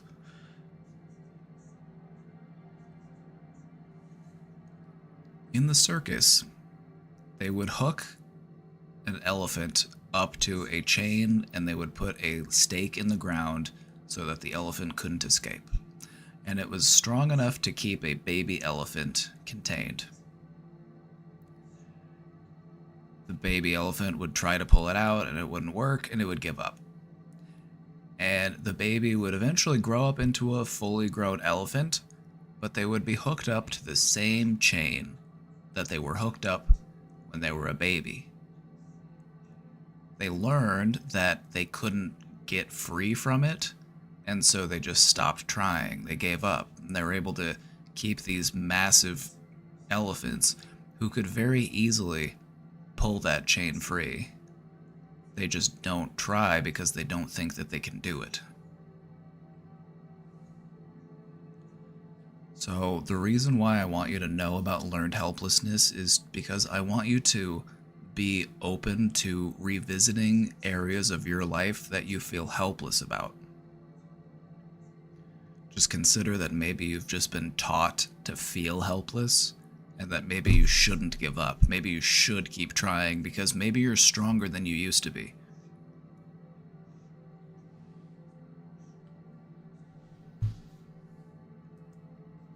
Who is little Albert?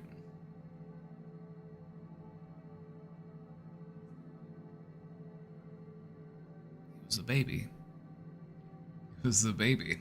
The baby that they taught to be afraid of fuzzy white animals by making a really loud noise. We covered him in the slideshow a few minutes ago. Little baby Albert is right here. This guy. I mean, that's not him. I think this is a recreation, but little Albert, the baby.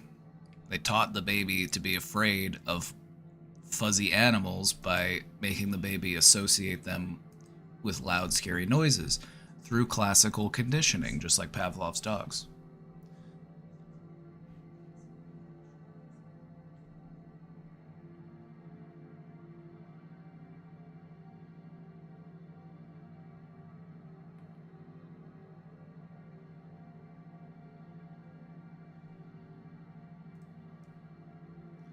What is my opinion on Chris Hansen's To Catch a Predator? I think we should be catching predators. I think we absolutely should be catching predators. Should we be making a spectacle of it and making a TV show out of it? I would say no, because when you make a show out of it, that potentially gives the predator some loopholes and some legal recourse to avoid facing charges. So yeah, it like Cutie Cheek says, it corrupts the investigation. It interferes with the actual criminal investigation. So should we be catching predators? Yes, absolutely. I feel like we should be catching predators. But should we be making it a spectacle and showing it on TV? Probably not, because that just interferes with the process.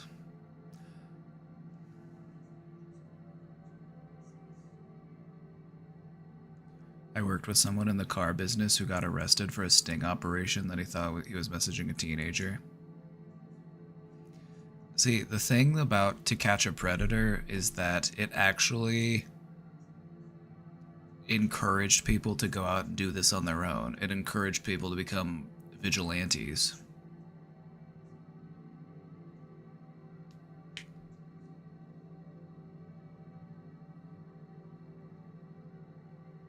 But yeah, I feel like we should be catching predators.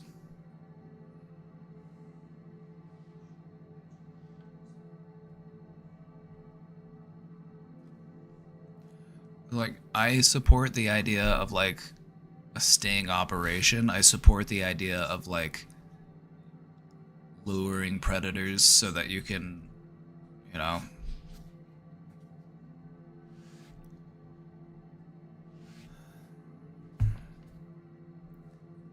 Because I feel like these people don't really have a place in society. If you're a person who preys upon minors, you should probably just go turn yourself in, if I'm being honest. You should probably just remove yourself from the equation and just do the right thing. It feels so American to make it a show. That absolutely is 100% true. It is so American to do that. Justice porn is what I would call it.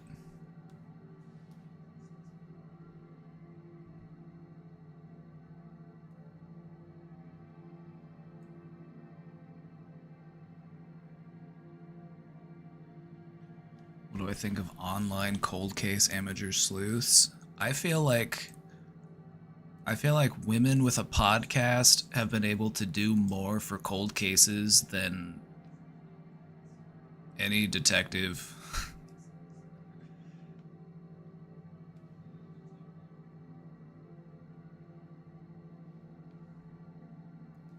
Anyone remember the show Cops? I remember the show Cops, because when you grow up with a police officer as a parent, you watch a lot of Cops. See, I didn't realize until I was older that not everybody watched as much Cops as I did growing up, but that's just what we watched a lot at home, was because when you're a cop, all your friends are cops, and you just think about cop stuff.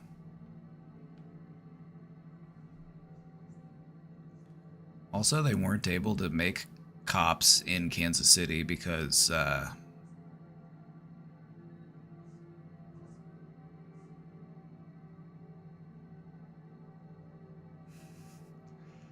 they weren't able to film Cops in Kansas City.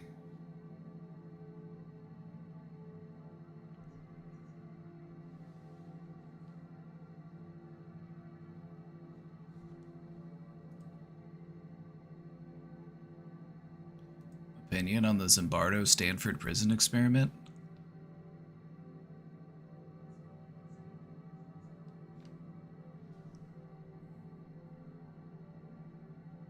Again? Oh, you want me to recap?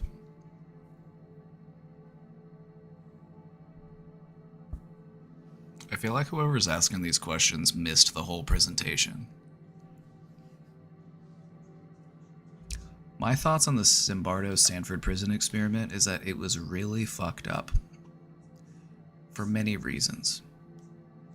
First off, Zimbardo included himself in the experiment. He played the role of the prison warden. He became personally involved in this charade.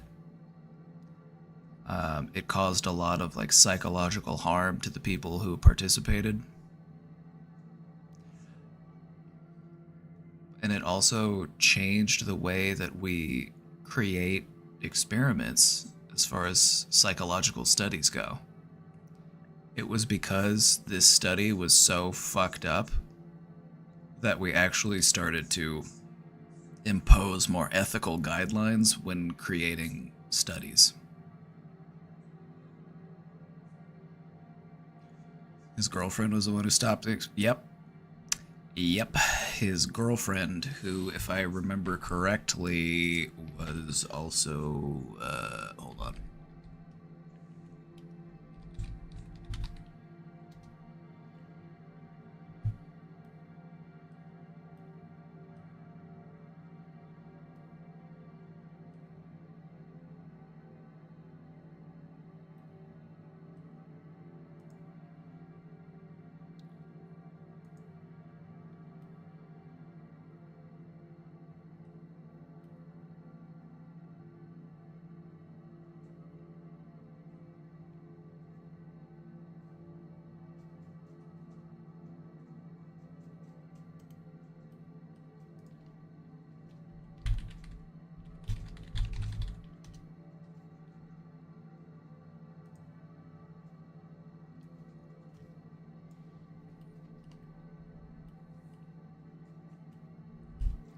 His girlfriend at the time, fellow Stanford graduate student, Christina Maslach, tried to get him to snap out of it. He recalls an argument that they had where she points out the injustices. It's terrible what you're doing to these boys. How can you see what I saw and not care about the suffering?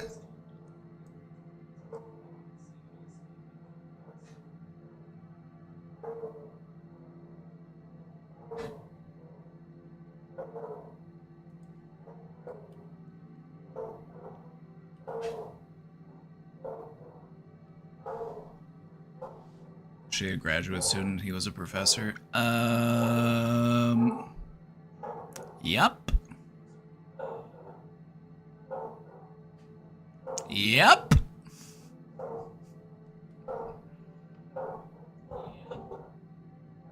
Yeah, so not only that, but he was a professor and she was a graduate student. And they were dating. It was the 70s. Shit was wild in the 70s.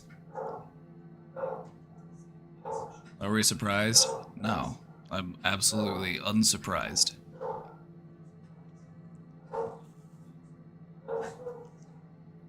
It's terrible. Yeah, I mean, he does look kind of like a cartoon villain.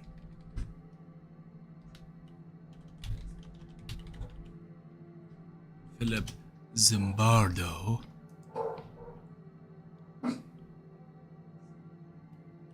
Look at this picture of him.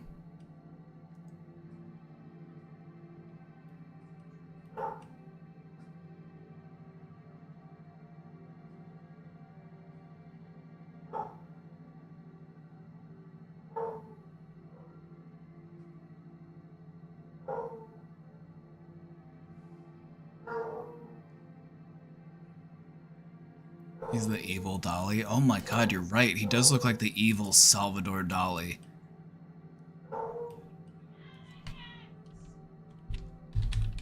So I'm spelling it wrong. I can't spell today. He does look like the evil version of Salvador Dali. It's like his evil twin.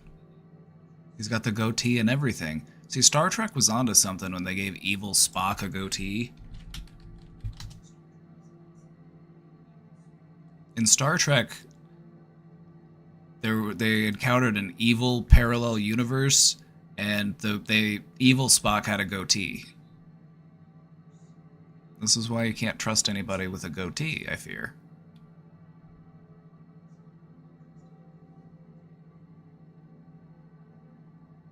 Also, this kind of looks like Philip Zimbardo. Philip Zimbardo kind of looks like evil Spock.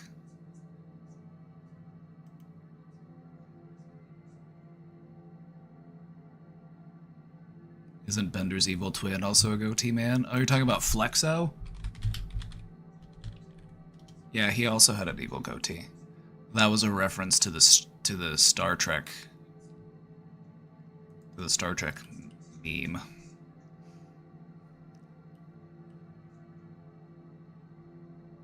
But in Futurama, it turned out that Bender was actually the evil one.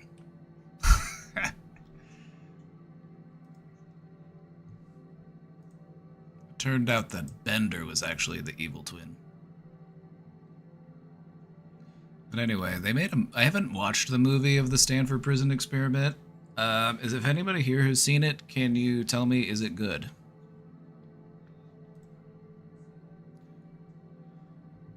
What's my opinion on the Shoebill Stork? That dinosaur-looking MF?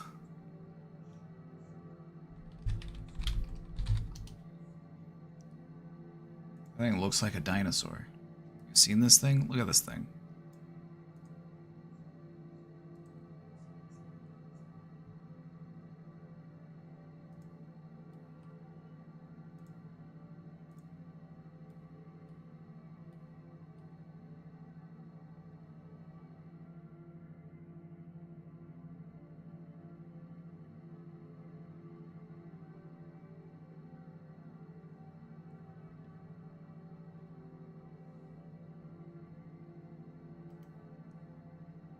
Looks like a dinosaur. I mean, birds are dinosaurs, pretty much, you know. But look at that look. Look at that glare. Why is this picture on the Epic Times? It's like a far right, like alt-right conservative publication. Like, why is this picture on the? What the fuck?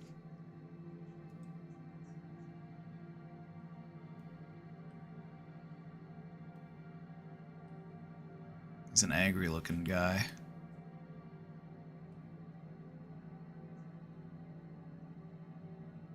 Jordan Peterson kept tweeting a picture of this bird. Not Jordan Peterman.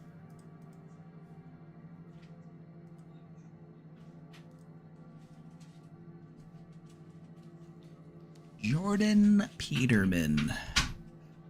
If you want to sound like Jordan Peterman, first off, you just have to sound like Kermit the Frog. If you can do Kermit the Frog.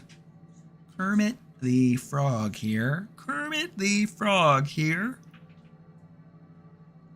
But then you have to make it sound Canadian. It's Canadian Kermit. That's how you do Jordan Peterson's. Jordan Peterman. Kermit the Frog here, but it's Canadian Kermit. You gotta be a bit Canadian with it. You gotta... I had a dream about my grandmother.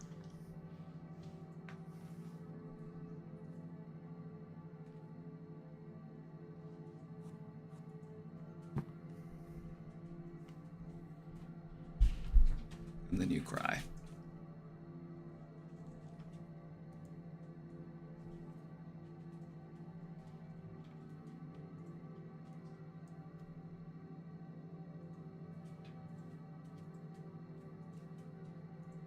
Tried to listen to them in an unbiased manner and thought I lost all sense of being able to think.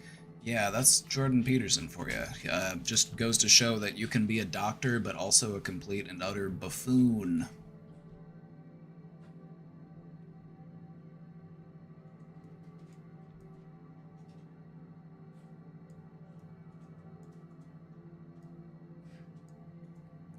Usually I'll get super horny, arrange a hookup, and then chicken the F out because my nerves are so bad. I get so self-conscious that I disassociate during sex to the point where it's entirely unenjoyable. I'm sure others have struggled with this. What's the fix?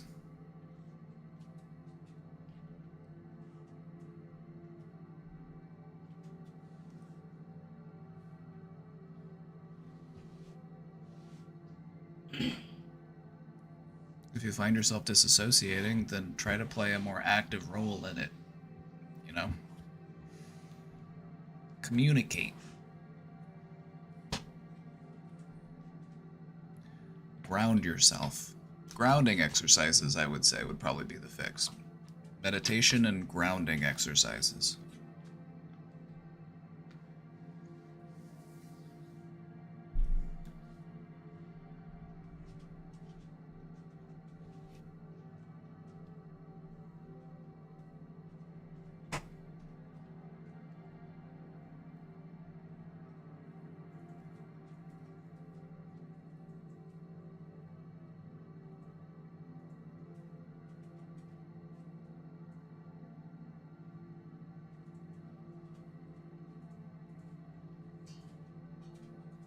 So we want to work on your confidence.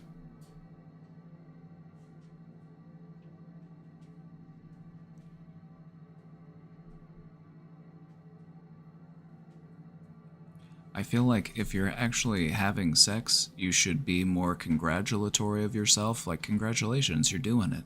A lot of people wish they could be doing it, but they aren't doing it. A lot of people have a hard time achieving what you're achieving right now.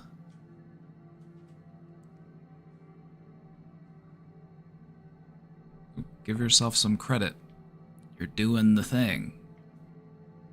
Other people wish they could be doing the thing. Other people would kill to be in your position in that moment. So try to have fun.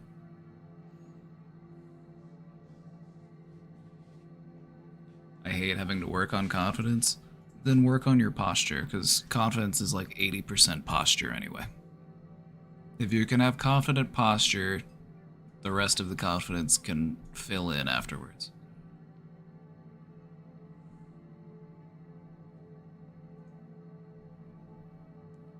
Chat has some good recommendations for you as well. I would say maybe practicing non-sexual intimacy, hugging, cuddling, massage, those types of things. Just allowing yourself to be more comfortable.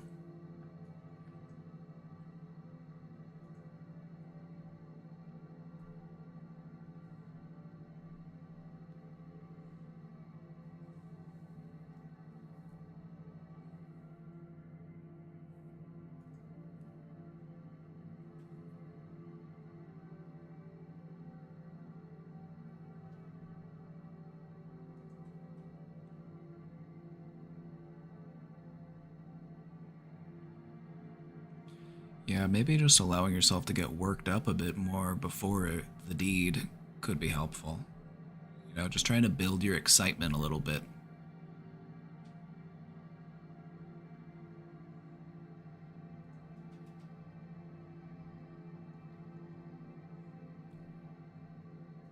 Also, it might be more enjoyable if you had a partner that wasn't just in it for the hookup, you know? Because I feel like if you're just having sex for sex's sake, like you're just having a hookup, it's like, that's okay, that's fine, but it's like comparing fast food to fine dining. You know, if you actually know a person, you've actually loved this person, it's a whole different experience.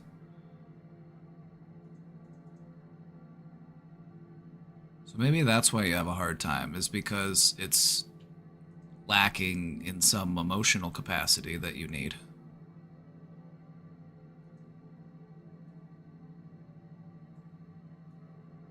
Just food for thought. Opinions on the Stanford prison experiment being the basis of Big Brother and therefore a massive contributor to reality TV.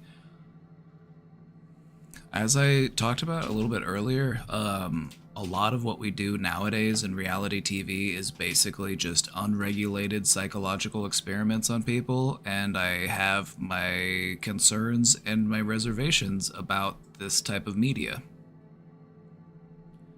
The stuff they do on reality TV, they wouldn't be able to get away with if they were doing a test on someone like at a university. It's like if you were conducting a study in a professional setting, you wouldn't be able to do half of the stuff that you can do on TV.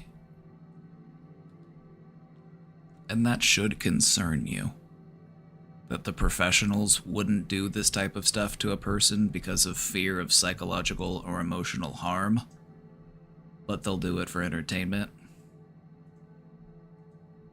Also, people will subject themselves to more demeaning forms of, I guess I could say, punishment, just demeaning things in general, because they're getting paid.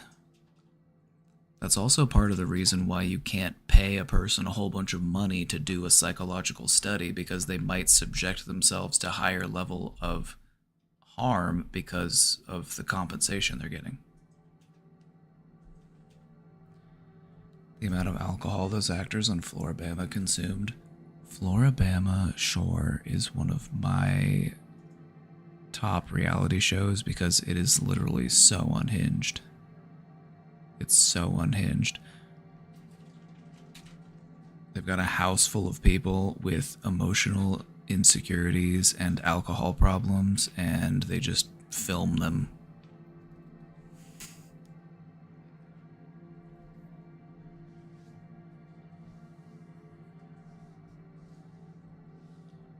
They just kept treating each other like shit, but then they would keep coming back together because they all had this like weird codependency with one another.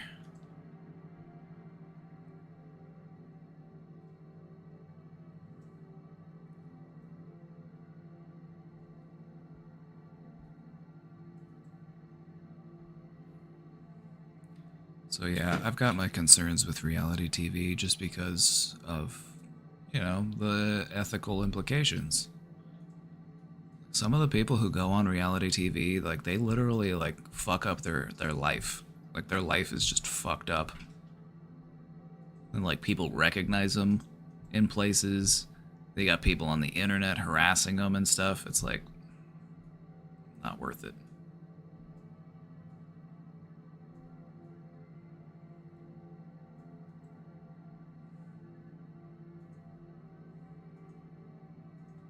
That's right, chi-chi's up. You have to have confident posture. You gotta keep your chi-chis up. Confidence. What's my opinion on Sigmund Freud? A broken clock is right twice a day. Sigmund Freud taught us a lot about psychology and about the human mind. He realized that there's, a lot going on under the surface that can be brought to the surface if we engage in psychoanalysis. But his research is flawed in a lot of ways because, he was one of the first people to actually be doing this type of research, so it makes sense that a lot of his stuff would be flawed. But he did a lot of his research on himself. And so that is inherently flawed, as he was basically researching his own brain. So there's going to be a lot of projection there. He's going to make assumptions about how every brain works based on how his brain works. So Sigmund Freud made some really good points. He brought up a lot of stuff that is really important, and he really helped to revolutionize the field of psychology. But we don't really use Freudian approaches that commonly. Unless you live in Germany, I found out. If you live in Germany, they still use a lot of psychoanalytic therapy, and they also use Gestalt therapy, which you would never see outside of Germany and Austria. Because that's where those styles of therapy were invented. Crack a window, I'm getting sweaty.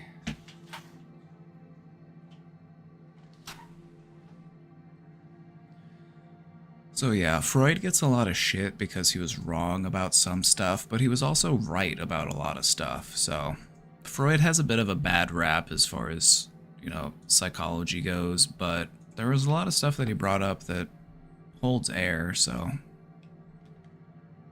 interesting stuff to talk about.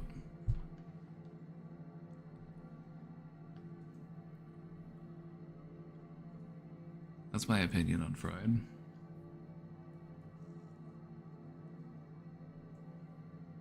He really changed the game as far as psychology goes, but he also made a lot of bold and sweeping assumptions that just weren't factually true.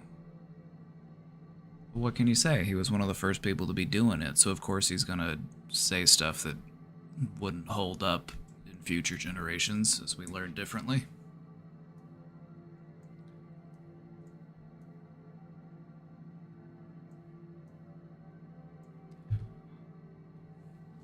I'm the gay who's in love with a married man. He keeps telling me he's gonna leave his wife, but should I wait for him? He's 20 years older than me.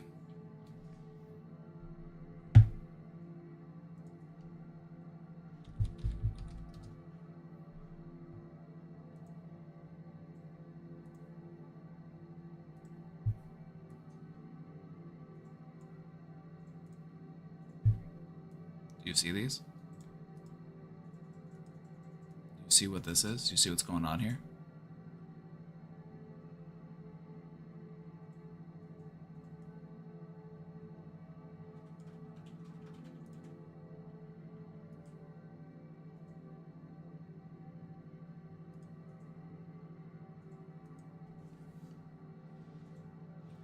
If he's gonna leave his wife for you, then he's gonna leave you for someone younger in a few years. That's the way that these things tend to go.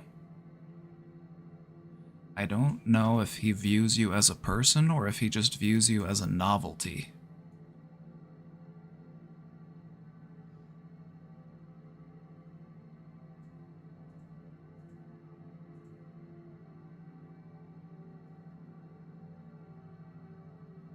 I can guarantee that if he were to leave his wife and be in a relationship with you, his personality would probably shift.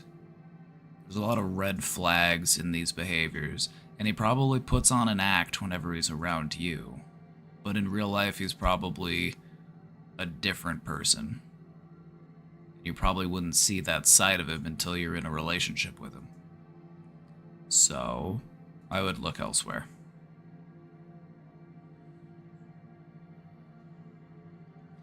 If he's willing to cheat to be with you, then he is willing to cheat on you.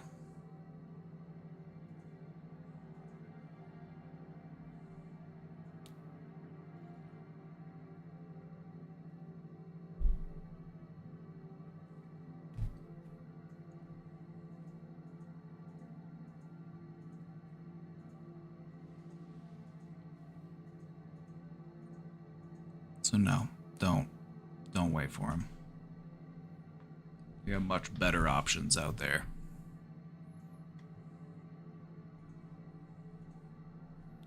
I've never heard of a story that started off this way that ended well. These types of stories just don't normally have happy endings.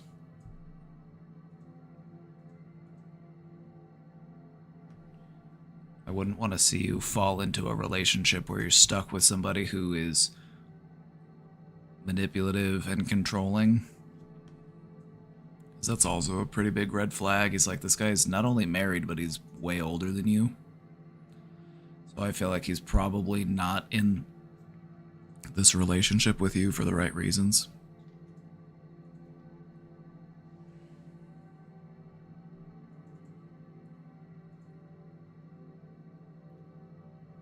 There are better daddies out there, just keep looking.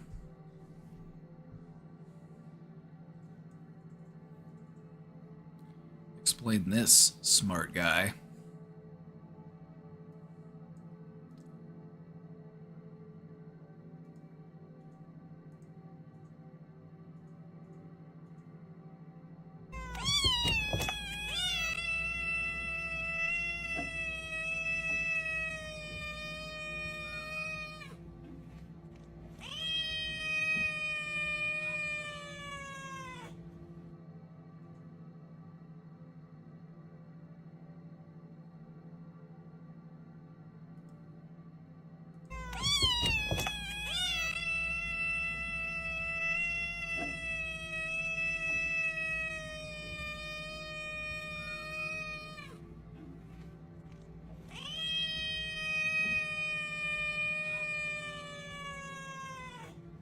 Explain this.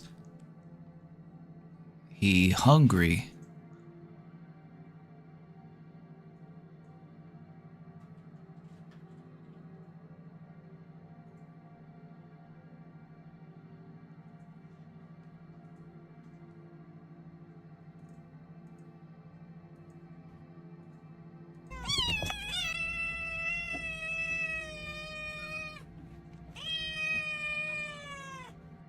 When you speed it up, it actually seems more normal. I've had a feeling that the original video was slowed down.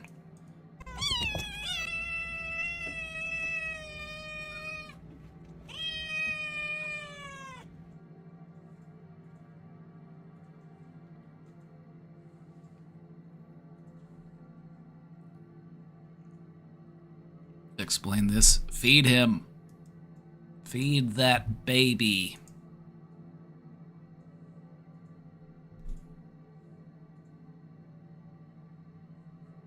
I've heard longer meows. Oh, have you, tiny meows? I thought you were only familiar with short meows. Hence the name. You know, like meow.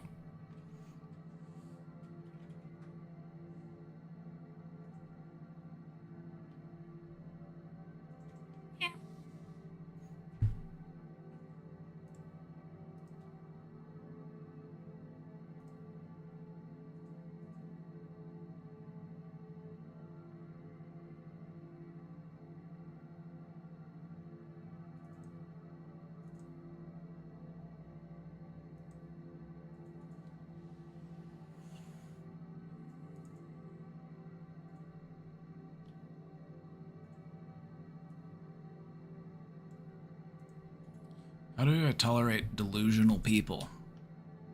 I have a friend who can get very delusional at times, and it annoys me.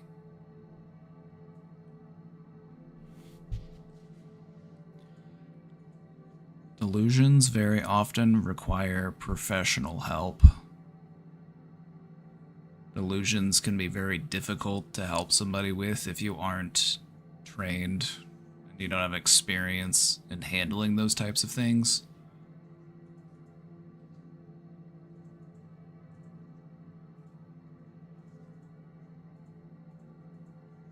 So, good point, Sugar. Don't reinforce the delusions. Don't feed into the delusions. That's something you're not going to want to do. Sometimes people do that. Sometimes people reinforce other people's delusions.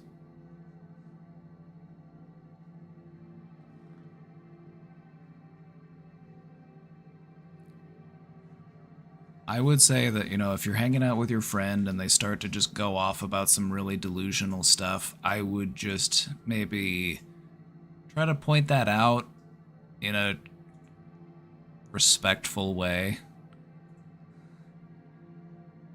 And then remove yourself from the situation if need be.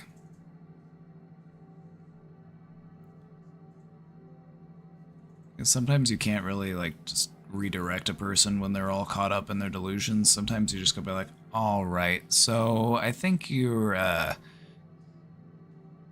it sounds like you might be going through something right now, so I'm gonna go. I'll talk to you later. Yeah, you're right. It depends on what the delusion is. Like, what type of delusion are we dealing with? And what's triggering it? What's setting it off? It's like, are they paranoid delusions? Are they delusions of grandeur?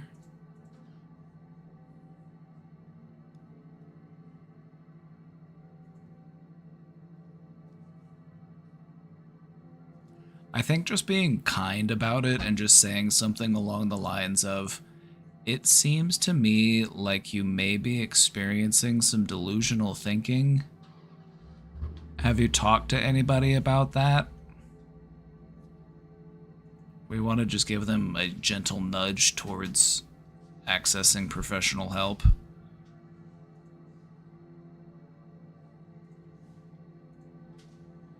When it comes to recommending that somebody get professional help, we want to try to just be nice about it. We don't want to be like, you're crazy, go get help, what's wrong with you? That doesn't help people.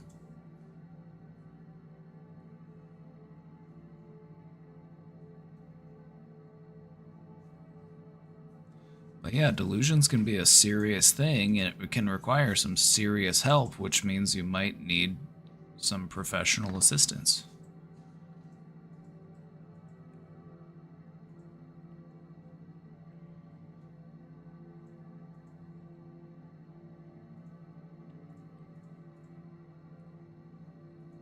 Sometimes when it comes to delusional people, and this kind of depends on the delusions, sometimes you just let them talk. Sometimes you just let them talk and you just don't really respond to it. You just don't feed into it. You don't play into it. You just kind of, like if they're just kind of like rambling or just going on about something.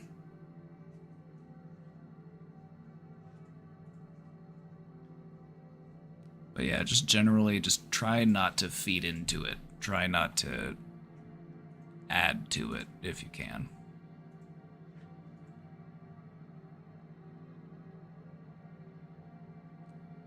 Also, it's not their fault that they're delusional.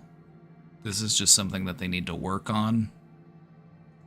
So don't get mad at them, don't get upset with them. Just, if you're concerned, communicate that to them. You know, if you want them to, you know, if you're worried about them, let them know. Just don't be mean about it. That's never helpful. YouTube chat?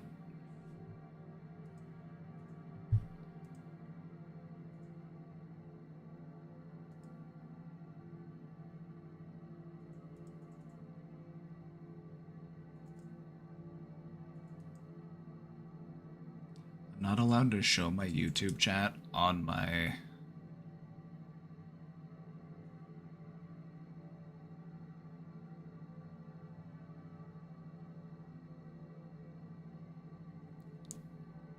People did talk in my YouTube chat. I'm surprised. I multi-stream, so I'm on Twitch and on YouTube.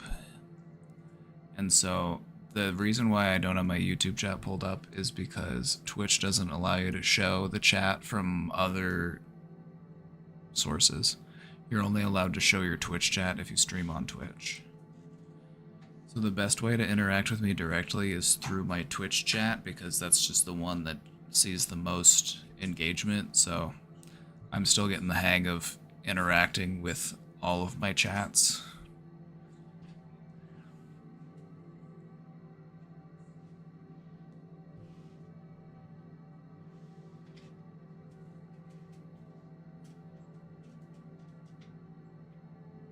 That would be too much for me.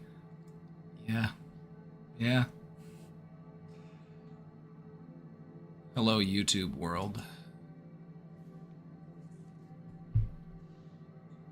Now, somebody asked in the YouTube chat, do I actually want to help? Yes, I do. I've been doing this for a while now, and I like to think that I'm helping. I've had people tell me that I'm helping, so I take that as a good sign.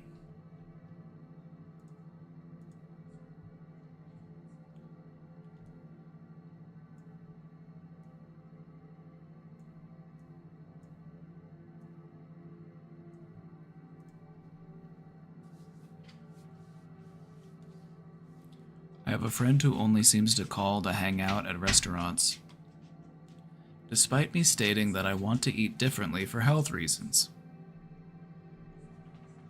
And I sometimes feel like she only has me around so she can feel less fat while doing fat people activities.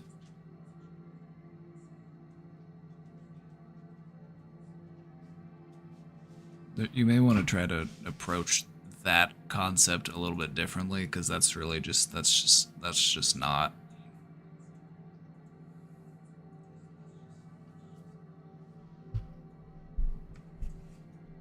Maybe there's a more kind way that you could phrase that next time.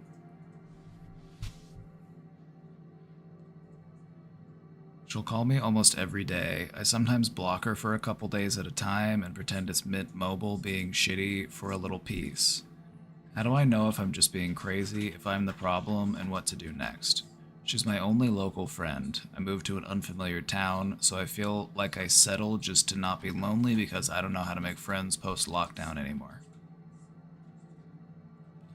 We make friends by communicating, and if you're friends with this person but you have to regularly block them for your own peace of mind, that's not really the foundation for a solid friendship. If you want to make more friends, you gotta go out there and find them. And you can do that by asking yourself, what kind of things do you like to do? And then you go to places where other people who also enjoy that thing will go. And then when you're there, you have to engage in conversation with those people.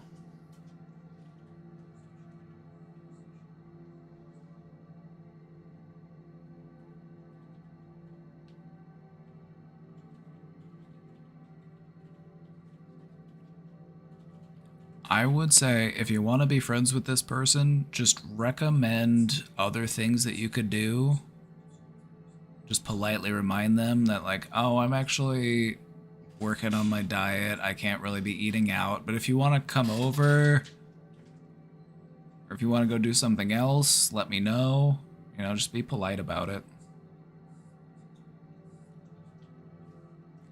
We want to have healthy boundaries in our relationships. And I feel like it's setting the scene for an unhealthy boundary if we feel like we have to block somebody just to have a peace of mind.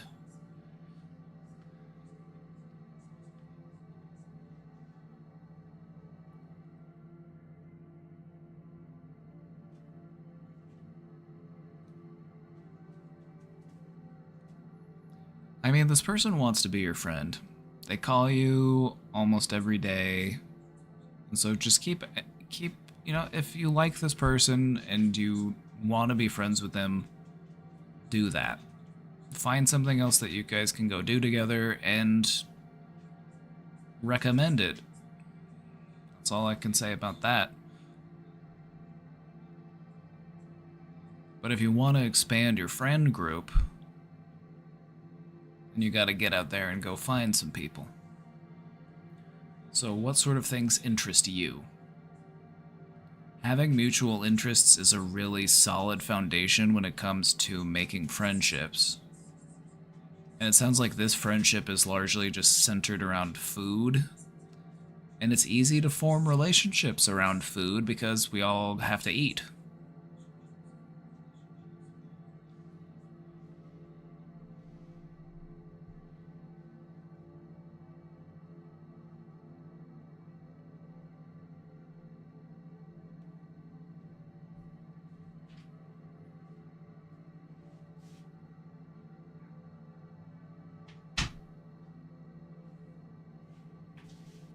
I guess just imagine the situation reversed. Just try to have some empathy. How would you feel if you found out that someone was periodically blocking you for a few days at a time because they didn't want to talk to you? How would that make you feel?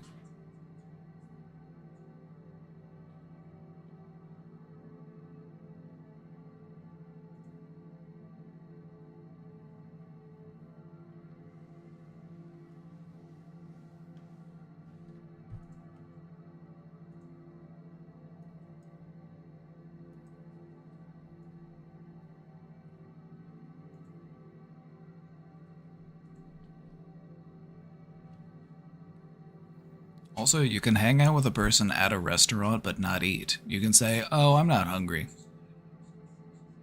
but maybe I'll have a drink. Maybe I'll hang out with you. Maybe we can chat. But I'm not hungry. Actually, I already ate."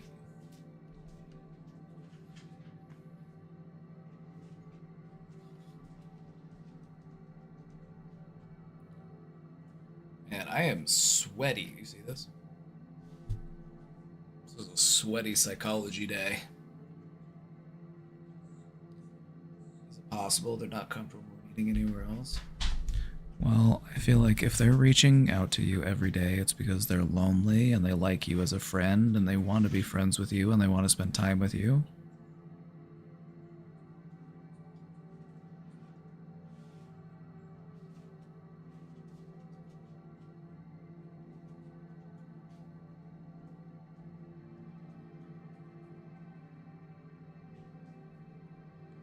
I would try suggesting other activities, other things that you can do.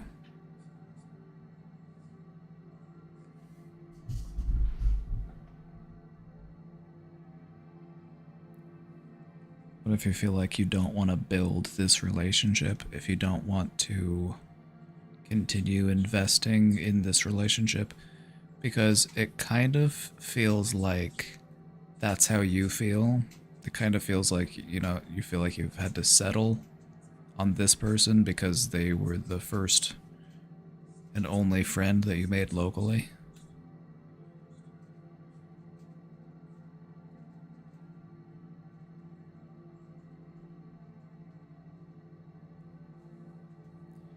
If you want to make friends, you just gotta be friendly. What I find to be helpful when it comes to making new friends is to just treat people that I meet as if they are already my friend.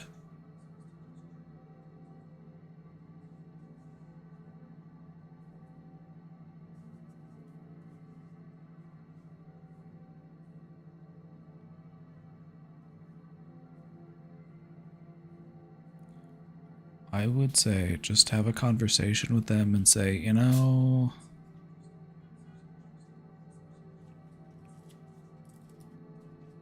just talk about some other things that you could do instead.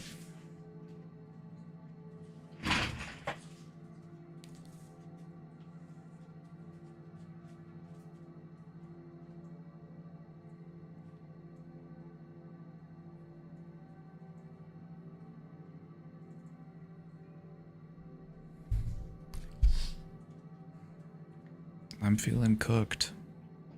Cooked today, I fear.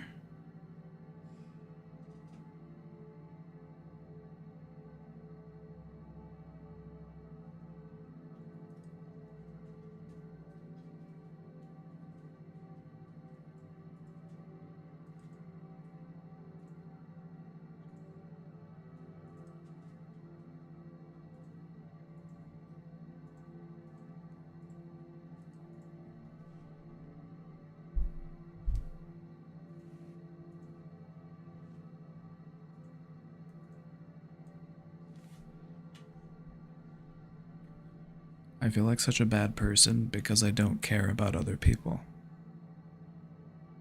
Why am I this way? Why don't I feel like being nice to other people like you seem to feel? How can I change that, and why should I change that? You should change it because it makes you feel bad. You said so yourself. Not caring about people makes you feel like a bad person.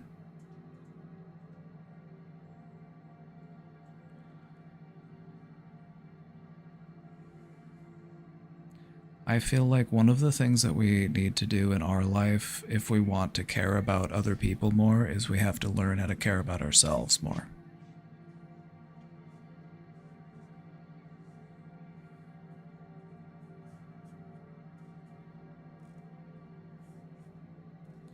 Because in properly caring for myself, what I realized was that it is essential that I have healthy relationships and connections with other people. It's something that's essential to my survival. And so if I care about myself, I have to care about other people. Because I need that. I need it to live. I need it to survive. I need it to thrive.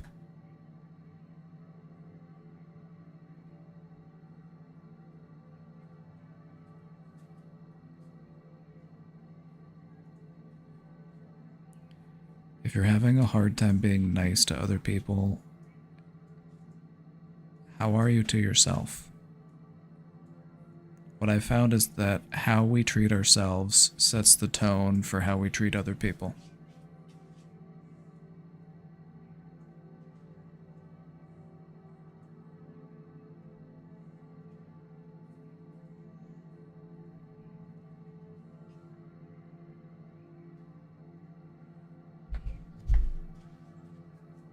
Beaver?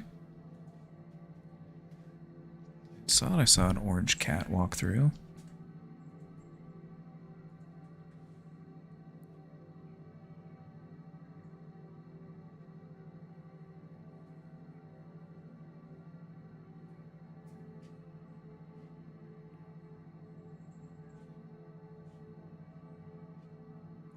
It's really hard to care about other people when we feel like we're struggling, because we feel like, well, I've got my own things to worry about. Why should I worry about anyone else?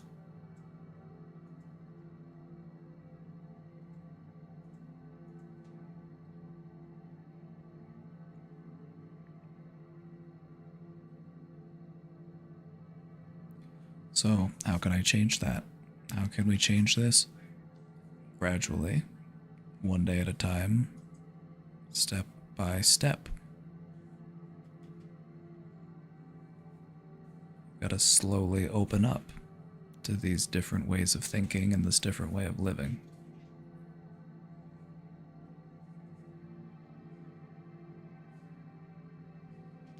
What I realize is that by being nice to others, I'm also being nice to myself. In being nice to others, I am making more friends and fewer enemies.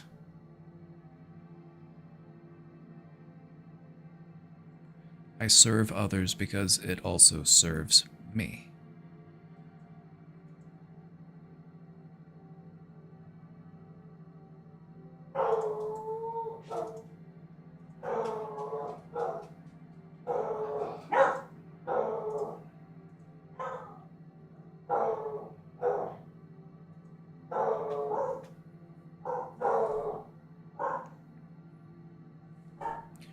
I feel like there's a part of you that does want to care about other people, and that's why you feel like a bad person.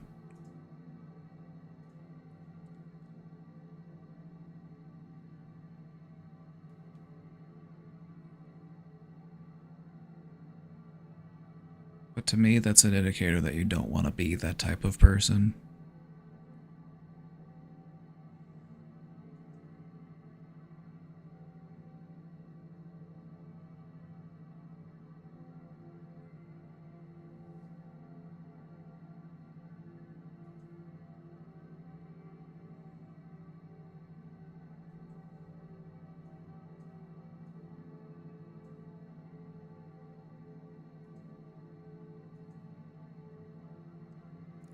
Sometimes you have to make room for yourself in your mind before you can allow other people in.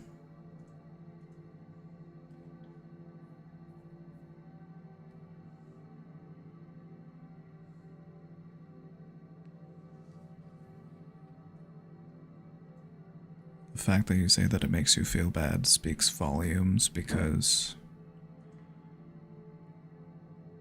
if you actually were a bad person, not caring about other people would probably make you feel good.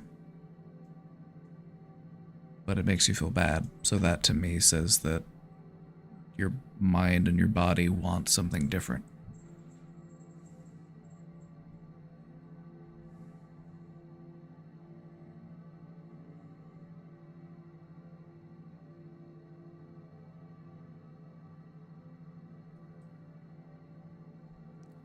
Why do cats hate water? Cats don't actually hate water. They don't like being wet. But some cats like water. You can actually teach a cat to enjoy water if you expose them to it. Cats are actually pretty good swimmers.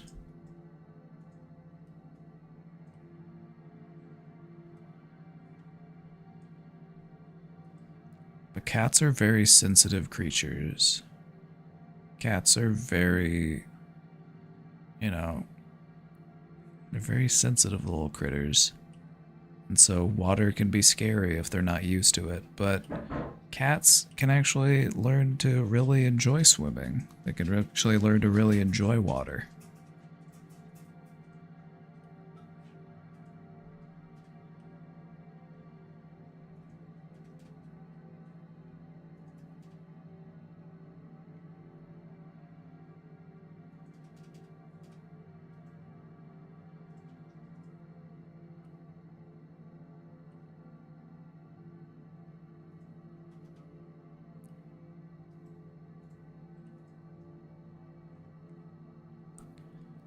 You can teach a cat to like water if you start introducing the cat to water as a young kitten. Like typically, if you want to teach a cat how to do something, the earlier you start, the better.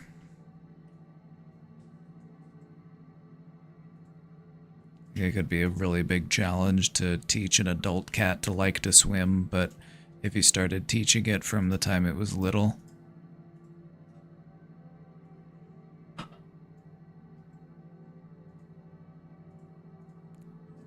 they're sensitive little dudes, so you gotta take it slow.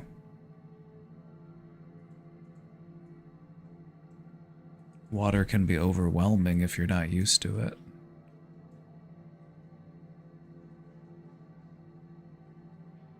Anywho,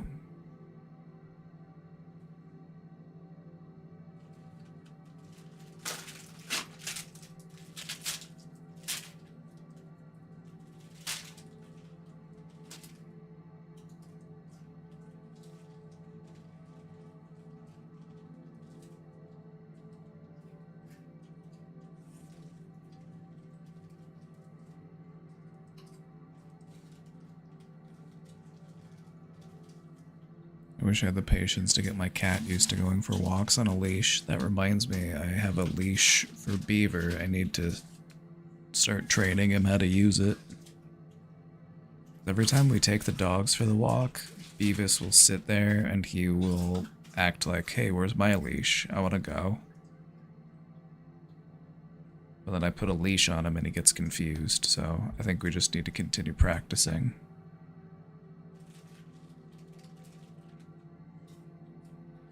Where is that little orange dude? Where's my cat? Beaver? Beaver?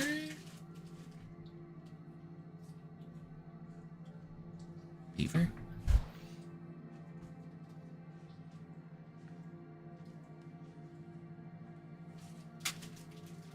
I don't know where he is or what he's up to.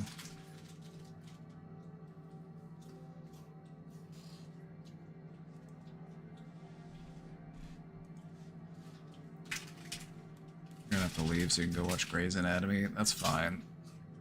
We're wrapped up here anyway. I'm gonna call it a day.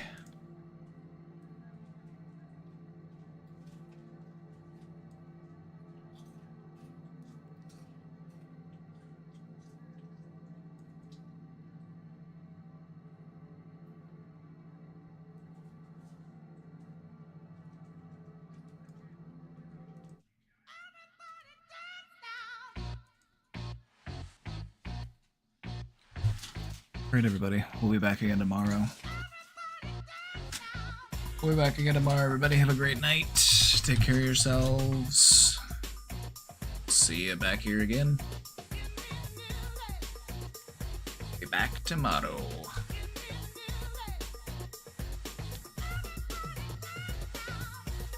No, I'm not mad. I'm actually glad.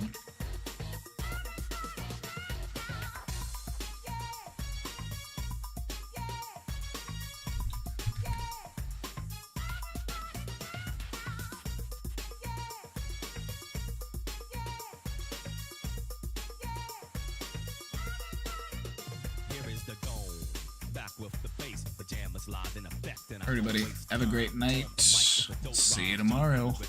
Bye-bye.